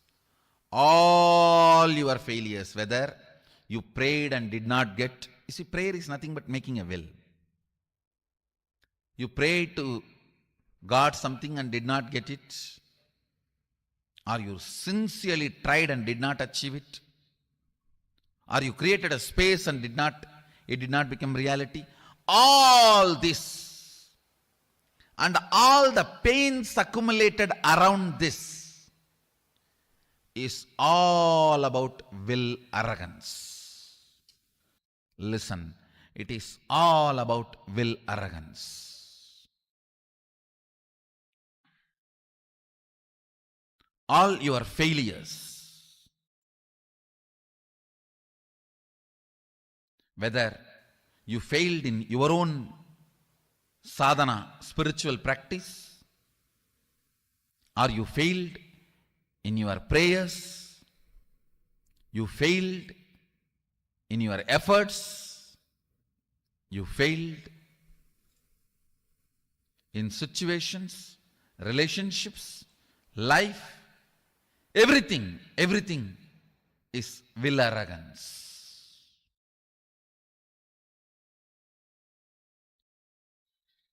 If you understand, by its nature, will arrogance cannot become reality. By its nature, will arrogance cannot become reality.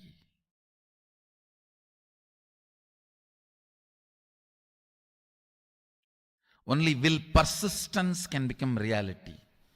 So much of healing will happen inside you. Today I wanted all of you to do this as an assignment.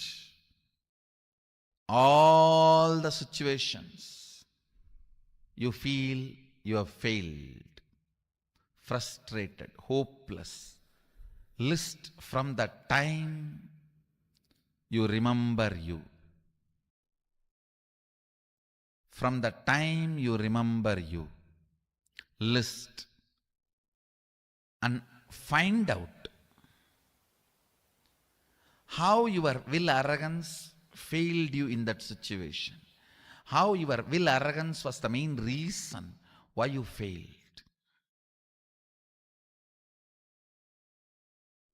This understanding and then completing with this pattern of struggling with will arrogance and deciding to have will persistence, your will arrogance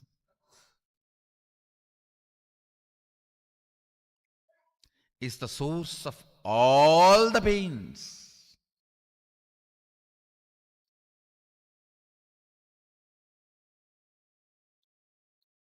If you can internalize this one truth today,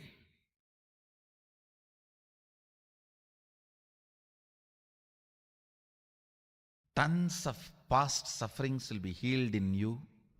I wanted all of you to do this as an assignment today.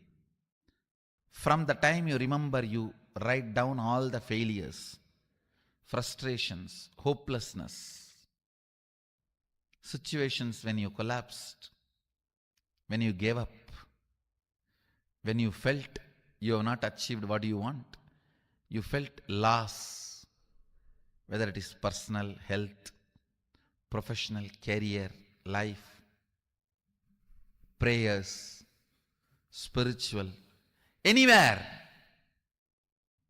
Pen down all the failures and analyze each one. How the will arrogance collapses you, fails you. Will arrogance means trying half-heartedly failing, and then blaming yourself, you can never achieve it. Trying half-heartedly, failing, and blaming yourself, you can never achieve it. Vicious circle is will arrogance. Virtuous circle is will persistence. Will persistence means deciding whatever happens, I am not going to give up till my intention to become reality. Nothing can stop me. If my intention to be is Shivoham, till that happens, I am not going to give up. I am going to be persisting.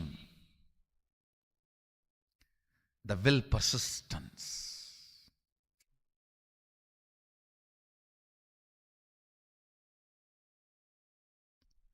Whatever may be your intention to be, the moment you decide, will persistence,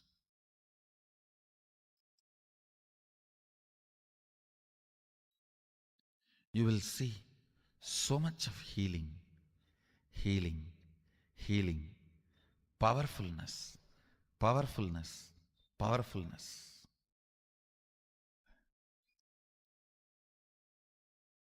Your own voice sitting inside you and constantly teasing you, pulling you down, disrespecting you, abusing you, will just melt down. You don't have any other enemy other than your own will arrogance voice from inside.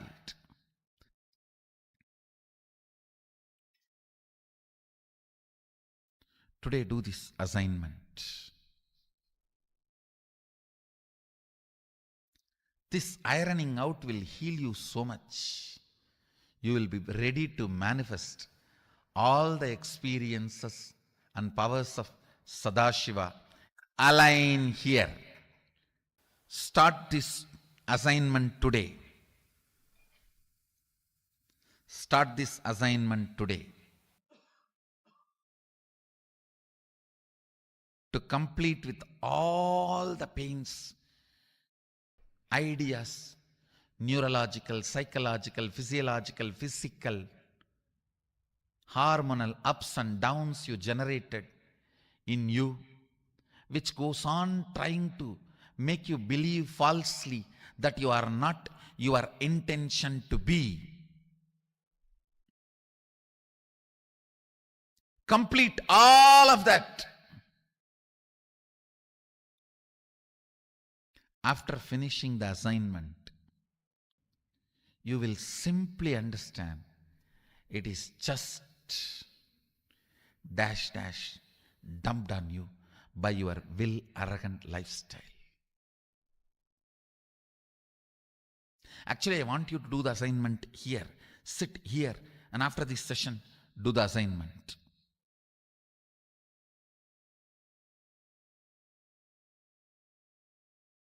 Bringing pure questioning back to your life, bringing seeking back to your life is what I call completion. Understand? It happens only by will persistence, not by willpower.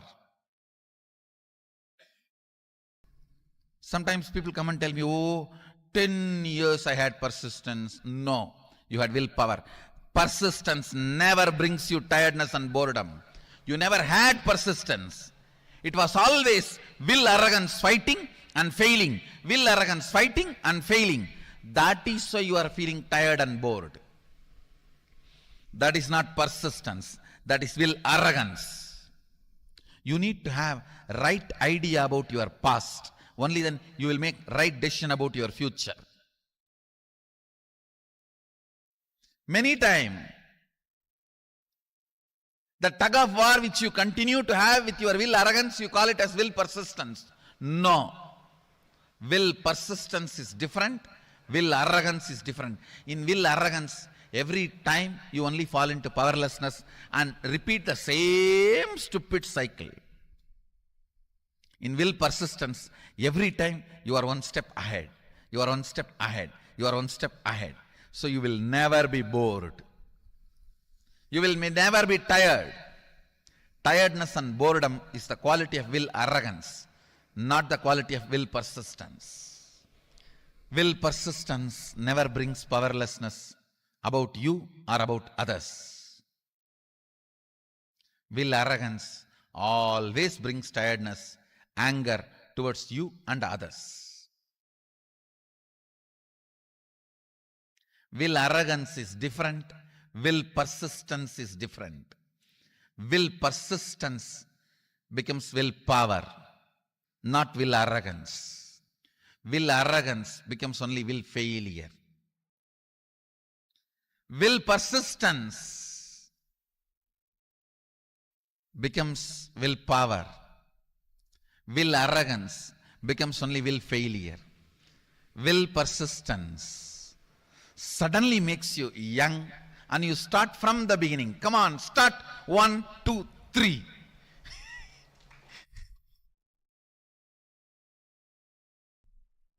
Will arrogance makes you feel tired about even the things which you never practiced, but just you imagine you tried. I tried.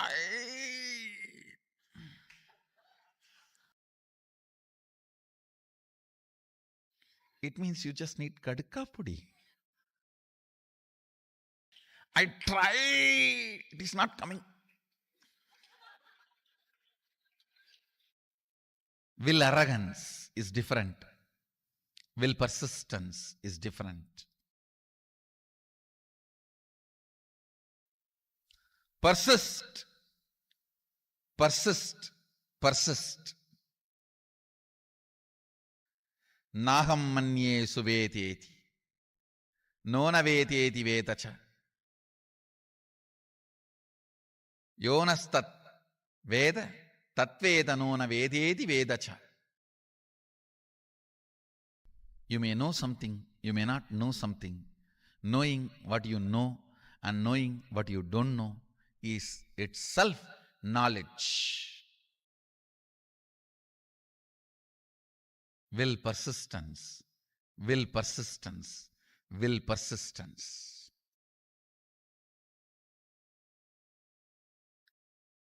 Nothing else need to be done in the world. Just the will persistence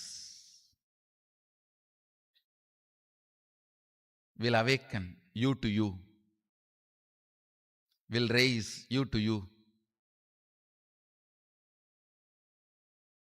will make you realize you to you. Naham manye suvedeti, nona vedeti vedacha, yonastat vedatat veda, nona vedeti vedacha. More and more things you embody, more and more you will know. More and more will persistence happens. More and more will arrogance gets completed. That's all is the essence of life. That's all is the essence of life. At certain level, attacked by tiredness, self-inflicted boredom makes you feel you know it. That's all can be known. You give up on you. And you feel everything is okay.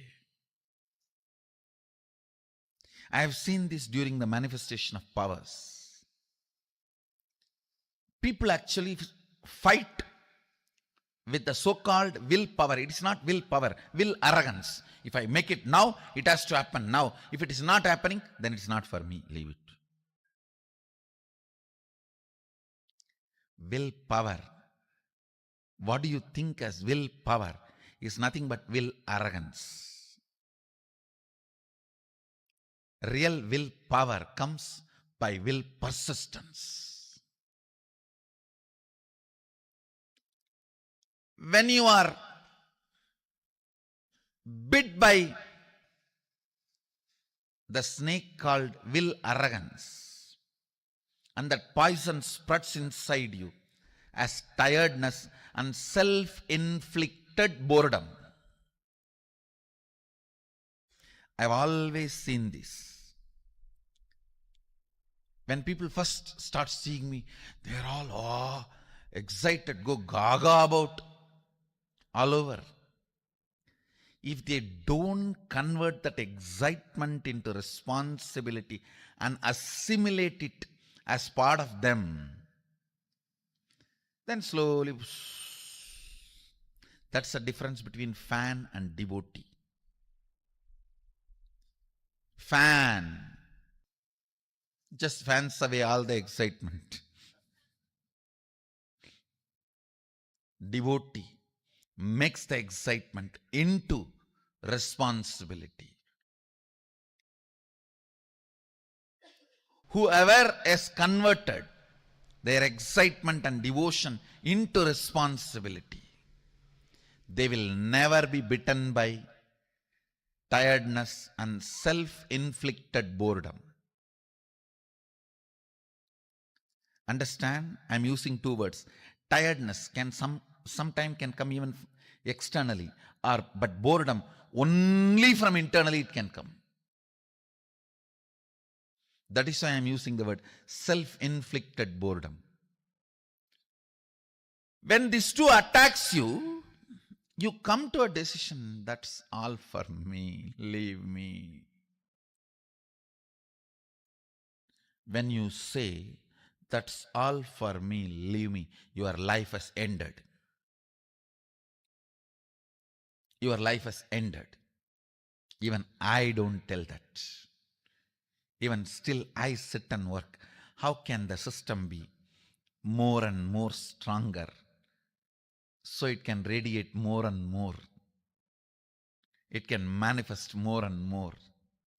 It can support more and more. It can share more and more. One of the most important thing happens to you when you raise yourself in the vertical time zone. Your will persistence is tested. Understand? I'm telling you. Nothing else is needed other than will persistence. Your fundamental existence will be shaken through doubts. Again and again Paramashiva will test. Understand? Not only you are tested, even I am tested. Even incarnations are tested. See, I am tested in a different way. My commitment to Paramashiva is not tested because that is given. Yes, himself has come as my guru and initiated me and given me the taste of him. So my commitment to him is not questioned. That is not tested. But my commitment to all of you is tested. Even if you all hate me, even if the humanity does not recognize my contribution, am I ready to continue to contribute? That is tested. I think by the grace of Paramashiva, I am successful. Understand? Will persistence is tested. Will persistence is tested. Nothing else is required if you stand with will persistence. Understand? As long as you are treated beautifully and everything goes well, if you have faith in life and higher principles, that is not something great. But when things are not as you expect, and even then you decide to stand with the powerful cognitions,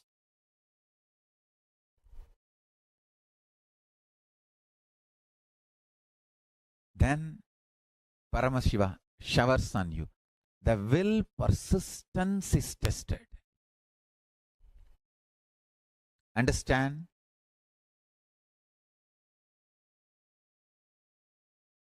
Your bones are drilled with a diamond of pure consciousness. Pure consciousness is the diamond Vajra. With that diamond, your bones are drilled. When the pure consciousness enters into your being, your will persistence is tested. Blessed are those. Blessed are those who carry the powerful cognitions as the core of their life. Understand? Stand with powerful cognitions not for any benefit, but because it is truth. I stood with my Guru Arunagiri Yogeshwara not because of any benefits I got from him. End of the day, I stood by him because I know he is truth.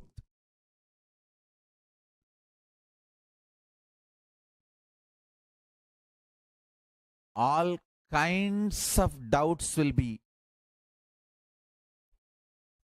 shaking your core. What I call GDHT, Guru doubt, Guru hatred, Guru denial. SDHT, self-doubt, self-hatred, self-denial. Anyone stands with the will persistence, Paramashiva showers on them. Understand? When the being is raised through the vertical time zones, all you need is will persistence. Actually, will persistence is made of bliss material. So more and more you learn to be blissful, more and more you will have will persistence. Will persistence is not made out of arrogance. No. Will persistence is made out of bliss. Meditate on this. Bole Nata, Paramashiva is extremely innocent, blissful, Anandamaya, and very ferocious, high will persistence. Learn to be more and more blissful, you will have an intense will persistence. Will persistence and bliss, innocence, all these are one and the same.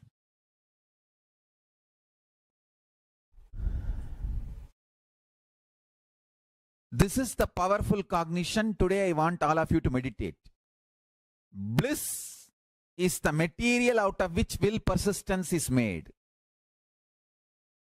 Be more and more blissful, you will have more and more will persistence. Work on your bliss, you will develop will persistence automatically. Will persistence will be side effect if you work on your bliss. Please listen.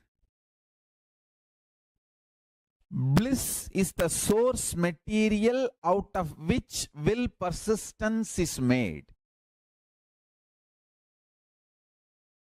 The quantity and intensity of the bliss you have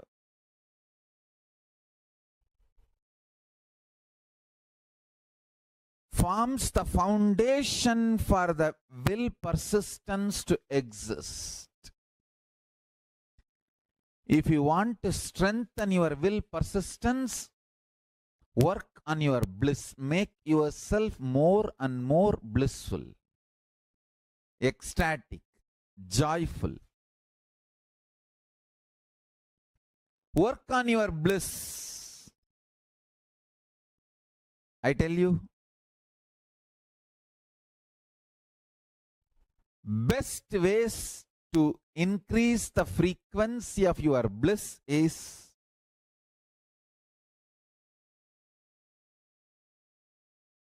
detoxing your body, unclutching, continuously engaging in prayer with your God or Guru. Understand? 24 hours talking to your God internally, your Guru internally. This is one of the most powerful spiritual practice. When you are intensely, continuously talking to God or Guru inside you, you go on awakening powerful cognitions inside you. You cannot stand in front of Paramashiva and talk silly things. You yourself will feel shy. Practicing the presence of Paramashiva inside you by continuous conversation with him will automatically make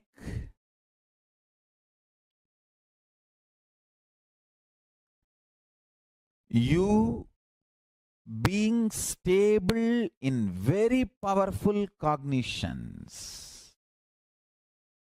I tell you, power manifestation is nothing but the simple science of developing continuous feeling connection and conversation with Paramashiva. That's it.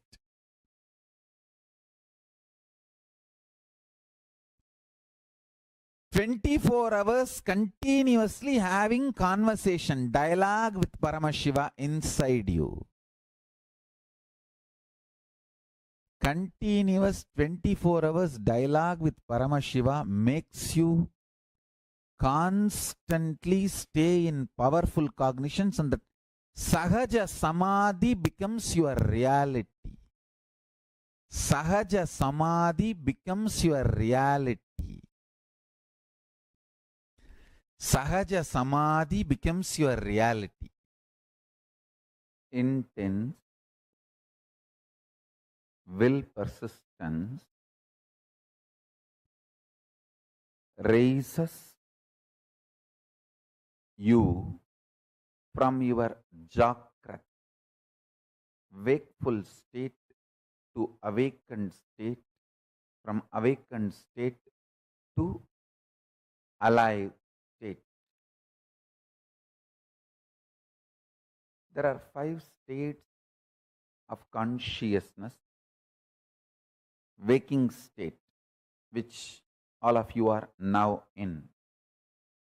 Above this state is awakened state, Turiya. Alive state, Turiya Atita. Below the waking state is dream state and deep sleep state. Listen. Waking state. Jakrat. In Sanskrit, we call it Jakrat. English, waking state. Below this waking state is dream state, Swapna. Below the Swapna, deep sleep state, Sushupti. Sushupti, deep sleep. Swapna, dream. Jakrat, waking state. Turiya, awakened state. Turiya Atita, alive state. These 5 layers or 5 levels of states of your consciousness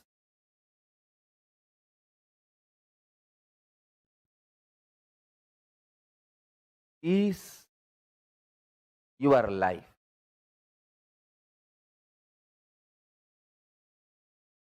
Intensity, intensely awakened state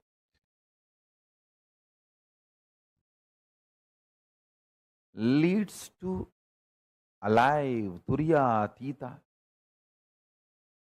in you. I tell you, neither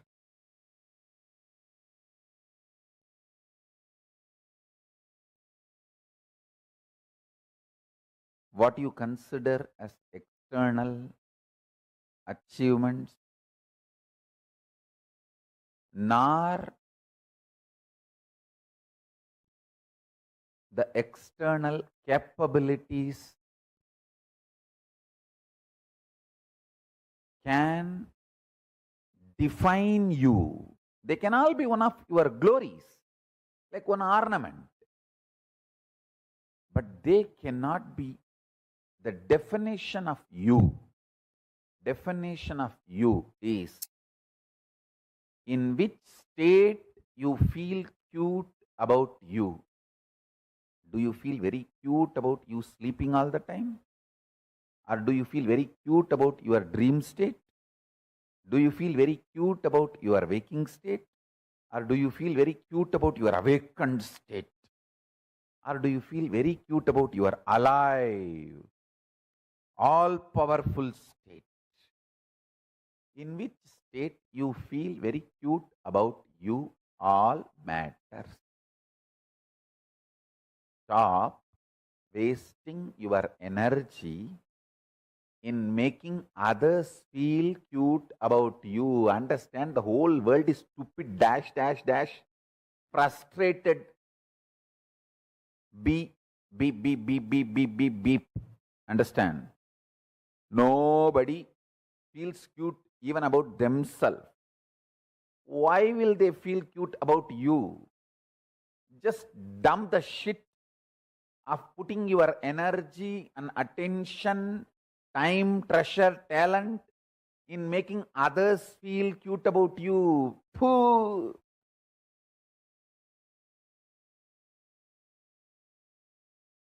It's like you are wasting your whole life for pig shit.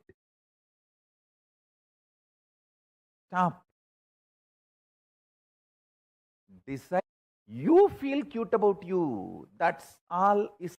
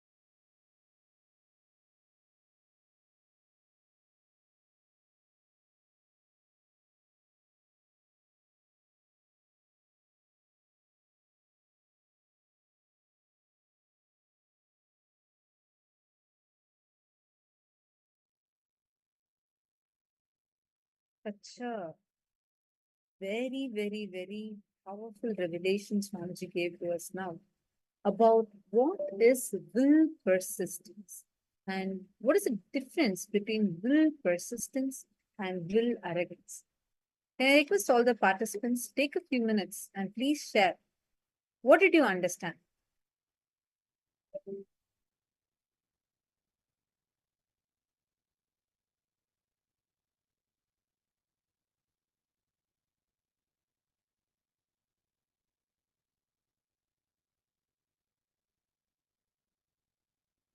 What did you understand as will persistence?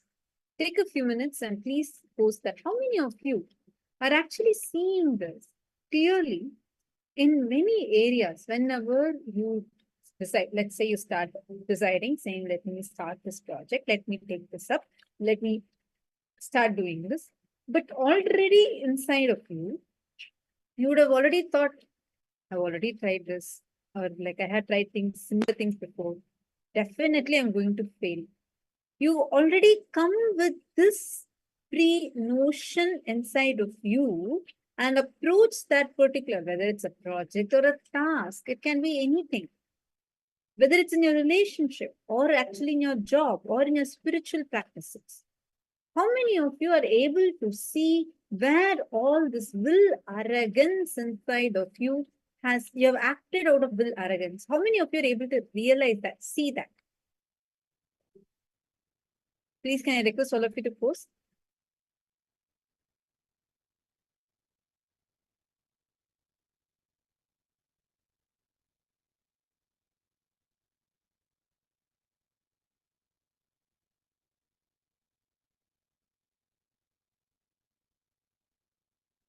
How many of you are able to see that?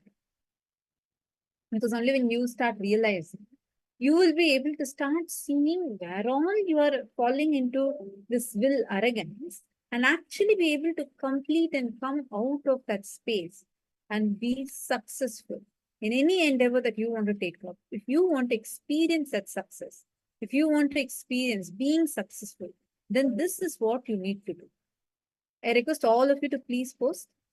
What all did you understand?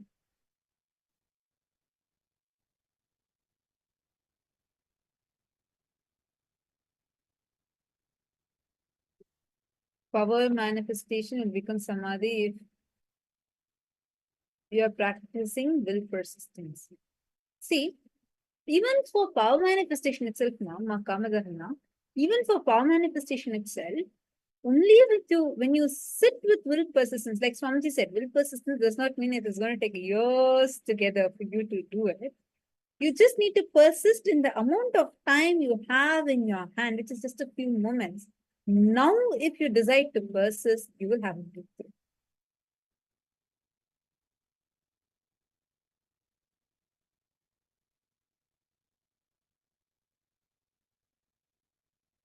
Now, let's all sit. Look at every step in your life. All the patterns of withdrawal you have in your life. Sit and pen down.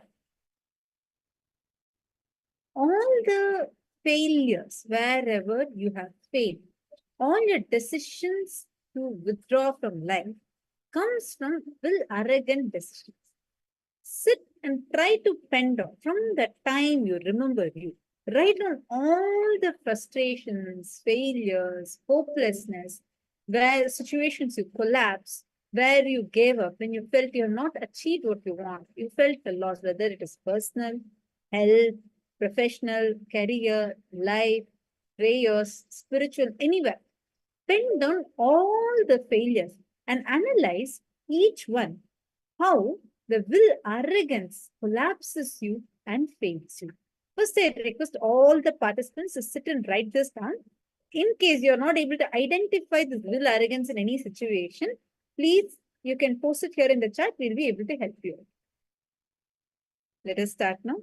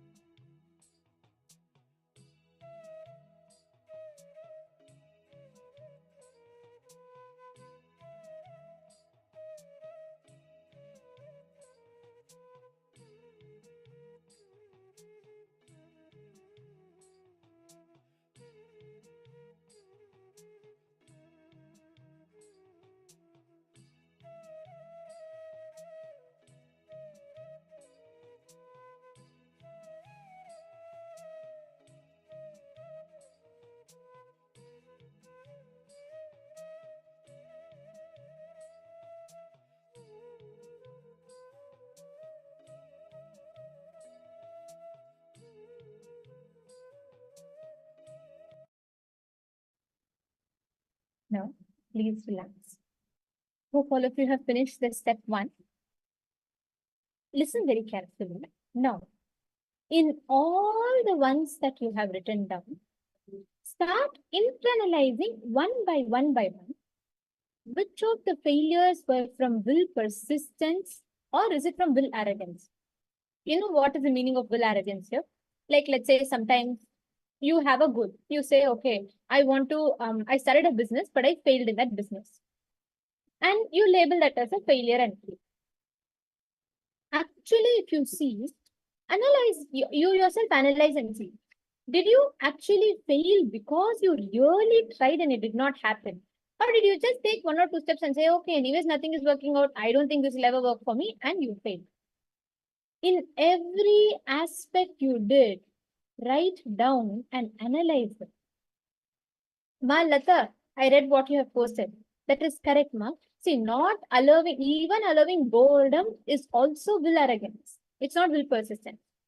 Will persistence means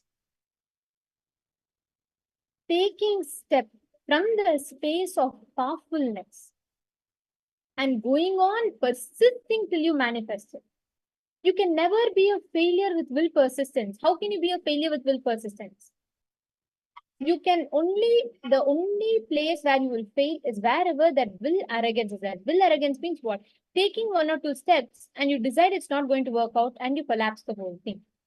Actually, in all the failures you've written down, I request every one of you to analyze and tell how much of it was because of will arrogance. Do a thorough analysis. Read through every step that you have written down and do this analysis. I request all of you to please start.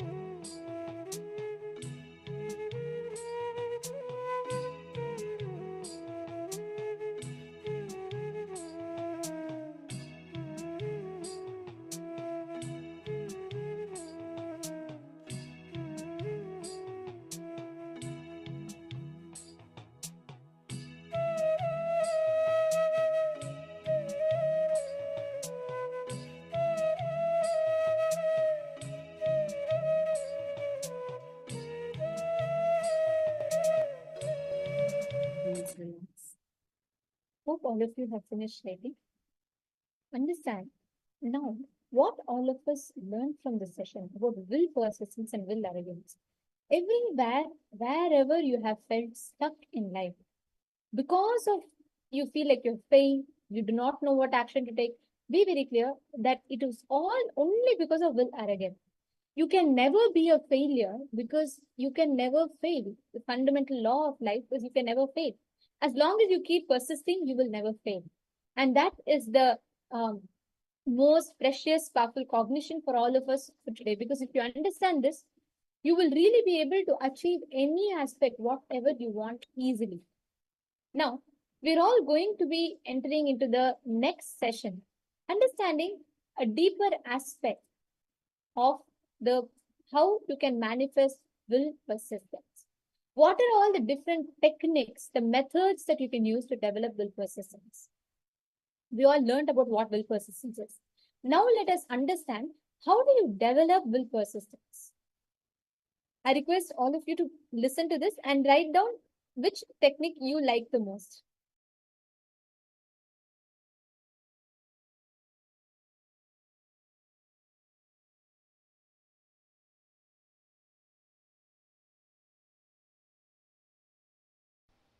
Listen. A restful awareness is the Vatavarana, atmosphere for third eye to flower.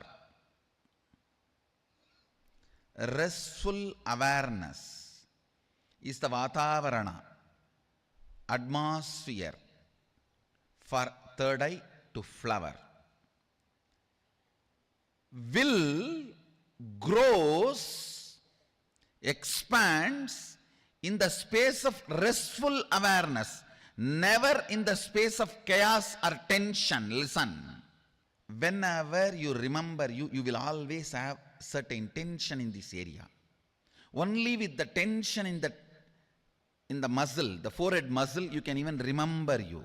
Consciously practice for next 48 hours to keep that area in a restful awareness. Remember, no tension there, no stress there, pure restful awareness, a cool breeze feeling, inside and outside, inside the skull, outside the skull, cool breeze feeling, not hot clay.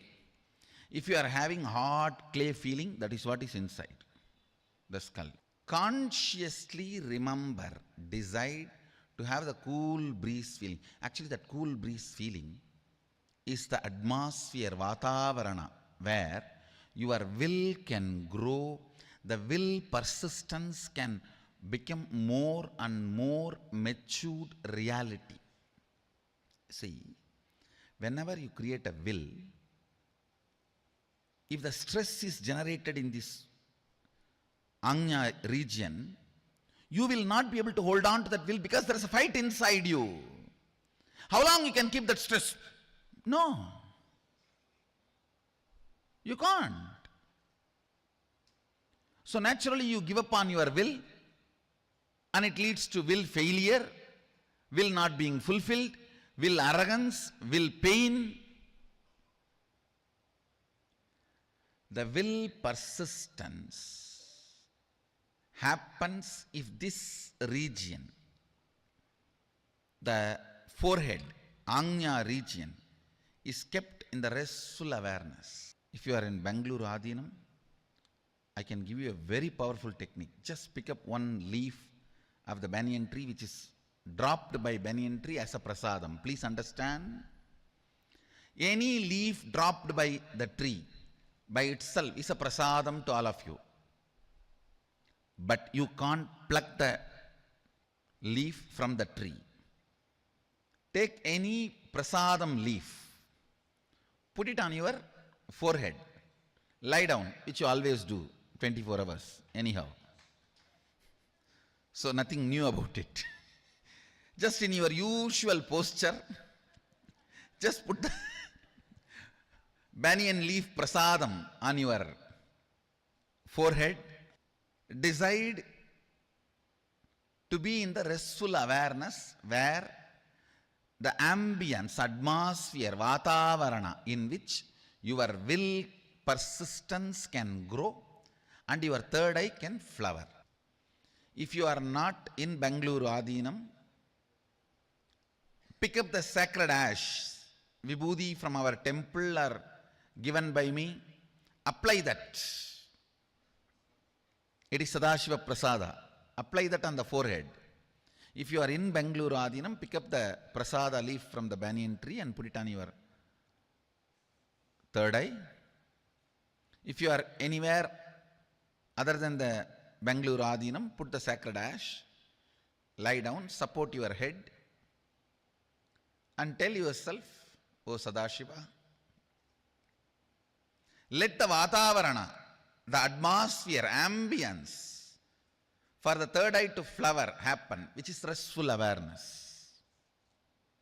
This whole muscle, this forehead muscle, should be completely relaxed. Whether you are awake or asleep, no matter, it doesn't matter. This area need to be relaxed.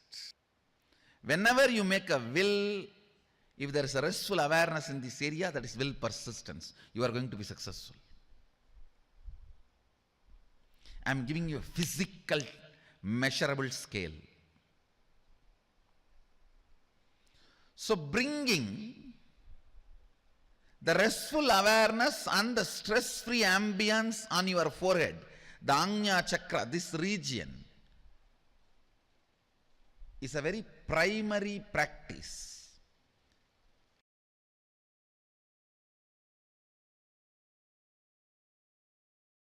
One of the most important thing happens to you when you raise yourself in the vertical time zone. Your will persistence is tested. Understand? I'm telling you. Nothing else is needed other than will persistence. Your fundamental existence will be shaken through doubts. Again and again, Agamas tell, again and again Paramashiva will test. Understand? Not only you are tested, even I am tested. Even incarnations are tested. See, I am tested in a different way. My commitment to Paramashiva is not tested because that is given. Yes, himself has come as my guru and initiated me and given me the taste of him. So my commitment to him is not questioned. That is not tested. But my commitment to all of you is tested. I think by the grace of Paramashiva, I am successful. Understand? Will persistence is tested. Will persistence is tested. Nothing else is required if you stand with will persistence. Understand? As long as you are treated beautifully and everything goes well, if you have faith in life and higher principles, that is not something great.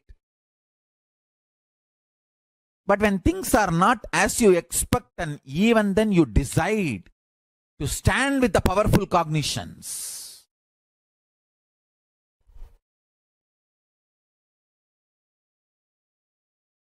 then Paramashiva showers on you. The will persistence is tested. Understand?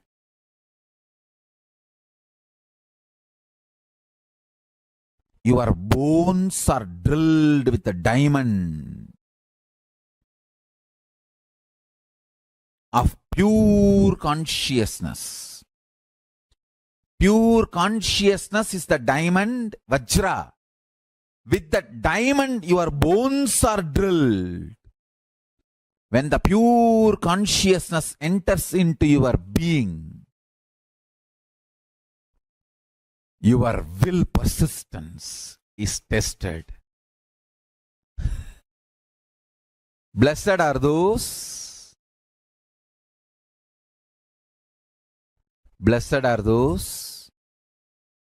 who carry the powerful cognitions as the core of their life. Understand? Stand with powerful cognitions not for any benefit, but because it is truth. This is the powerful cognition. Today I want all of you to meditate. Bliss is the material out of which will persistence is made. Be more and more blissful, you will have more and more will persistence. Work on your bliss, you will develop will persistence automatically. Will persistence will be side effect if you work on your bliss. Please listen. Bliss is the source material out of which will persistence is made. The quantity and intensity of the bliss you have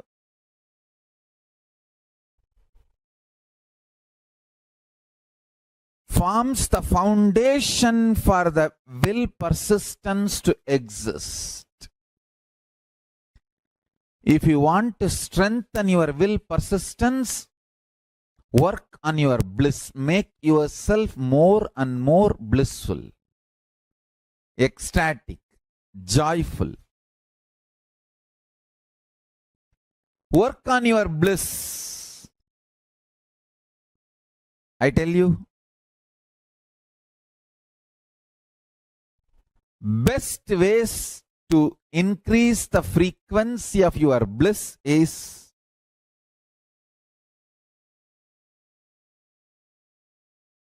detoxing your body, unclutching,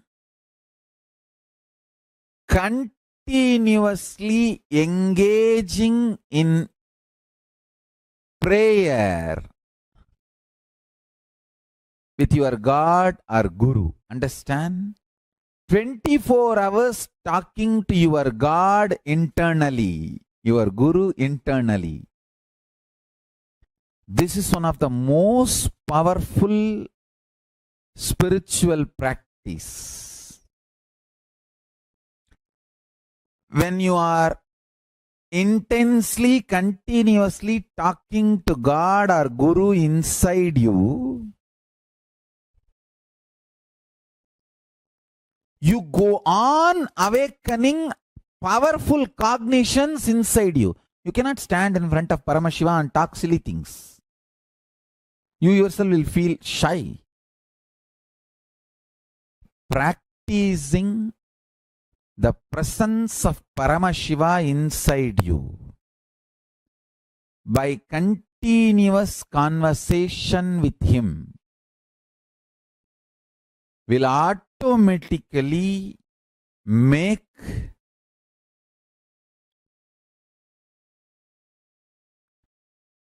you being stable in very powerful cognitions. I tell you, power manifestation is nothing but the simple science of developing continuous feeling connection and conversation with Paramashiva. That's it.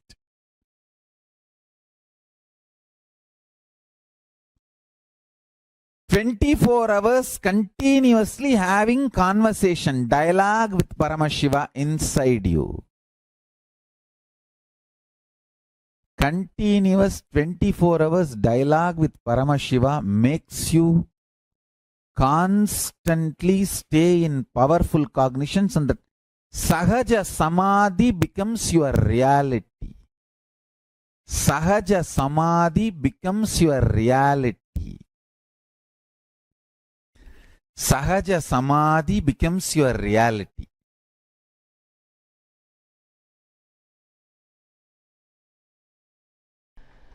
Will persistence need to be tested but never denied.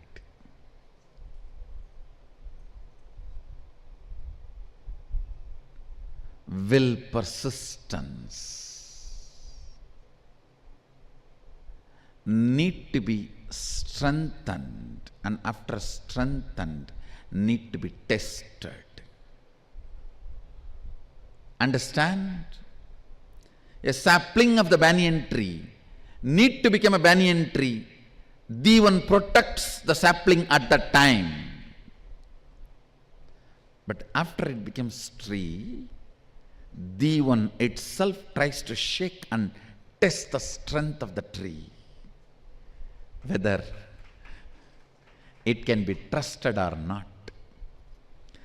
The one who protects when it was sapling only tries to shake and test when it has grown into a full-fledged tree. The one has a purpose to test your will persistence, but is not interested in denying you. Understand, till the last moment you are into Sadashivoham, you will be tested. The one will be supporting when your will persistence is growing. The same the one will be testing your will persistence when it is grown. The Devan's job is growing and testing both.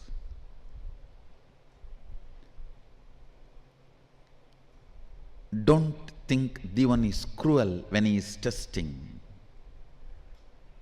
He is as compassionate as he was protecting.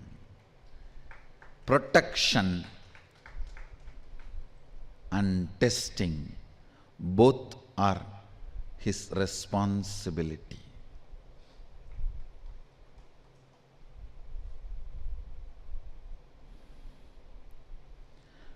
Growing your will persistence is enriching quality. Protecting your will persistence is authenticity. Testing your will persistence is responsibility. Giving you without denying is integrity. Understand? Yes. You will all be supported whenever your will persistence is weak. You will all be tested when your will persistance is strong. If you are tested, understand, the good news is you are already in the category of will persistence strong.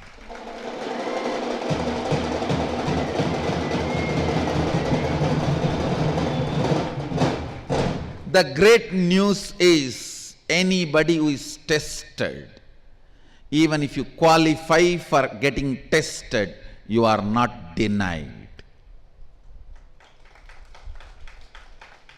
Even if you get qualified for getting tested, you are not denied. Because you are not in the system of trial and error, you are in the system of trial and success.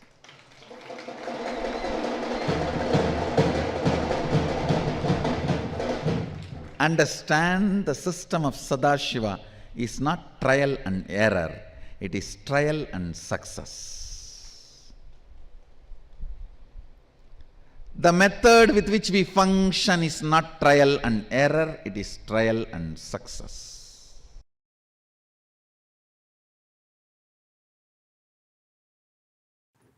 All the beings who feel aham, he exists in that. That is the only constant. Understand?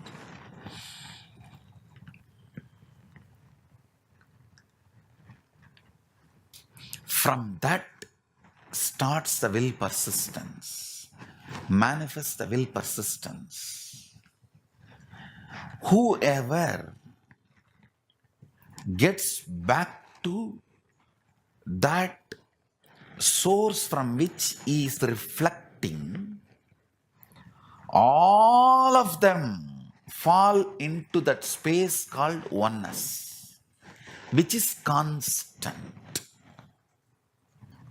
Paramashiva is equivalent to the will persistence decision to look at the source by the reflection.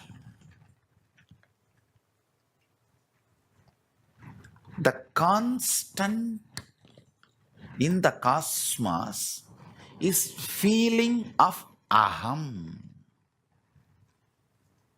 There is nothing in the cosmos which does not feel the aham, including stone, stavara, jangama, everything feels the existence of aham.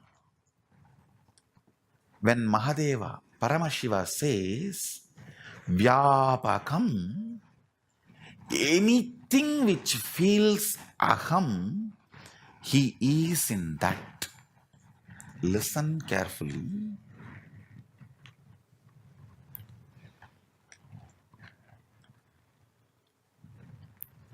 Length, breadth, depth, time, space.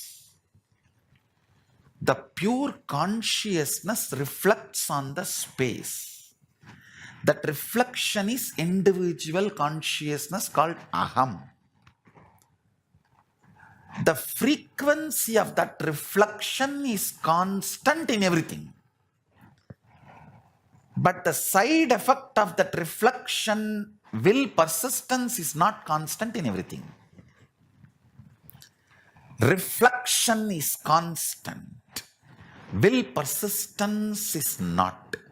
So based on your will persistence, if you remember the constant in you, which is your Chidambara, where the cosmic reflection Paramashiva, cosmic source Paramashiva is dancing in your pure heart Anandagandha, your inner space. Listen, cosmic Paramashiva is like a sun.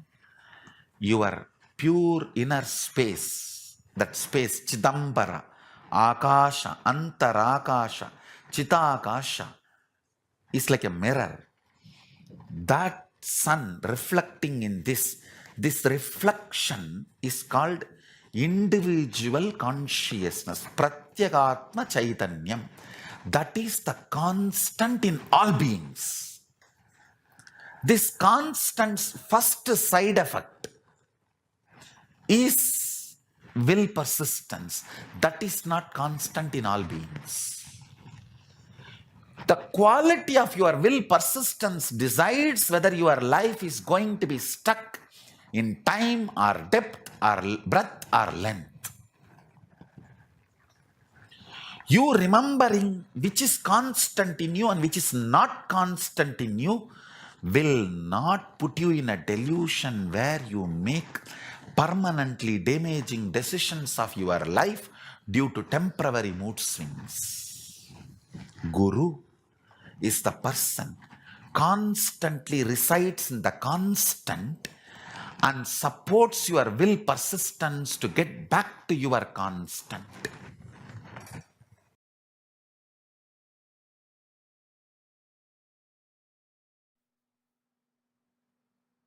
Listen.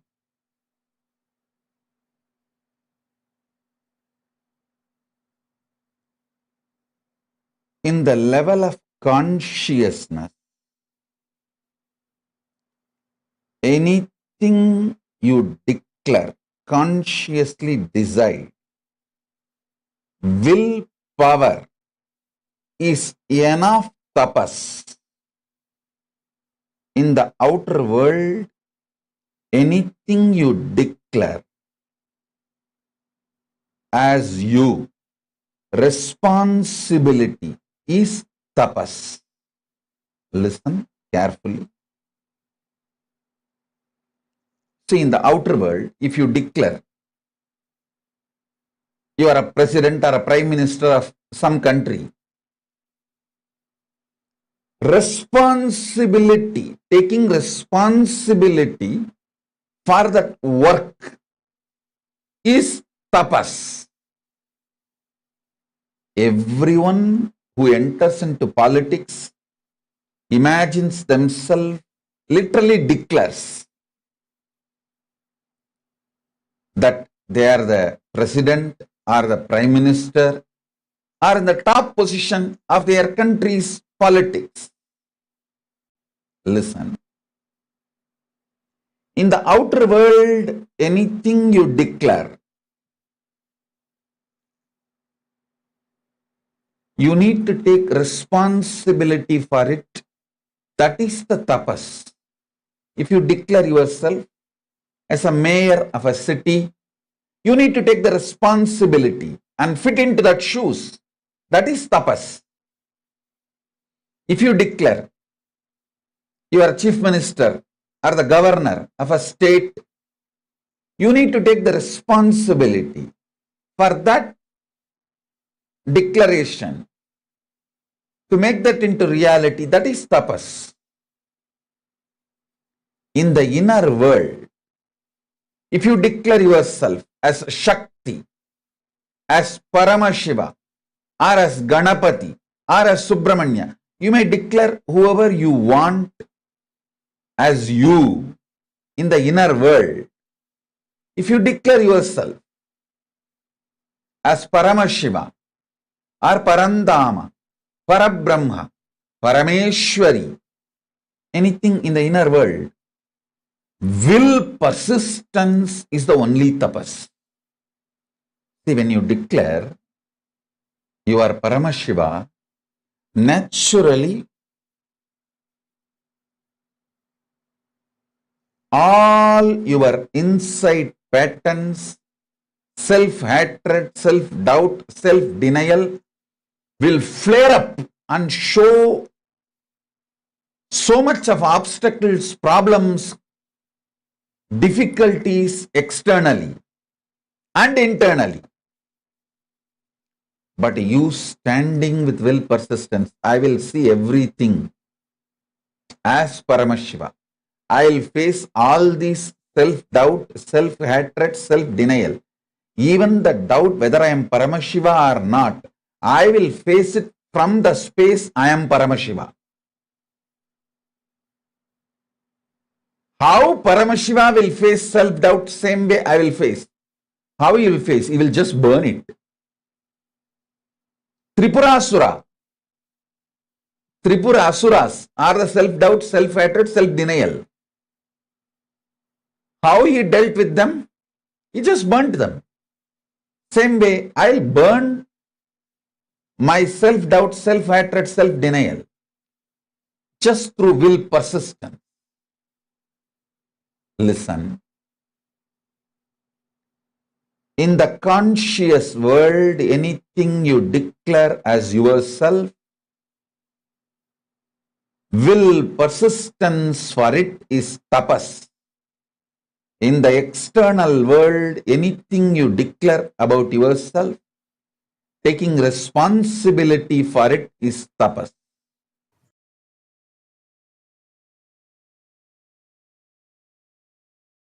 And it is possible for you. Because fortunately, Paramashiva, Mahadeva, has given the will persistence to all of us. Simple technique I will give you. Constantly listen to the satsangs related to integrity. Spend time in Enlighten app. Continuously listen to the thought currents and ideas about integrity from multi-dimensional. I've explained integrity at least from 108 various dimensions. Why integrity is important power you need to manifest. whether in the relationship angle, your health angle, or your life angle, your social, economical, spiritual, health, wealth, in every angle. Spend time on integrity satsangs. You will understand you are given will persistence by Paramashiva, and you decide not to believe you have will persistence, because if you know you have will persistence, you can change. You have the responsibility to change. You don't want that. You only want to blame somebody. You only want to find a reason for your failures. You are not interested in success. That is the problem. If you practice integrity, you will understand, oh God, you will catch the blind spot. Then you will decide to be successful, and you will take the responsibility to be successful. Whole thing is too easy. Understand that.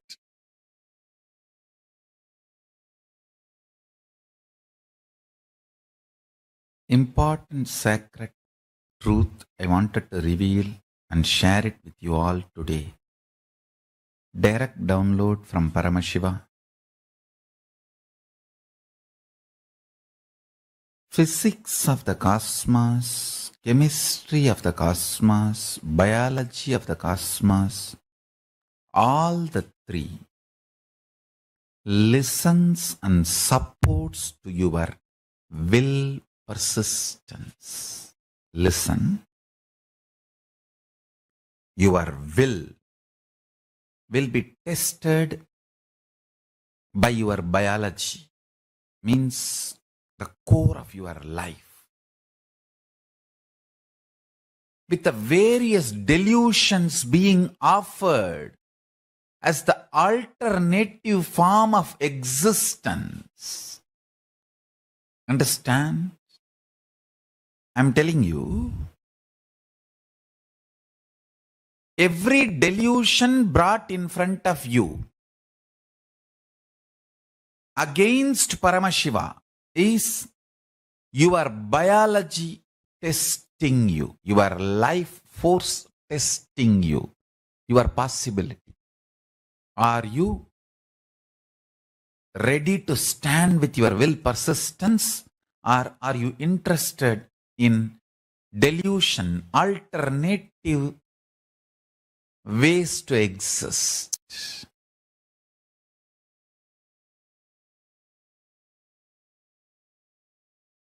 It's only for the people with will persistence.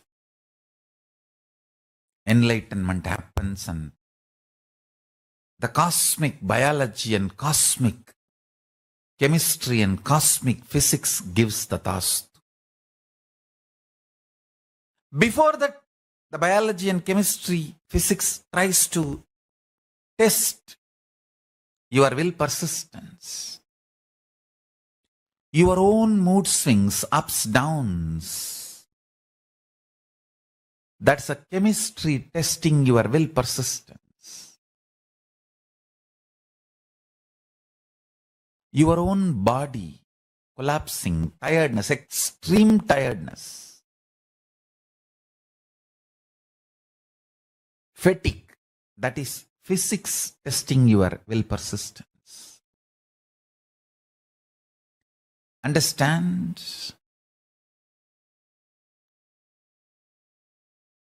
Even for a small delusion, use Brahmastra to destroy it.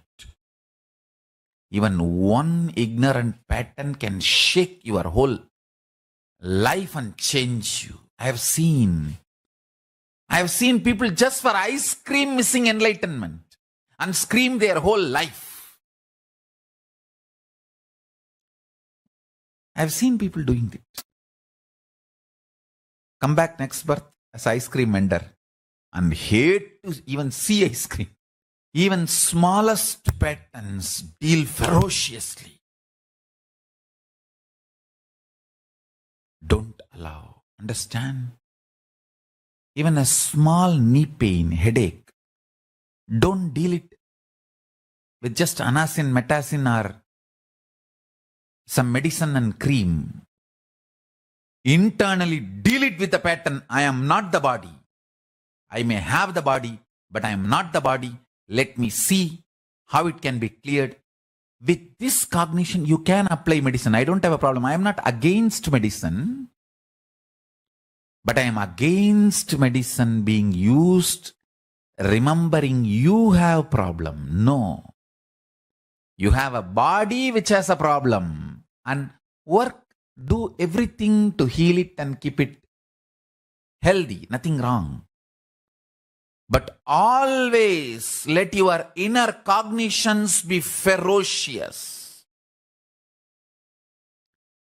Hindu is a man who operates only from powerful cognitions.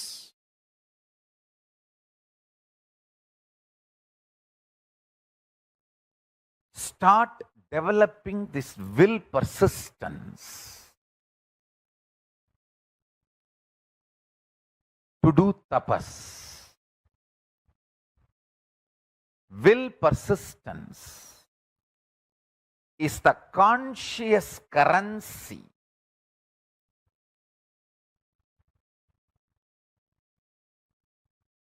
every child develops.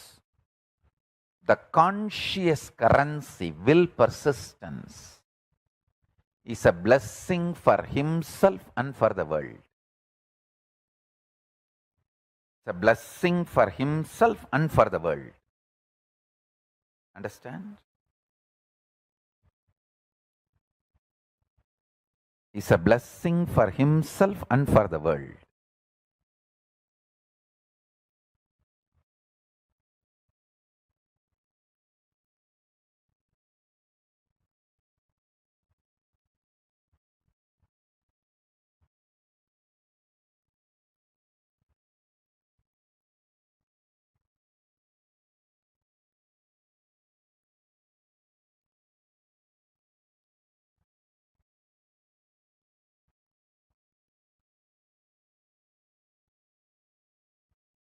Every child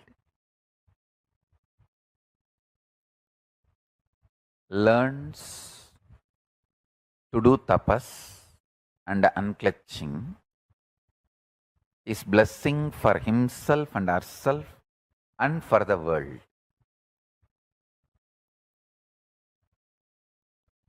I want all my kids, my sons and daughters,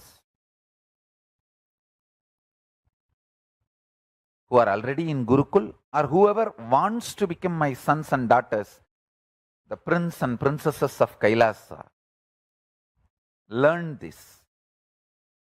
Extend your will persistence just for 2.5 days, that's all. See, anything you declare. For example, you declare, I will not move from this place till I realize this powerful cognition and manifest powers. That ability, that strength, will persistence. If it stays in your body for 2.5 days, you are my crown prince and crown princess. If you can sit for 2.5 days with any will persistence, not only you will manifest that power, see, our muscle memory, biomemory,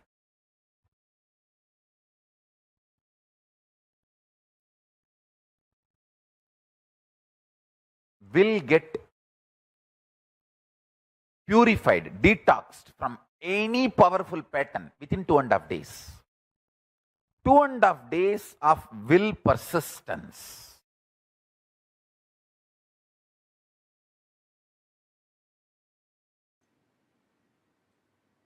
Let's have a conscious breakthrough, recognizing this as your purpose. The moment you recognize this as your purpose, conscious breakthrough starts. The superconscious breakthrough starts. Decide to recognize this as your purpose. Do not wait for your mind to be convinced. Listen. If you are waiting for your mind to convince, and you want to start the journey, you are waiting for the waves to settle down to take bath in the ocean. if you are waiting for your mind to be convinced to have a conscious breakthrough, you are not going to achieve it. You just have to take a step and break from the mind. That is what is conscious breakthrough. Now, if you are waiting for your consciousness to be convinced, this is your purpose. Manifesting Sadashiva is your purpose. Your consciousness is never going to be convinced or giving you permission. You decide and understand this is my purpose and have a breakthrough. That breakthrough is what I call will persistence. That breakthrough is what I call will persistence. With will persistence, decide manifesting Sadashivatva. Manifesting Sadashiva is my life. Becoming Sadashiva is my purpose. Do not wait for your mind or consciousness to be convinced. If you are waiting for that, it is never going to happen. With your will persistence, decide to enter into Sadashivatva.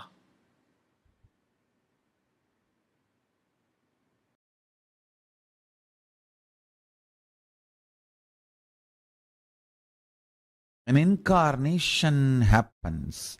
Incarnation happens to make the human being's DNA understand the conscious selection is possible and it is good.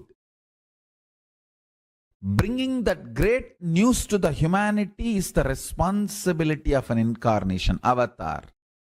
Avatars happen for this vision. Listen carefully. For your DNA to choose consciousness and will persistence as a way for evolution, to do the conscious selection, your DNA need to be introduced to its higher possibility. If your DNA decides to do conscious selection and decides to evolve its DNA through the mutation, through will persistence, where it is going to land, what it is going to achieve, your DNA need to be told about the end result. That is why an incarnation happens to inspire your DNA to go through the conscious selection process. Understand? I wanted to tell you one more thing. I have always seen, whenever I claim or declare my spiritual authority, statements like I am Paramashiva, I am Kalabhairava, I am Kali, or any of these kind of statements, I have always seen invariably 100% beings who listen to this directly or through digitally or any way, their DNA first experience it goes through is wondering. Wow. Then, if the DNA decides to go through the conscious selection process with will persistence, convinced about the possibility, it becomes devotion. That wondering becomes devotion. Lifestyle of Paramashiva. Lifestyle of Paramashiva. Charya Pada of Paramashiva in Kailasa. Kailasa provides you the right ambience, knowledge, support system. Kailasa is nothing but a beautiful spiritual enlightenment ecosystem, support system for you to have conscious selection as your DNA mutation process and through will persistence achieving superconscious breakthrough. Your body, mind, muscle memory, biomemory, DNA, everything gets integrated to manifest the state, space, powers, being and superconsciousness of Paramashiva.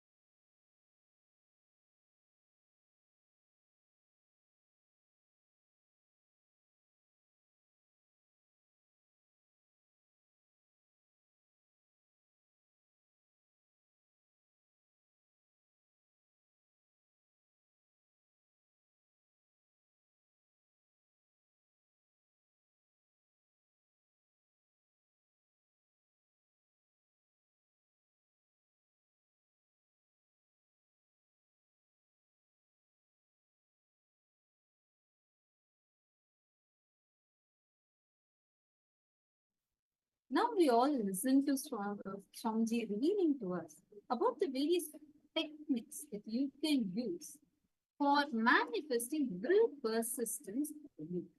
And which amongst these was your favorite technique? Can I request all of you to please share? Which of these was your favorite technique? What did you really click with the most?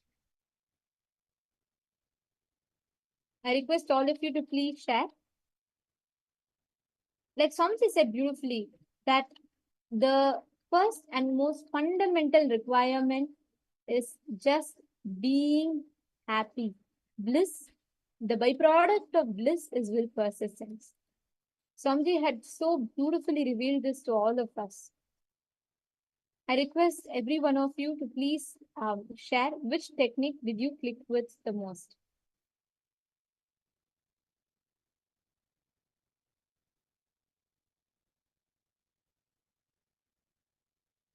Now, using each of these techniques, you will see, first and foremost thing, remember, like Swamiji revealed, will persistence will never be rejected. Your persistence may be tested, but never rejected.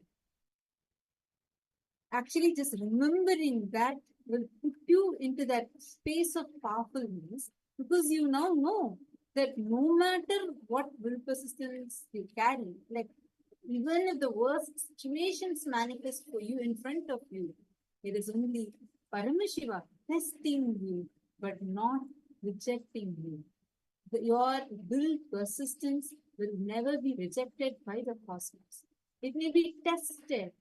You may face the situations in such a manner that can test your will persistence.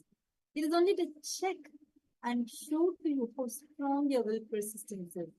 So decide, actually just that one powerful cognition will help you tremendously to understand how this powerful cognition about what you are having as will persistence is never ever rejected by Paramashiva. It will give you tremendous powerful that when situations happen, the way probably you do not want, some things that you do not like, even that will only make you feel so powerful. You will feel, okay, even this is only testing me. He's never going to reject my will persistence ever. Now, let us all sit and go through the various different techniques Swamiji has revealed to us about how you can be in will persistence. Start with continuously listening to the thought currents and ideas you have about integrity. Decide to recognize superconscious breakthrough as your purpose. Do not wait for your mind to get convinced. You take a strong decision. You will understand you are given will persistence by Paramashiva, and you decide not to believe anything else, any other narrative inside of you. The problem, why we face this issue, why we face that we are having this ups and downs in our life, why we face that imbalance, is because we decide, okay, I'm not going to believe this will persistence is going to work for me. This is not going to work for me. We just look for an external situation or either an object or a person situation to put the blame on, and not to take responsibility for us to achieve what we want. This is the exact thing Swamiji revealed, right? So now let us identify that inside us. The moment you decide, I am going to have will persistence, I'm ready to take responsibility for having that will persistence, suddenly your situation, the problems will get solved. If you practice integrity, you will understand, oh wow, this is my blind spot. Let me catch this blind spot. You will decide to be successful. You will take the responsibility to be successful, and the whole thing is just too easy. Now, getting you to integrity means two things. One, you declaring from this moment, I'll maintain my word as my life. The words I express to others, the words I cherish inside. This is for the future. Now, the past declarations, the decalcification needs to be done. That needs to be clean. The detoxification needs to be done. That can only be done by you remembering all the lies that you have uttered, whichever you are able to remember. Sit, write that down, and complete it. Now we are going to give you all a few minutes. Look into your life and list down all the words, promises, the commitments that you have given to others, the lies you have told, and the commitments you have given to yourself or others, but you have not been able to fulfill. Sit and please remember. Okay. Ma Alexandra, Ma Lata, have all of you understood? Ma Kamadahana, Ma Waving Zoo, Ma Sylvia. Can I request all of you to be on camera and please share how many of you are understanding this so far?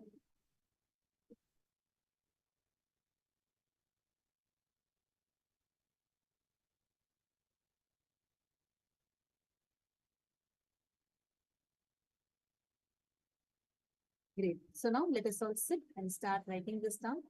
Look into your life and start penning down. For example, let's say that knowing clearly that you're not going to be able to make it to your friend's party, but you just like to give a word saying, no, I'm going to be there.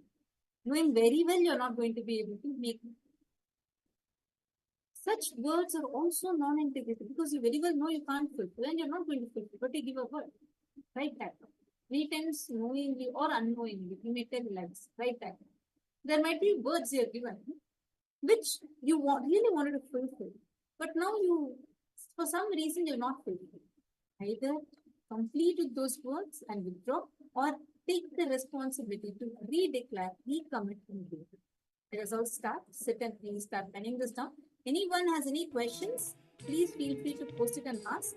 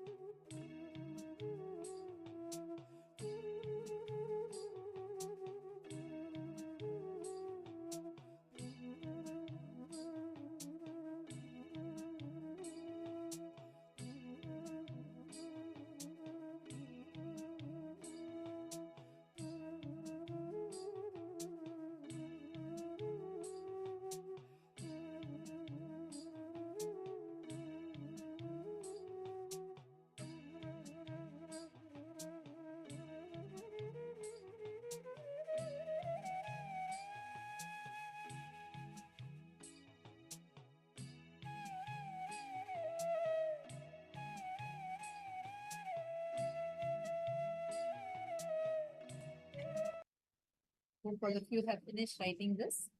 How many of you have written this? Now, once you have seen this, whereon you have given the words and you did not fulfill, and if you've written this, please write, please post yes in the chat. How many of you finished writing this?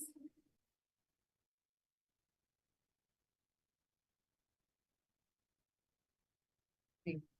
Can I request everyone to be on camera? Ma Norma, do come on camera. And Ma Ratna Prabha, Ma Lata, please do come on camera. Did all of you understand this so far? Great. Thank you, Ma Sylvia, Alexandra. Great. Listen carefully now.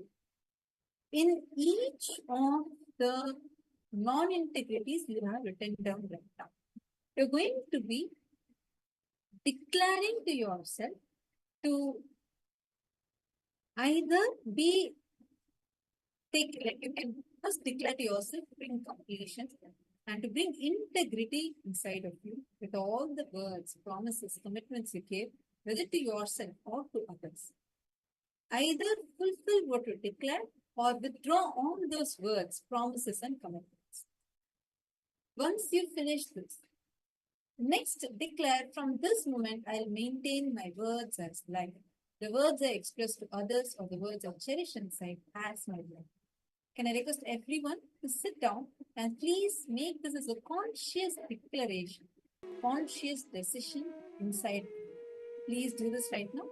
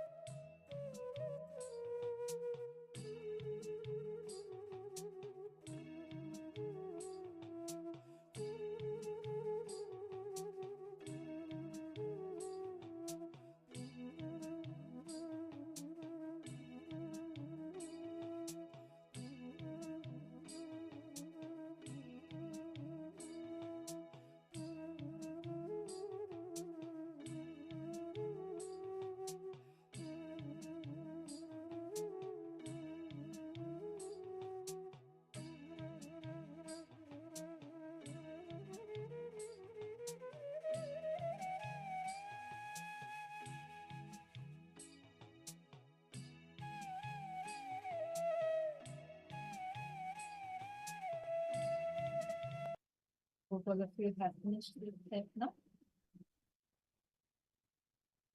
Now, with the same powerful combination inside, let us all move into power manifestation. See, holding on to this commitment that you have given for yourself, saying clearly, okay, from now, let me be in integrity. Let me have this as my very cognition. Now, with this powerful cognition, declaration, and commitment that you've given to yourself, let us start manifesting powers. Are all of you ready? Wonderful. Ma Alexandra has posted, giving conscious commitment to myself to be in integrity and completion. I consciously declare from this moment I'll maintain my words as my life. The words I express to others are the words I cherish inside. Wonderful. What about all others? Okay, see yes in a few chats. I request all of you to post it as a strong declaration for yourself. And if any of you are finding it difficult, like you have some doubts, like certain situations where you feel that you may not be able to do it, feel free to post it here. Or any doubts, self-doubts that you have, feel free to post those here and ask.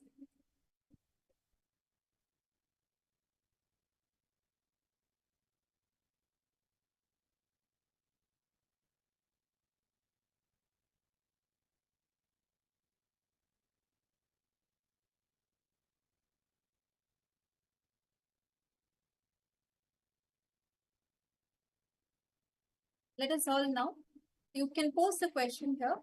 And now, meanwhile, let us enter into power manifestation. Sitting with this integrity inside you, the strong declaration, clearly visualize as if there is rain happening, like whether you want to change the temperature or bring rain. In whichever place you've chosen, start visualizing, clearly visualize that it has already started happening. First, visualize that clearly and then sit with that visualization and declare. You will see how the Paramashivoham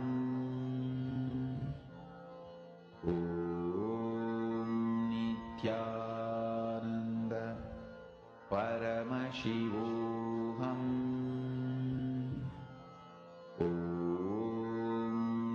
Nityananda Paramashivoham Nityananda Paramashivoham Nityananda Paramashivoham Nityananda Paramashivoham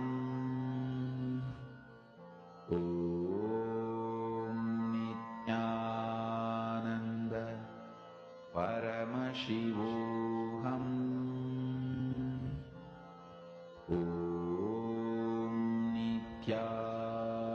Nityananda Paramashivoham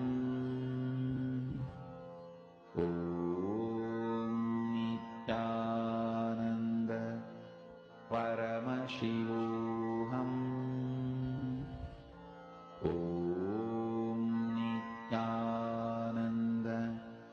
Nityananda Paramashivoham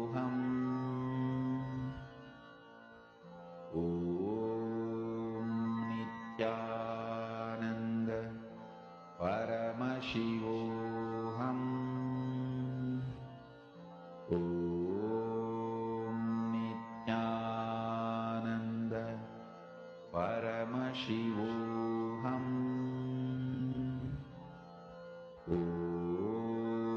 Nityananda Paramashivoham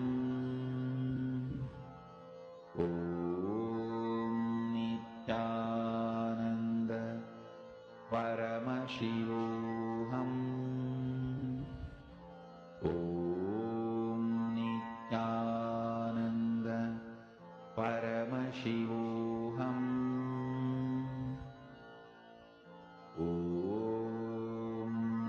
Nityananda Paramashivoham Nityananda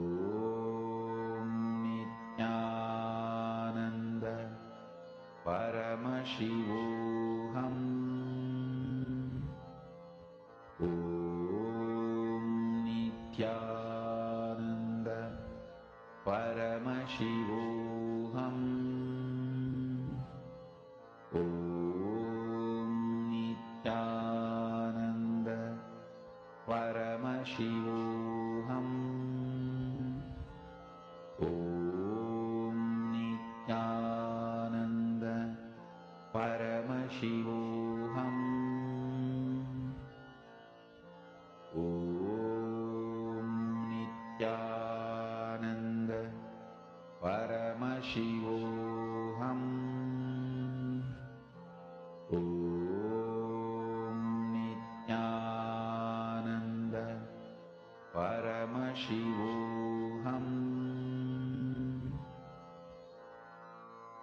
Mahamahavagya, spiritual lullaby for samadhi, and Suprabhatam, wake up call, wake up song for Paramashiva. This Mahamahavagya is spiritual lullaby for you to fall into samadhi. Suprabhatam, wake up song for Paramashiva.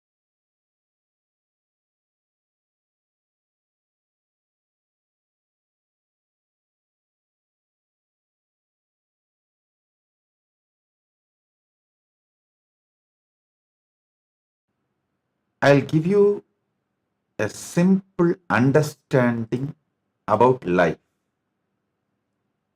Continuously, all over the world, in almost all religions, all philosophies, this one question is everything happening is predestined, or everything happening is out of free will? This question, all philosophies try to analyze this question, whether it is Hinduism and different branches of Hinduism,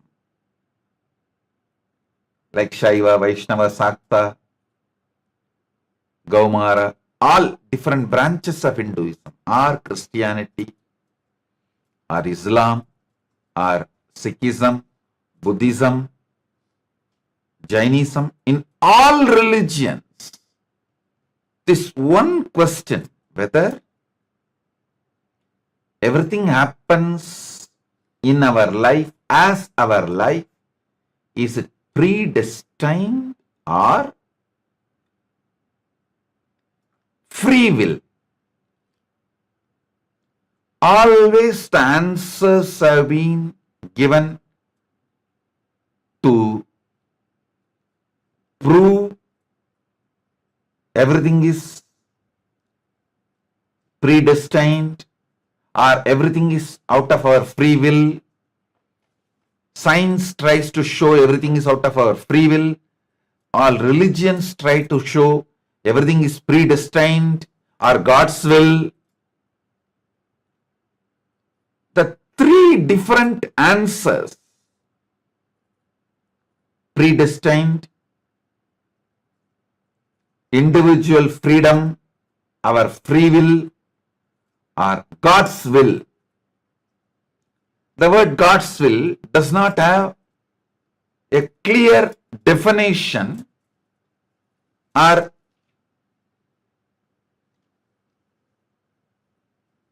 ability to establish that there is a clear God's will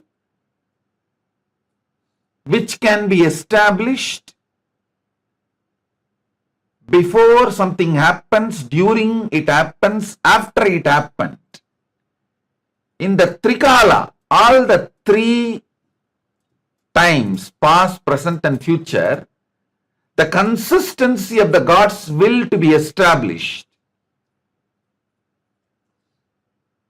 No tradition is able to give substantiating or very clear, strong, powerful answer. Listen. This question is intense. So if you sincerely listen, this big load, incompletion, doubt you are carrying about life can be cleared. This doubt, is everything happening in my life predestined, or God's will, or my free will? If this question is understood, if this doubt is cleared, all your self-doubt will be destroyed. Literally 99% of your problems will be solved.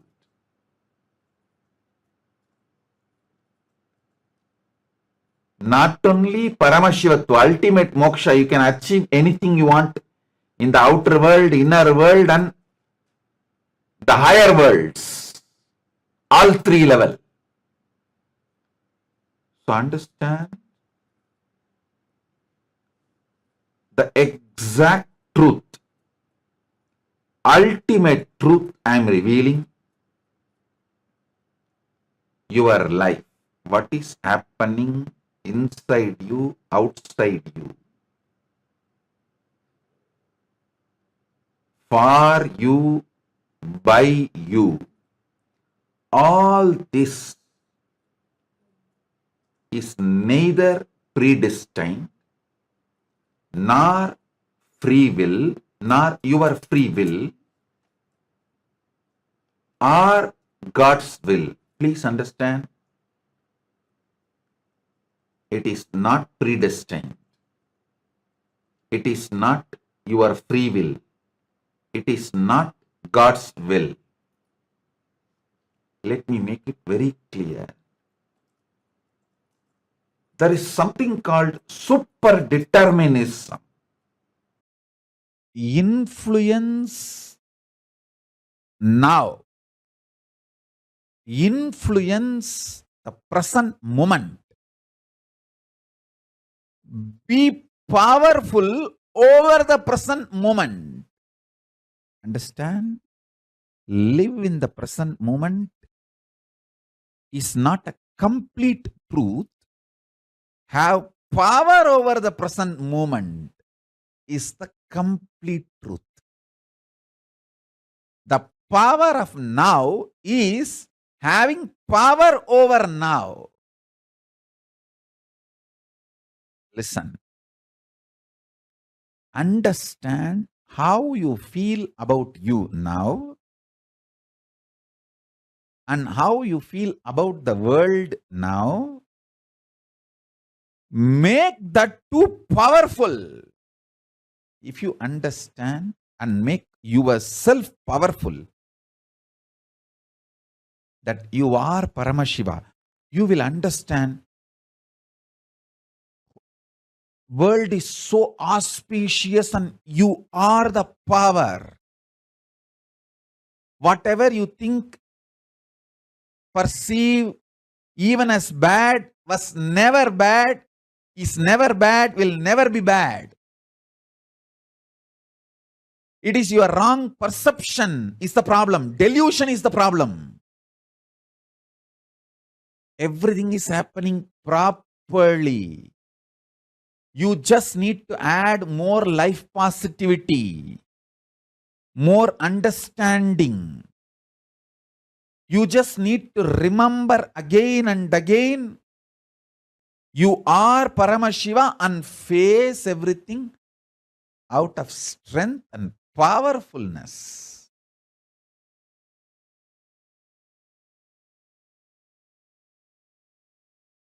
Now, the next truth. Listen.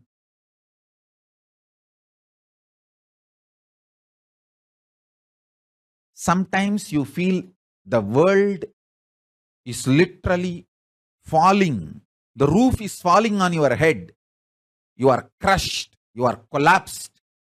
the world is just sky is falling over your head. That is what is reality, and you perceive that as a reality about world, and that reality, that perception about the reality collapses your perception about yourself, and you collapse. That is what you call everything is determined, fate, nothing can be done. Sometimes you feel, wow, what I want is happening. So your perception about the world is what I want is happening. And the reality, what I want is happening. Oh, then everything is free will. We have full freedom. Listen, both are of understanding. Determination or free will, both are of understanding. Sometimes when things happen as you want, you feel, oh, life is free will. Sometimes when you feel things are not happening as you want and the roof is collapsing, crashing on your head, and you feel everything is predetermined. Now understand this truth.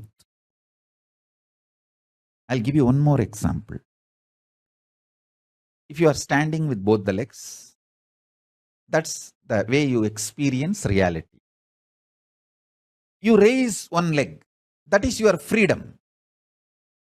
After that, you cannot raise the other leg also. That is determination. So understand, the choices you already made are binding your future freedom possibilities. The choices you already made are binding your future possibilities. This is when you feel whether life is free will or predetermined. When you perceive the happenings of your life is against your will and collapse inside you, the way you perceive the world very negatively, and collapse your own identity about you and lose trust on you. When this happens, whether you made earlier some choices or not, you will feel bound. You will feel life is predetermined. There is no free will. Life is unfair, injustice, adharma. It is all just might is right. People who have power, they grab everything. Nothing is right. It's all chaos. There is no order. And at some moment, when things happen as you want in the outer world, and your perception about the world is little better, you feel, free will is life. There is a possibility. I can recreate, rebuild. Life has some hope. But please understand, both are of truth. Why even the idea of free will is of truth? Because you feel relieved, hope, because of outer world happening. But the real truth is, if you decide to cognize the truth, you are Paramashiva, Paramatma, ultimate powerfulness, subjectively about you. From that subjective truth, if you understand your perception about the world and impact the world, that is called super-determinism. Understand? whether life is predetermined or free will, the super-determinism is the truth. Answer for the question whether life is free will or predetermined is life is super-determinism. Neither predetermined nor free will. It is super-determinism. Understand? Empowering yourself with the truth, reality. You are Paramashiva. You are the ultimate Paramatma. And from that truth, reality, making your perception about life, and with that strength of your subjective truth about yourself and your subjective experience about the world, impacting the world, the reality is super-determinism. This is the real way of existing. This is what I call freedom. Freedom is not choices. Freedom is manifesting the reality you want to manifest. Listen.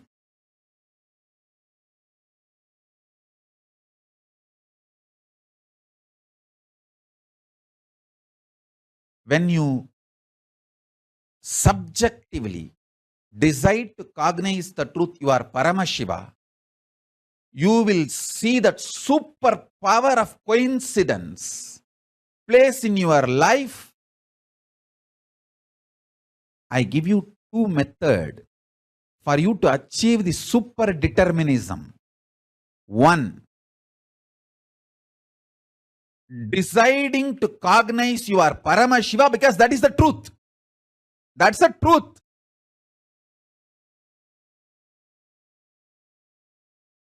And face your inner space, your perception about life and the life reality itself.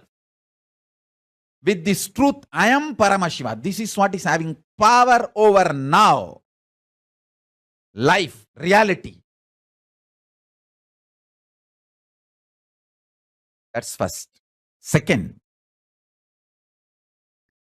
always tell everything to your Atmamurti. You can pray, you can cry, you can express your frustration, you can express your joy, you can express your gratitude, you can even fight. Do everything with your Atmalinga and Atmamurti. Everything. Continuously talking to your Atmalinga and Atmamurti will give you the power to manifest what you want. Shakti. And Buddhi to change wherever you need to change. Above all, Bhakti. The romantic existence with cosmos. You will get all three. Constantly talk to Atmalinga and Atmamurti. Listen. Take these two as the method to achieve super determinism. One,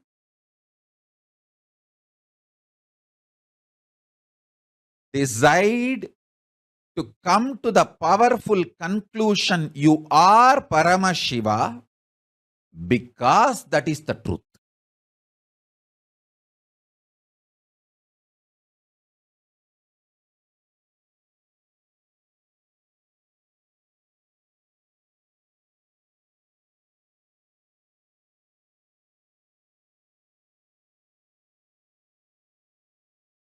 Om Paramashivoham.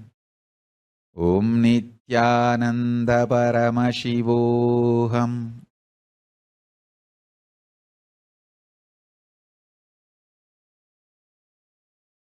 Second, continuously talk to Atmalinga or Atmamurti. You can offer your prayers, you can talk even casual things, you can express your love, gratitude, even anger, you can fight, you can express your frustration, you can do anything you want.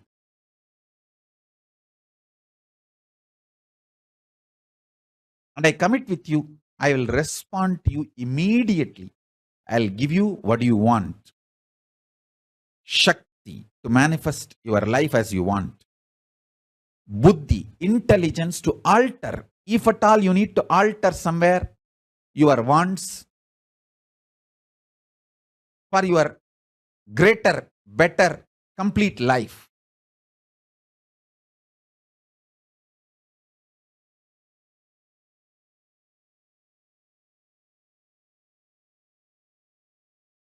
And above all, bhakti, a life positive, joyful connection with life, reality, cosmos, with everything, with yourself, with world, with God, everything. And yukti, method to live enlightenment.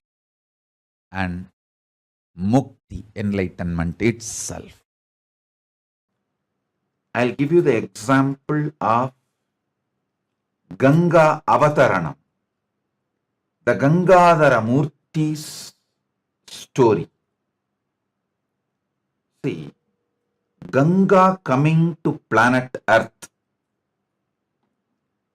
and washing away the sins of Bhagirath's ancestors. Is it predestined? Is it His will? Is it God's will? If you analyze, the answer is no. It is neither predestined nor God's will, nor the free will of Bhagiratha. It is super-determinism of Bhagiratha. Even after Paramashiva received Ganga and released Ganga, even after Paramashiva released Ganga, it was not happening. Jannu Maharshi just swallowed the whole Ganga, because when she was flowing, it seems she disturbed Jannu Maharshi's tapas. He just swallowed the whole Ganga. Is it individual will of Bhagiratha? No. Because he needed to do tapas to Brahma and receive his blessings to release Ganga. Then he needed to do tapas towards Paramashiva to hold Ganga on his head. Then he need to again do tapas to Paramashiva to release Ganga in a controlled way. The first dam built for a river is Shiva Jata. Shiva Jata is the first dam for river.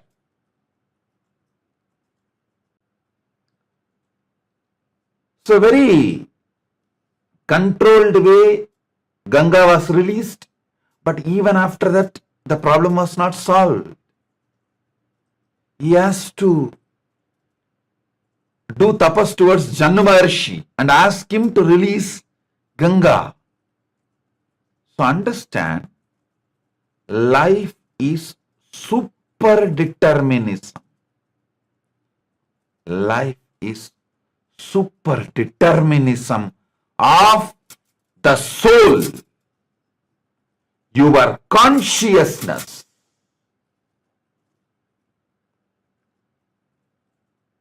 Life is super-determinism of your consciousness.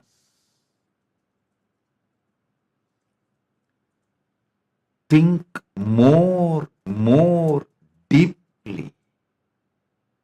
Meditate on this.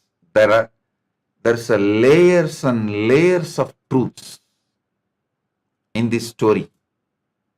There is layers and layers of truth in this story. First, Bhagirath decides to bring Ganga to liberate his forefathers from their karmas, sins, and give them moksha. Then, he doing tapas towards Brahma, Brahma releasing Ganga. Even after Ganga was released, she was rushing with such high energy and speed. All the vertical zones on her way from Brahmaloka, when she was coming, she was literally destroying all the vertical zones. So all the gods got terrorized. That whole Samasta Srishti, the whole creation, may be destroyed. The Mahapralaya may happen if Ganga lands from Satyaloka through all the vertical time zones, from Satyaloka to Tapoloka and all the vertical time zones. The frightened, terrorized Bhagiratha again starts tapas towards Paramashiva. And Paramashiva says, okay, all right. He receives the Ganga on his jata. That's a Gangadhara Murti. But then Ganga is stuck in his jata. Bhagirath needs Ganga to come to planet Earth so the ancestors of Bhagirath are liberated.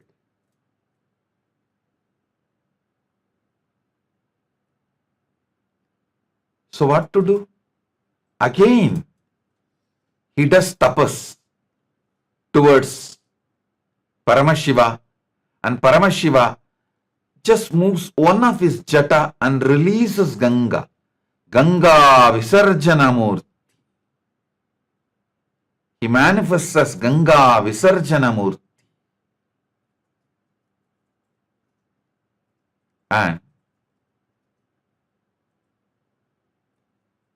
again, when she was coming to planet Earth, the way she was flowing, excited, from Maha Kailasa to this Bhuloka Kailasa, from Bhuloka Kailasa to Manasarovar, from Manasarovar towards the Bhumi, the Bharata Varsha. On the way, she knowingly or unknowingly disturbed the Jannu Maharishi's tapas. So Jannu Maharishi just swallowed her, drank the whole thing.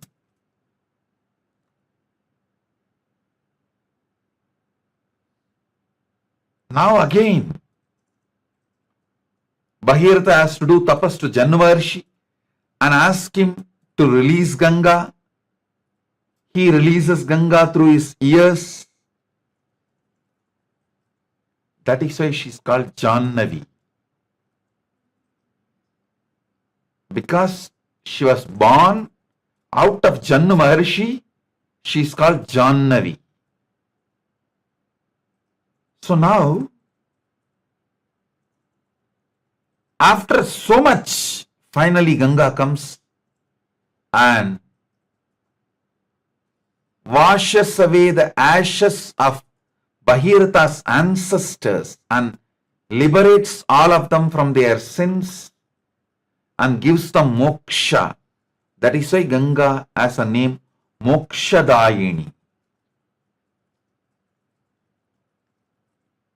In this whole story, I should not say story, it's a history of Ganga. Not story, history of Ganga.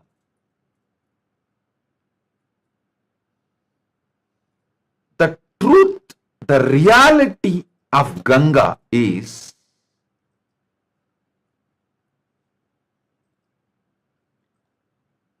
she did not happen because of destined, the predestination. No, she did not happen because of God's will. No.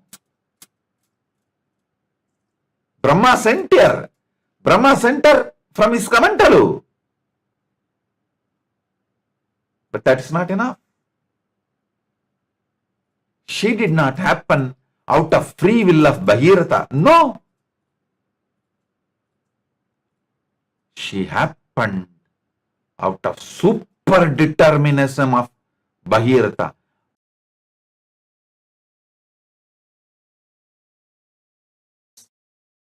The true experience is when you decide you are Paramashiva, you get power over the now, present. The power over the present gives you the liberation from all these four different theories, theologies, philosophies, rational arguments, ideas, concepts. You experience tremendous powerfulness subjectively. Because of that powerfulness subjectively, the state of Paramashiva, that's what I call state of Paramashiva. Your subjective experience about the object also powerfulness, Parameshwara. Understand? I want to express these three words. Your subjective experience of your subject, your subjective experience of the object, and the object, reality as it is. Understand these three words. Your subjective experience of your subject, yourself, your subjective experience of the object, world, and the world, the object itself. In these three, if you empower the subjective experience of your subject with truth, that truth makes your subjective experience of the object also powerful. When these two components of you becomes powerful, it impacts the object and makes what you want to manifest as life. This is the experiential reality of super-determinism. Everything else is a delusion, false. You cheating yourself, you deluding yourself with any kind of argument. No, what Swamiji says is the ultimate truth, but not for me now. Even that. Whether you are ready to understand or not, sun is going to shine and wind is going to blow. Everything is going to happen as it is. Super-determinism means empowering your subjective experience about you, your subject, with the truth you are Paramashiva. Paramashivatvamasi. You are Paramashiva. Empower your innermost subjective experience about yourself consciously. You are Paramashiva because that is the truth. And from that powerfulness, analyzing your subjective experience about the object world, understanding everything happened in your life is just to trigger this enlightenment in you, trigger this awakening in you. Even the grahas, there is no graha, bad graha. There is no time, bad time. Only to remind you about your great truth, the grahas act. When you don't want to be reminded to live the higher reality, then no other way, the grahas has to make you understand. All grahas focus on awakening you. They are all working sincerely for your inner awakening. Understand? Listen. Now listen to the next truth. See, whenever the objective reality impacts your subjective experience about the object and damages your subjective experience about the object, that damage, when it gets overloaded, impacts your subjective experience about the subject itself. That is what I call you gaslighting yourself. Nobody gaslights us. Understand? Nobody can gaslight unless we allow the gaslighting. Whether gaslighting or enlightening, it's your responsibility. You allowed gaslighting of the society, so allow my enlightening.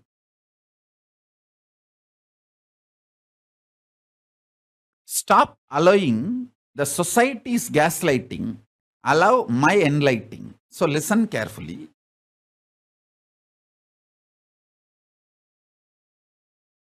Subjective experience of the object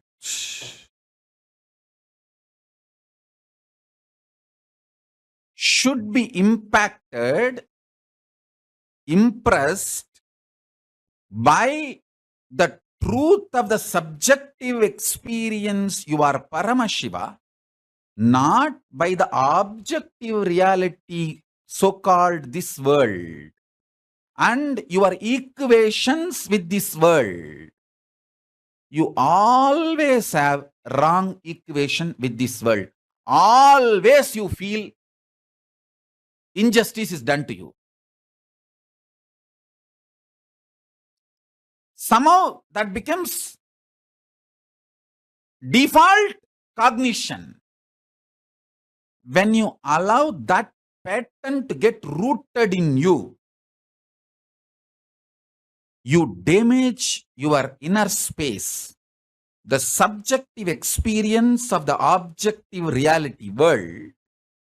When you damage your inner space, that damage impacts your experience about your self.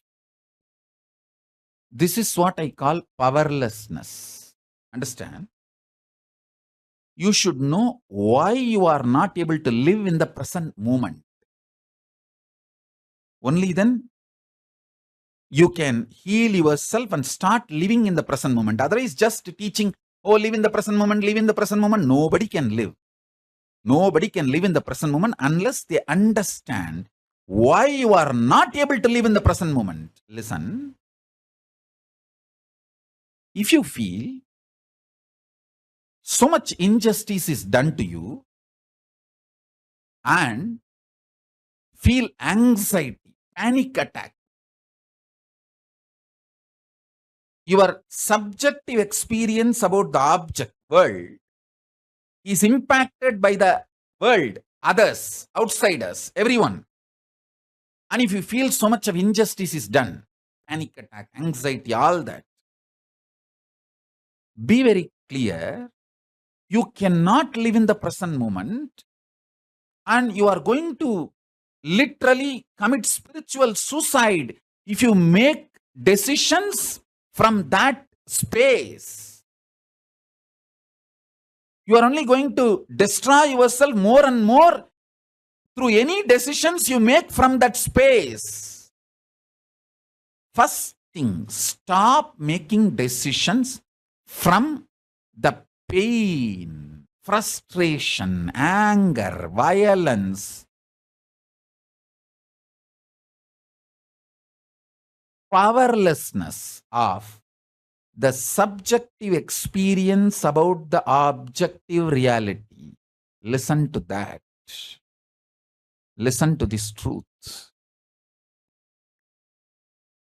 More and more decisions you make out of the painful inner space, deluded inner space, the inner space which is hurt by the outer world, the inner space which you allowed to be hurt by the outer world, with the idea there is injustice done to you, or the subjective reality impacted by the objective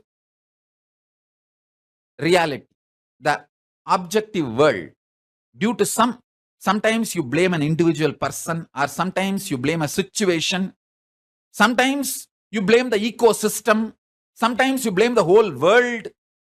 Whoever you may find, blame or not blame, sometimes you will even blame yourself. Even that is wrong. Blaming yourself is not something cute. No.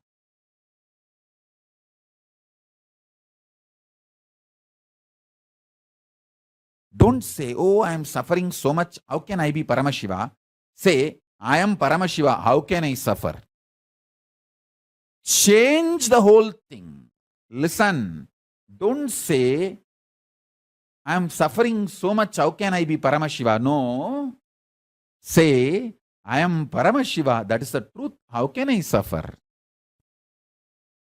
Let truth empower your experience about you and empower your experience about the object. Let the truth empower the subject's experience about subject, subject's experience about object, and object itself, all three. This is what I call super-determinism. There's a beautiful verse. The Guru's feet is samsaya rakshasa nasa mahastram. Samsaya, doubt, is described, equated as a rakshasa, demon, devil, Satan. Samsaya rakshasa nasa mahastram. Samsaya is rakshasa. It starts as a doubt, evolves as a hatred, ripes as denial. You suffer with 4 levels of doubts. SDHD, self-doubt, self-hatred, self-denial. LDHD, life-doubt, life-hatred, life-denial. GDHD, God-doubt, God-hatred, God-denial. And one more GDHD, Guru-doubt, Guru-hatred, Guru-denial. These 4 Rakshasas, SDHD, LDHD, GDHD, and GDHD2. All these 4 can be destroyed with this one understanding, one cognition. Sit, Even if it takes half an hour, contemplate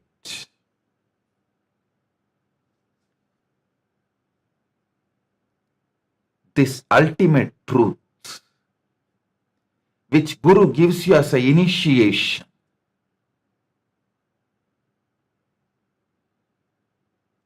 I am giving you this truth as initiation in the core foundation of the existence. You, your free will, individual soul, Jiva, God, the Ishvara, Shiva Sankalpa, and Jagat, the natural law of the universe, Jagat, all the three are established, rooted, centered in the same source of the existence. All these three are one and the same in the core. Cognize this, and from that cognition, manifest yourself. That is called super-determinism. In that super-determinism, all the three, individual will,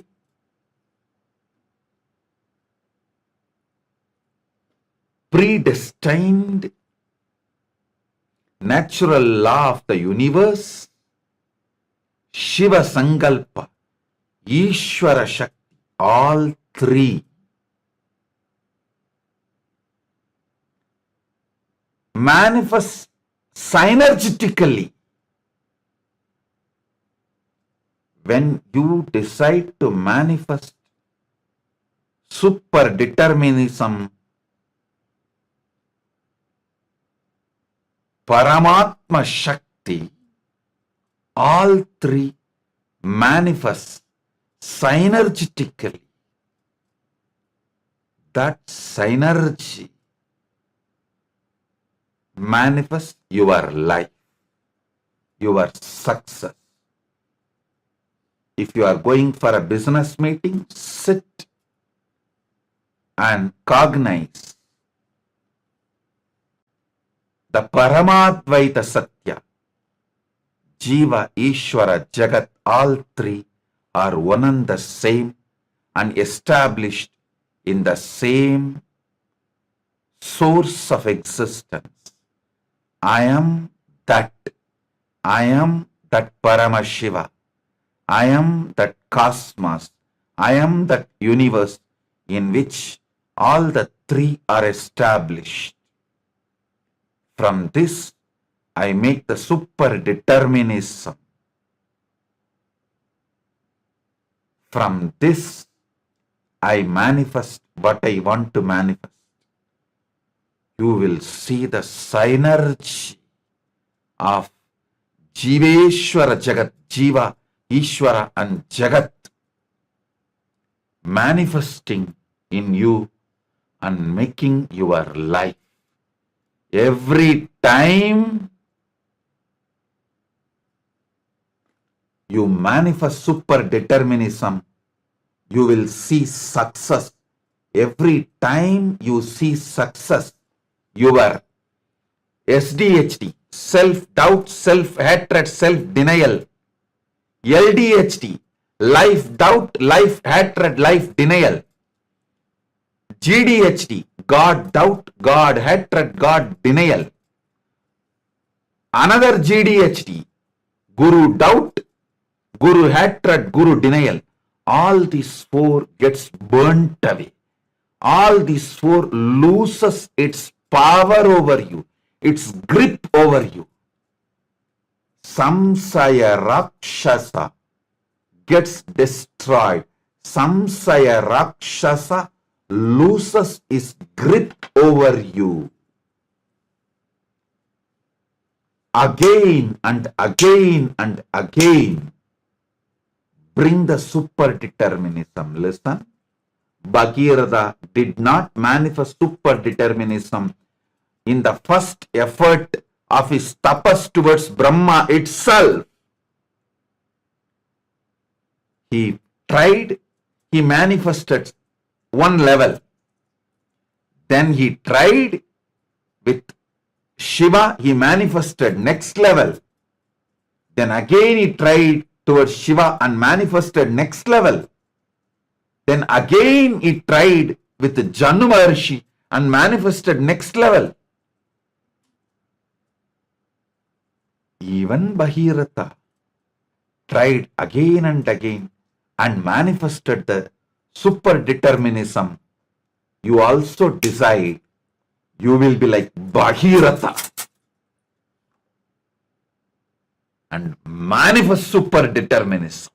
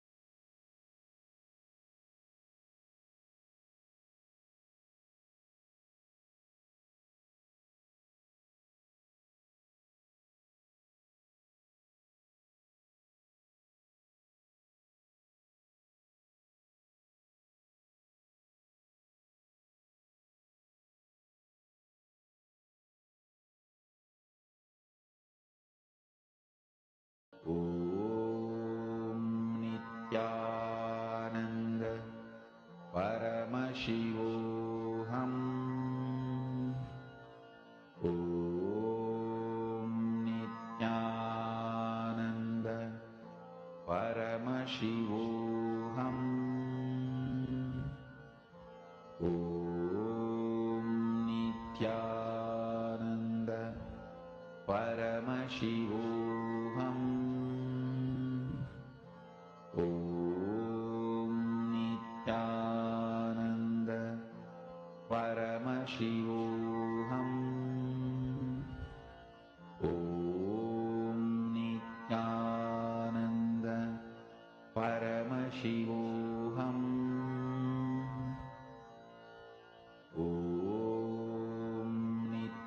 Nityananda Paramashivoham. Om Nityananda Paramashivoham. Om Nityananda Paramashivoham. Om Nityananda Paramashivoham. Om Nityananda Paramashivoham. Om Nityananda Paramashivoham. Om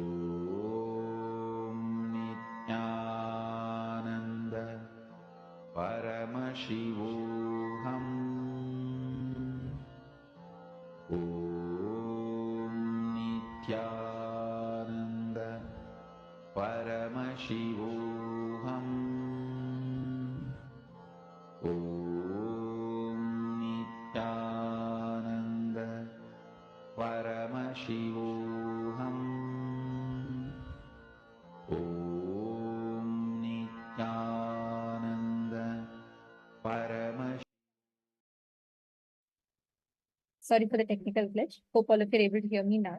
So beautifully, Swamiji revealed to all of us about how life is neither free will nor predetermined.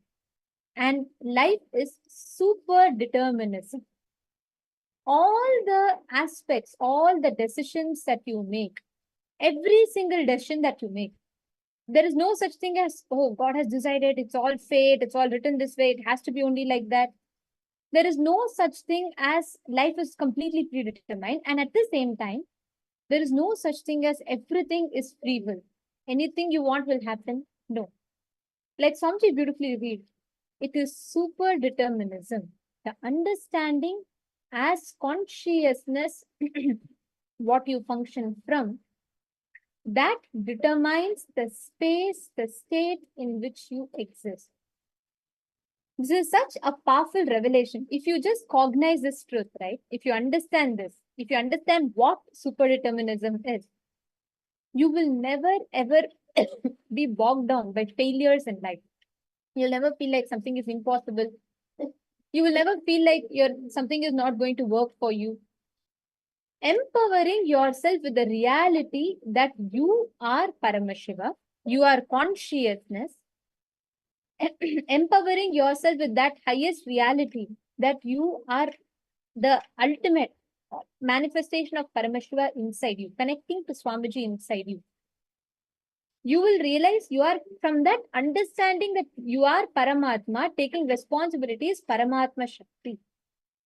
And with that strength of your subjective truth about yourself and your subjective experience about the world, impacting the reality is superdeterminism. I'm going to request you all to do something very quick. Just see the screen. And there are two statements of Swamiji's that is projected for you all. And I'm going to request all of you to please type it out. Type out both the statements and your understanding. Because here this is very important as Swamiji is explaining, revealing to all of us what superdeterminism is.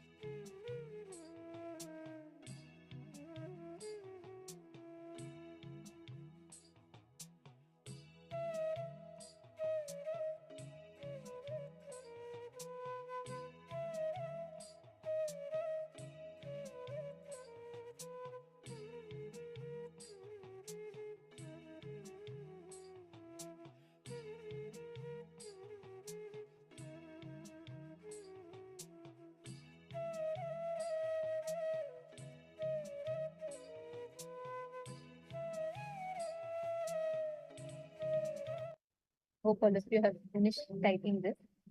Just understand superdeterminism.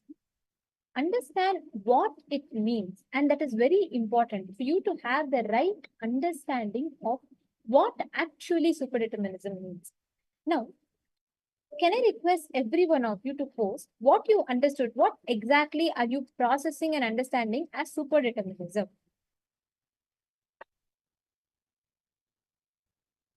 Okay, Ma Alexandra has posted, Ma Stephanie Lyle, and all the others. Can I request every one of you to post? Ma Mahajanani, Lee, Myrene, and all the male bodies. Can I request each of you to please post? What do you understand?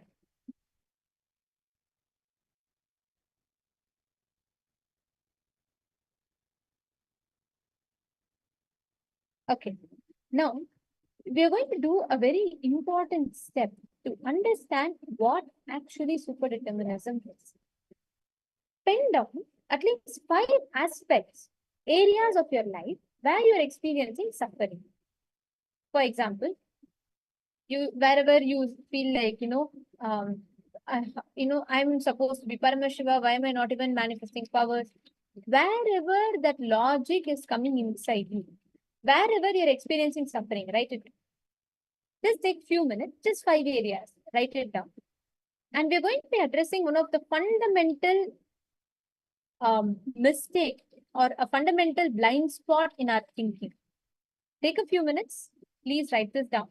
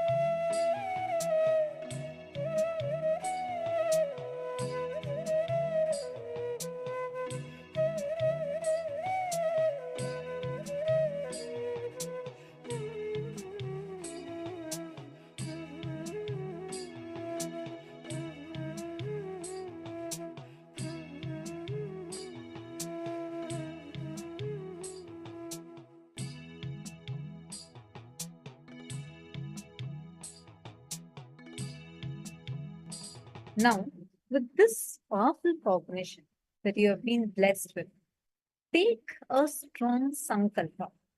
With this cognition, hey, I am Paramashiva. With that, I am declaring, let me manifest this power. We're going to spend a few minutes now creating a strong will to manifest the power of all, like connecting with the nature and actually bringing rain. This is the power we are going to be manifesting in this round. Last 2 rounds, we have manifested the power of altering the weather. Now, in this round, let us sit with this powerful cognition inside of us. I am Paramashiva. Swamiji has blessed, he has awakened. Because Swamiji said, I am Paramashiva, with that powerful cognition, I am declaring, let it rain. You're going to be creating this as a very strong sankalpa inside.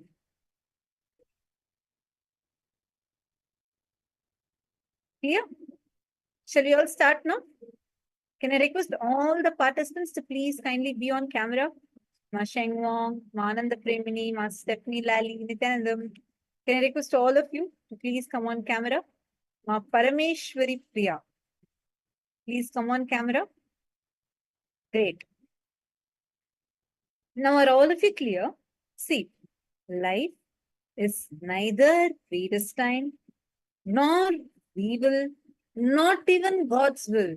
It is super-determinism. Super-determinism means from the cognition, the subjective reality that you experience about you, cognizing that as Paramashiva, and from that cognition, cognizing the whole world, the objective reality, and deciding to impact the world with this powerful cognition that I am Paramashiva. What space you will be in is called as super-determinism. So right now, decide to sit with that will persistence. How many of you really want to manifest rain, really want to have a breakthrough in this power? Please raise your hands. Keep your hands raised. How many of you want to manifest this power? Okay, only see few hands going up. Yes, I see Ma Norma with both hands up. What about all others? Okay, now more hands are coming up. And who's that Ma Navamani? I only see your hand alone coming up. I do not see you now. Can I request all of you to be on camera and raise your hands? Who all want to manifest and have a breakthrough? Really want to have a breakthrough? All right, that's great. Now listen carefully what you're going to be doing. Thank you all. Now you can put your hands down. So first sit. Center yourself with this powerful cognition. Bring your awareness to the first person in you. Sit down. Sit. Bring your entire awareness on the first person in you. Close your eyes. Who you feel you are, what you feel as you. Find the source of that first person. And declare strongly, I am Paramashiva. Make a strong sankalpa inside the ultimate. Just Swamiji himself is manifesting through you right now.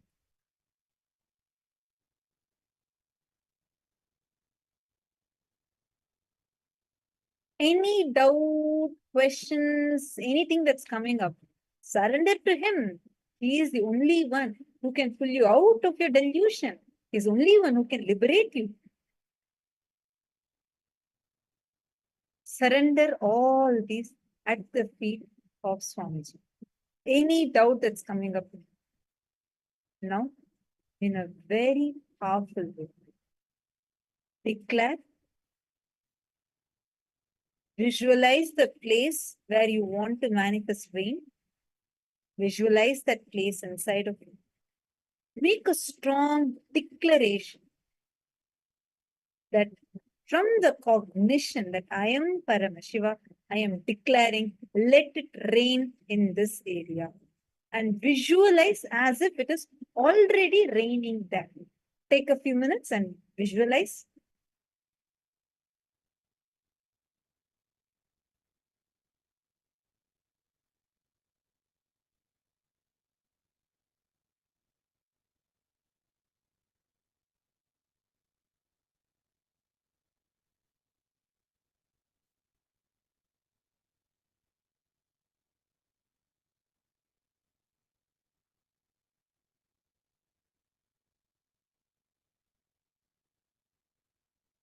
And once you visualize, consciously send the command. Literally, consciously, you decide and make a conscious will to manifest it. You will literally see how the whole manifestation will beautifully happen.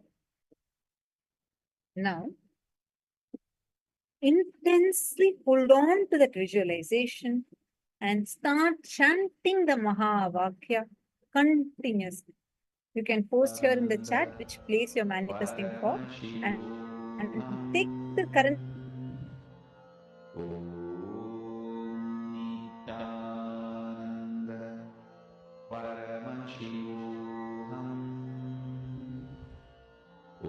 screen grabs the app if the just make the process of mind again, surrender that also to Swami. Intensely visualize. It is already raining. Just visualize it, see it. You can actually start feeling it. You will start seeing how really the rain will start in that place.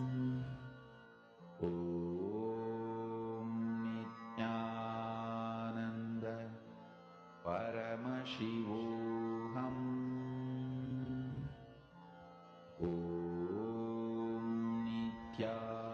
Nityananda Paramashivoham.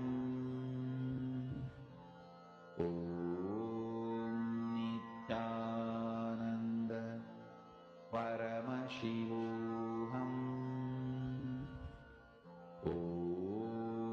Nityananda Paramashivoham. Nityananda Paramashivoham.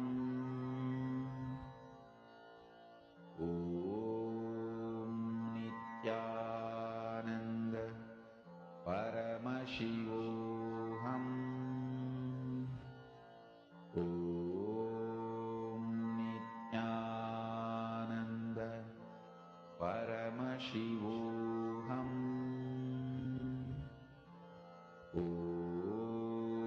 Nityananda Paramashivoham.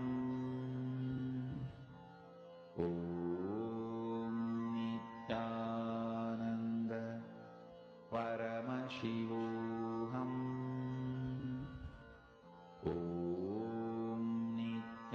Nityananda Paramashivoham.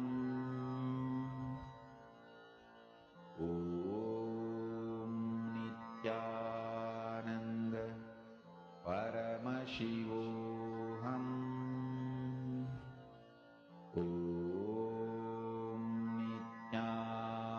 Nityananda Paramashivoham.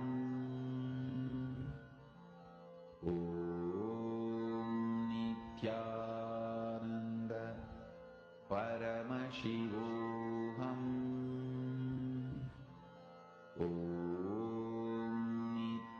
Nityananda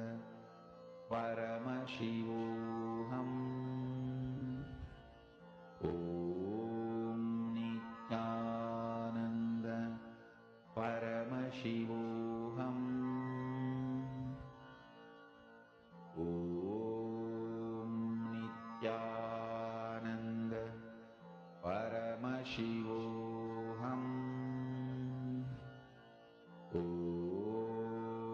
Nityananda Paramashivoham.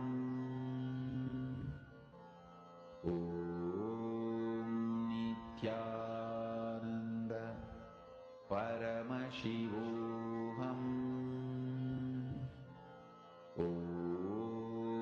Nityananda Paramashivoham. Nityananda Paramashivoham.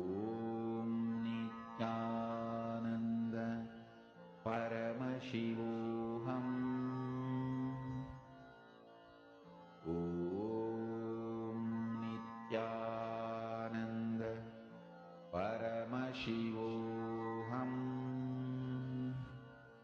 Om Nityananda Paramashivoham.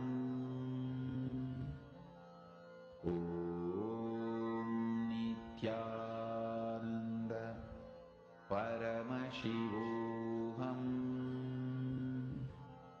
Om Nityananda Paramashivoham. Om Nityananda Paramashivoham. Om Nityananda Paramashivoham. Om Nityananda Paramashivoham. Om Nityananda Paramashivoham. Om Nityananda Paramashivoham. Om Nityananda Paramashivoham. Om Nityananda Paramashivoham. Om Nityananda Paramashivoham. Om Nityananda Paramashivoham. Om Nityananda Paramashivoham. Om Nityananda Paramashivoham. Om Nityananda Paramashivoham. Please relax. Now all of you can check whether you were able to manifest the rain. Actually go now, head to the AccuWeather and or whichever weather app you're using and check whether the rain has already manifested.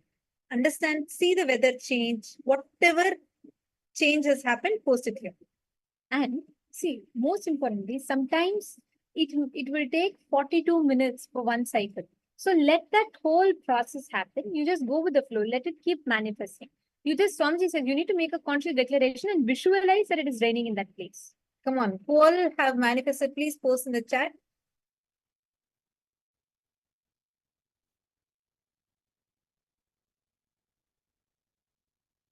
Take now and post it.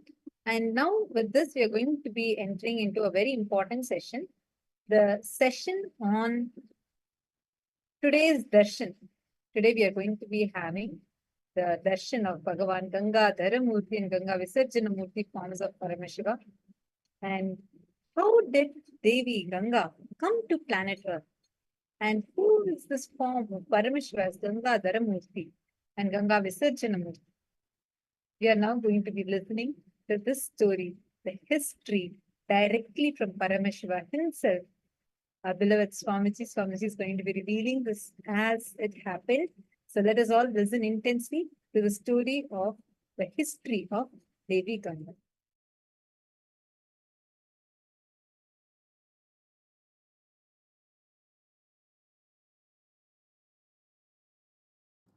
Listen.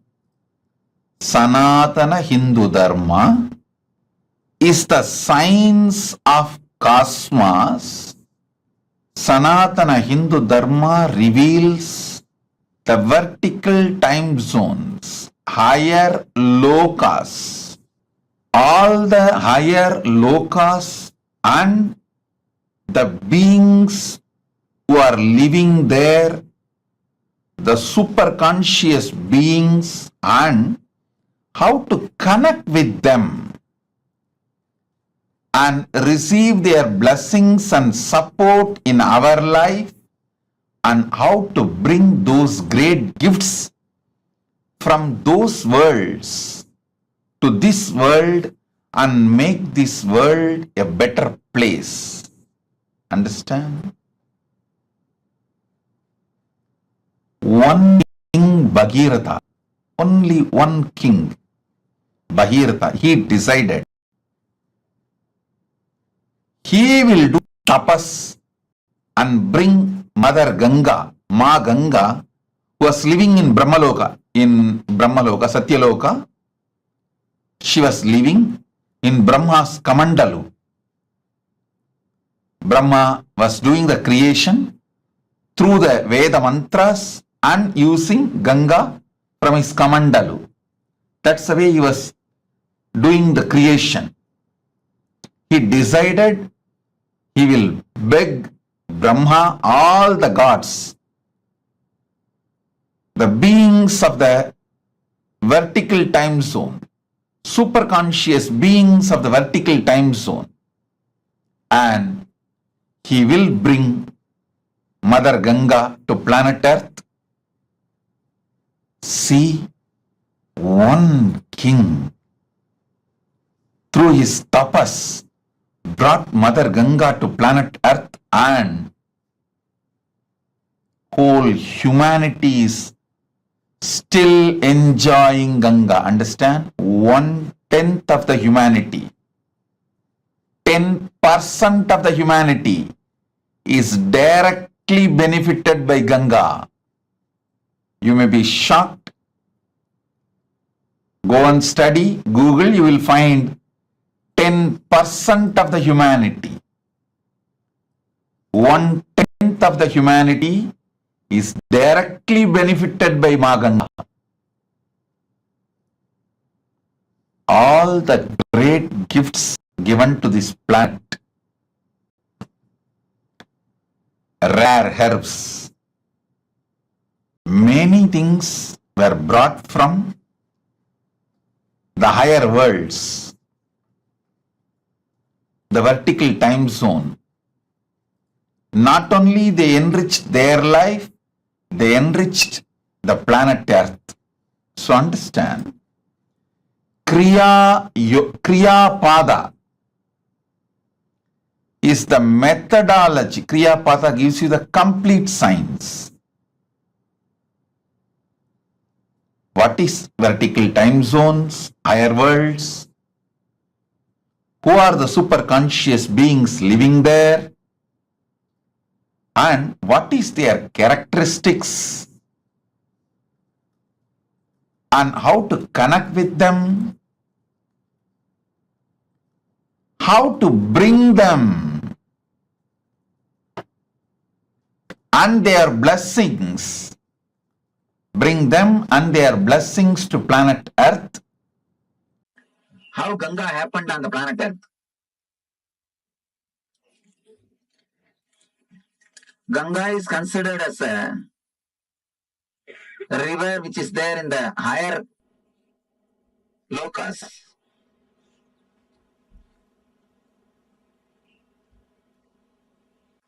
It was there with the Kamandalu of Brahma.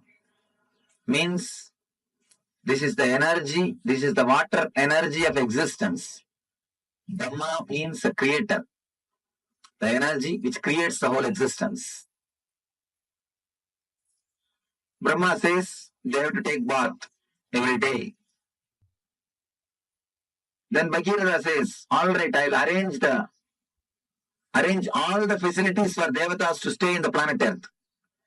Just on the banks of Ganga, I'll create cities where all gods and goddesses can live and have bath every day and have their regular routine as they have in the other loka, as they have in the Brahma loka.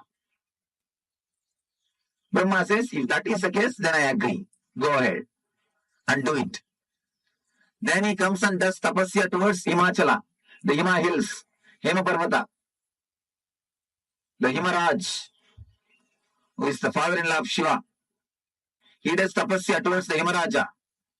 Yamaraj appears and asks, what do you want? I want you to be the host for Mother Ganga. I want you to be the host for Mother Ganga.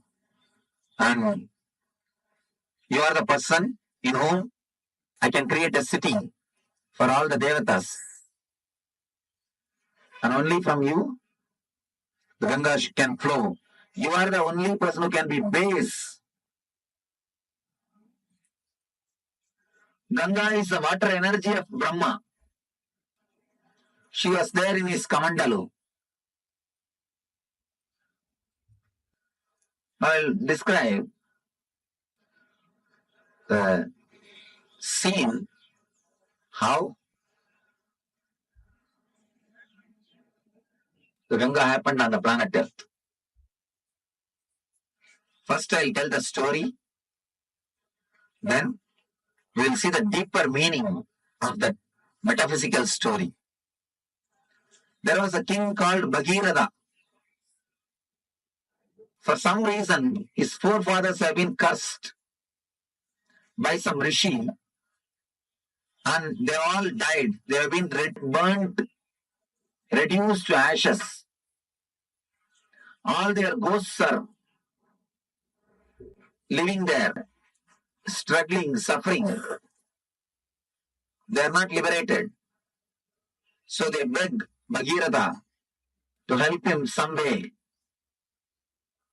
Bhagirath decides, I have to do something and liberate. He starts meditating, doing penance, doing tapasya towards Brahma. Brahma appears and gives darshan. And he says, yes, I can send the Ganga to the planet Earth, no problem. But be very clear, can planet Earth hold the Ganga's speed? Can planet Earth sustain the force of Ganga? First, do something for that. Arrange for it. Then I will send the Ganga. Then again he starts doing penance, doing tapasya. After the tapasya, Shiva appears. Shiva asks, what do you want? Then Bhagirath says, now Brahma accepts to send the Ganga to planet Earth. But he says the whole planet Earth will be washed away. Planet Earth cannot withstand the speed of Ganga. Please do something. You have to protect us. You have to take care of us. Shiva says, all right, I will take care. Don't worry. Tell Brahma to send Ganga. I will take care. He gives the assurance. Then again he meditates towards the Brahma. Now Brahma appears and says, I am ready to send, but Devatas are not ready to depart with Ganga. Devatas wants Ganga to be there. Bhagirath asks, what for Devatas wants Ganga to be there? No, they have to take bath in Ganga every day. It is their life source. Ganga is not simple water, it is an energy. By bathing in that only, every day they rejuvenate their body and mind, so that the erosion will not happen. So only you can be a strong stone on which Ganga can land. Then afterwards, it can flow towards the planet Earth. Please help me. You have to be the base. Then Yamaraja says, how can I host her? She is the computer of my daughter. Actually, she is supposed to be, the Ganga is considered to be the feminine energy of Shiva. Yamaraja's daughter is Parvati. Parvati is the wife of Shiva. How can I host her? After all, she is my daughter's competitor. Of course, after all, this guy is not, he sees all the social things. Then Bhagirath does tapas towards Parvati. Mother appears and asks, What do you want? Then he says, Mars, I wanted Ganga to come to the planet Earth. I wanted your father to be a host. But he says Ganga is competitor of you. How can he host Ganga? She says, who said she is my competitor? I am she. She is me. After all, mother is enlightened. She is a Devi, goddess. She says, how can somebody be a competitor? I am Ganga. She gives a beautiful explanation. The metaphysical explanation you will all understand. Important idea. Every woman has got the aspect of mother and beloved. Mother and beloved.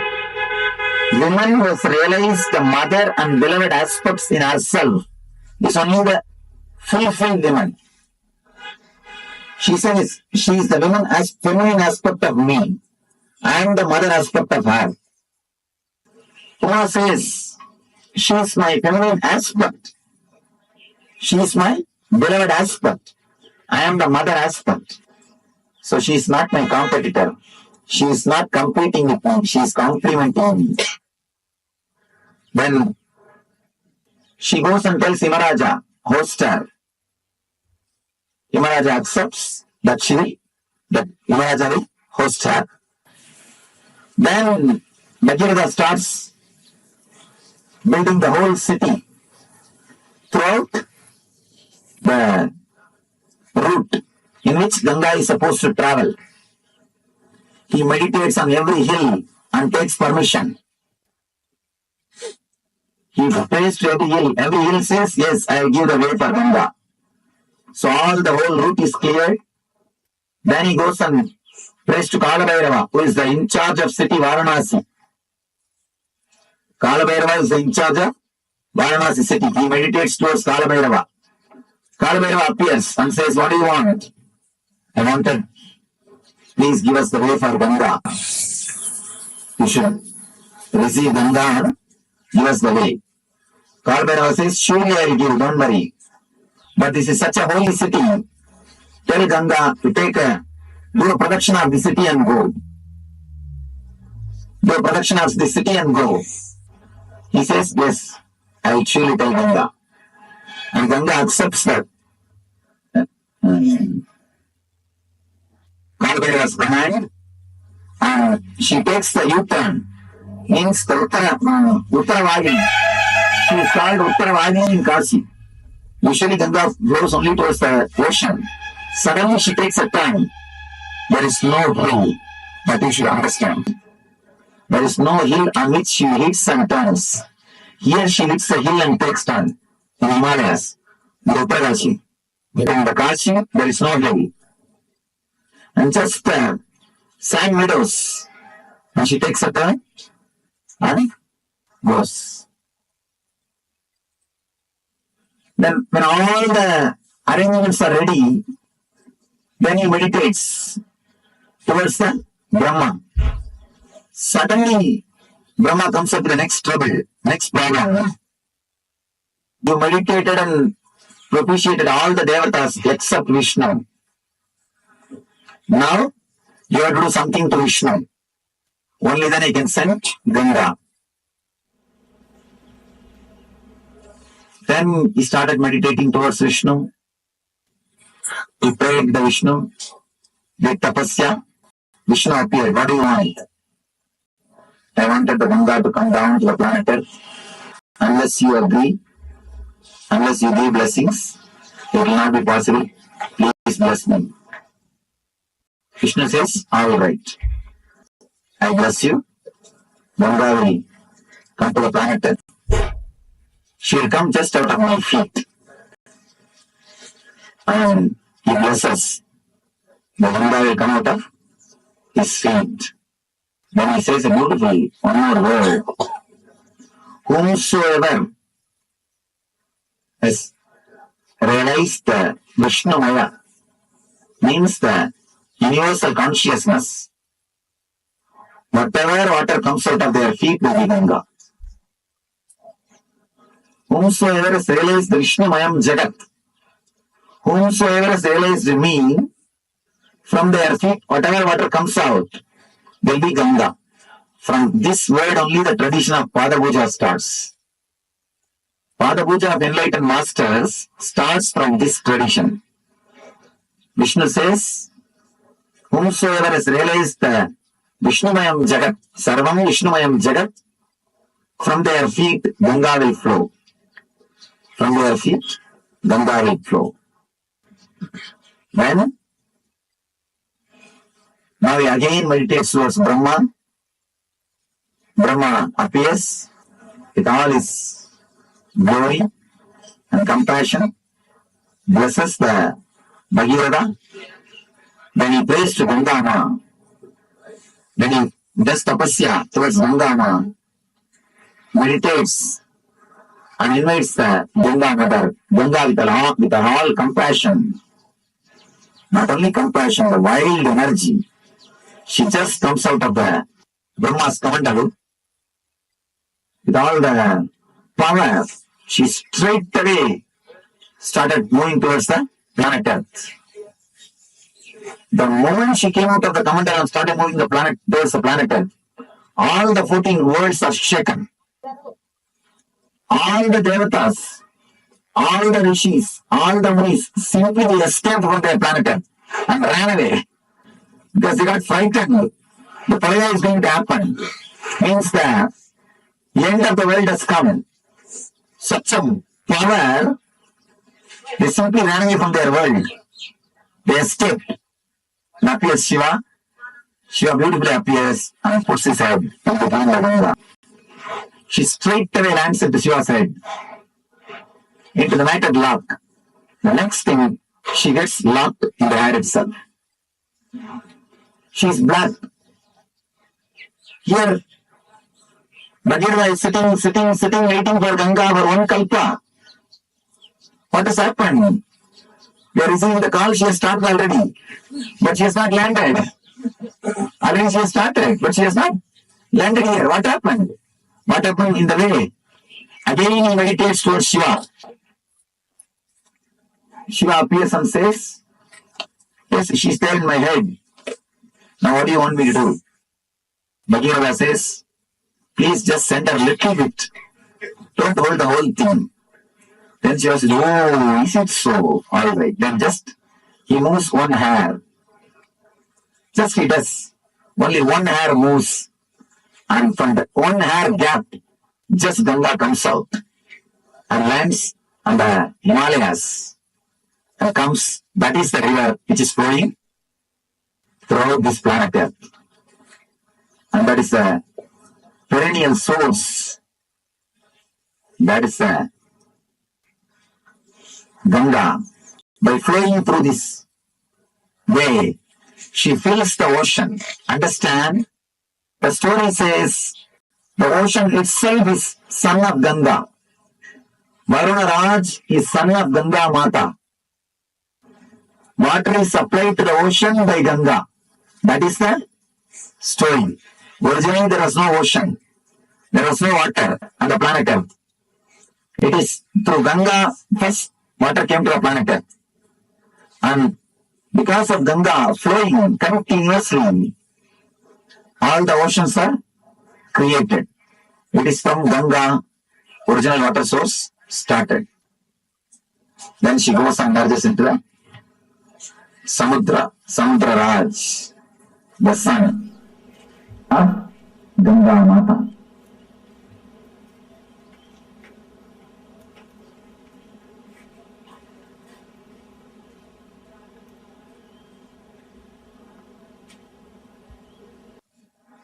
And she lives here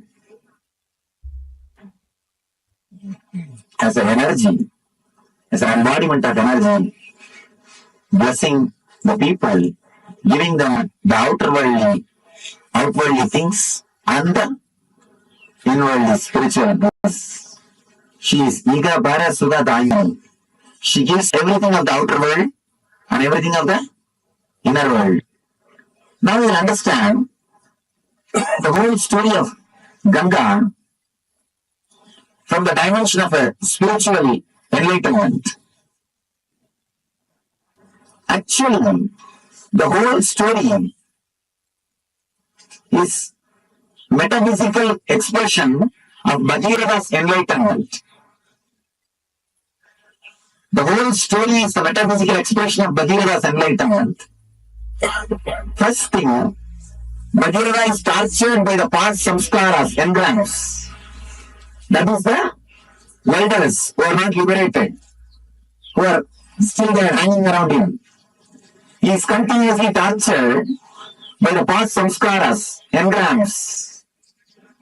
So he does tapasya towards the creator of the whole universe. Continuously meditates. He wants the knowledge, the energy to be flooded on him so that all the engrams will be washed away. All the engrams will be destroyed. One more important thing, when Ganga came, she washed all the ashes of Bhagiratha's forefathers and liberated all of them and gave ultimate enlightenment to Bhagiratha, and she is here, liberating the people. So he's meditating towards the creator, the divine energy, so that the Ganga, the energy can be flooded on him. The Shakti can happen to him. All the engrams will be washed away. He will be liberated, enlightened. The first darshan of creator is what I call first experience, satori. Understand,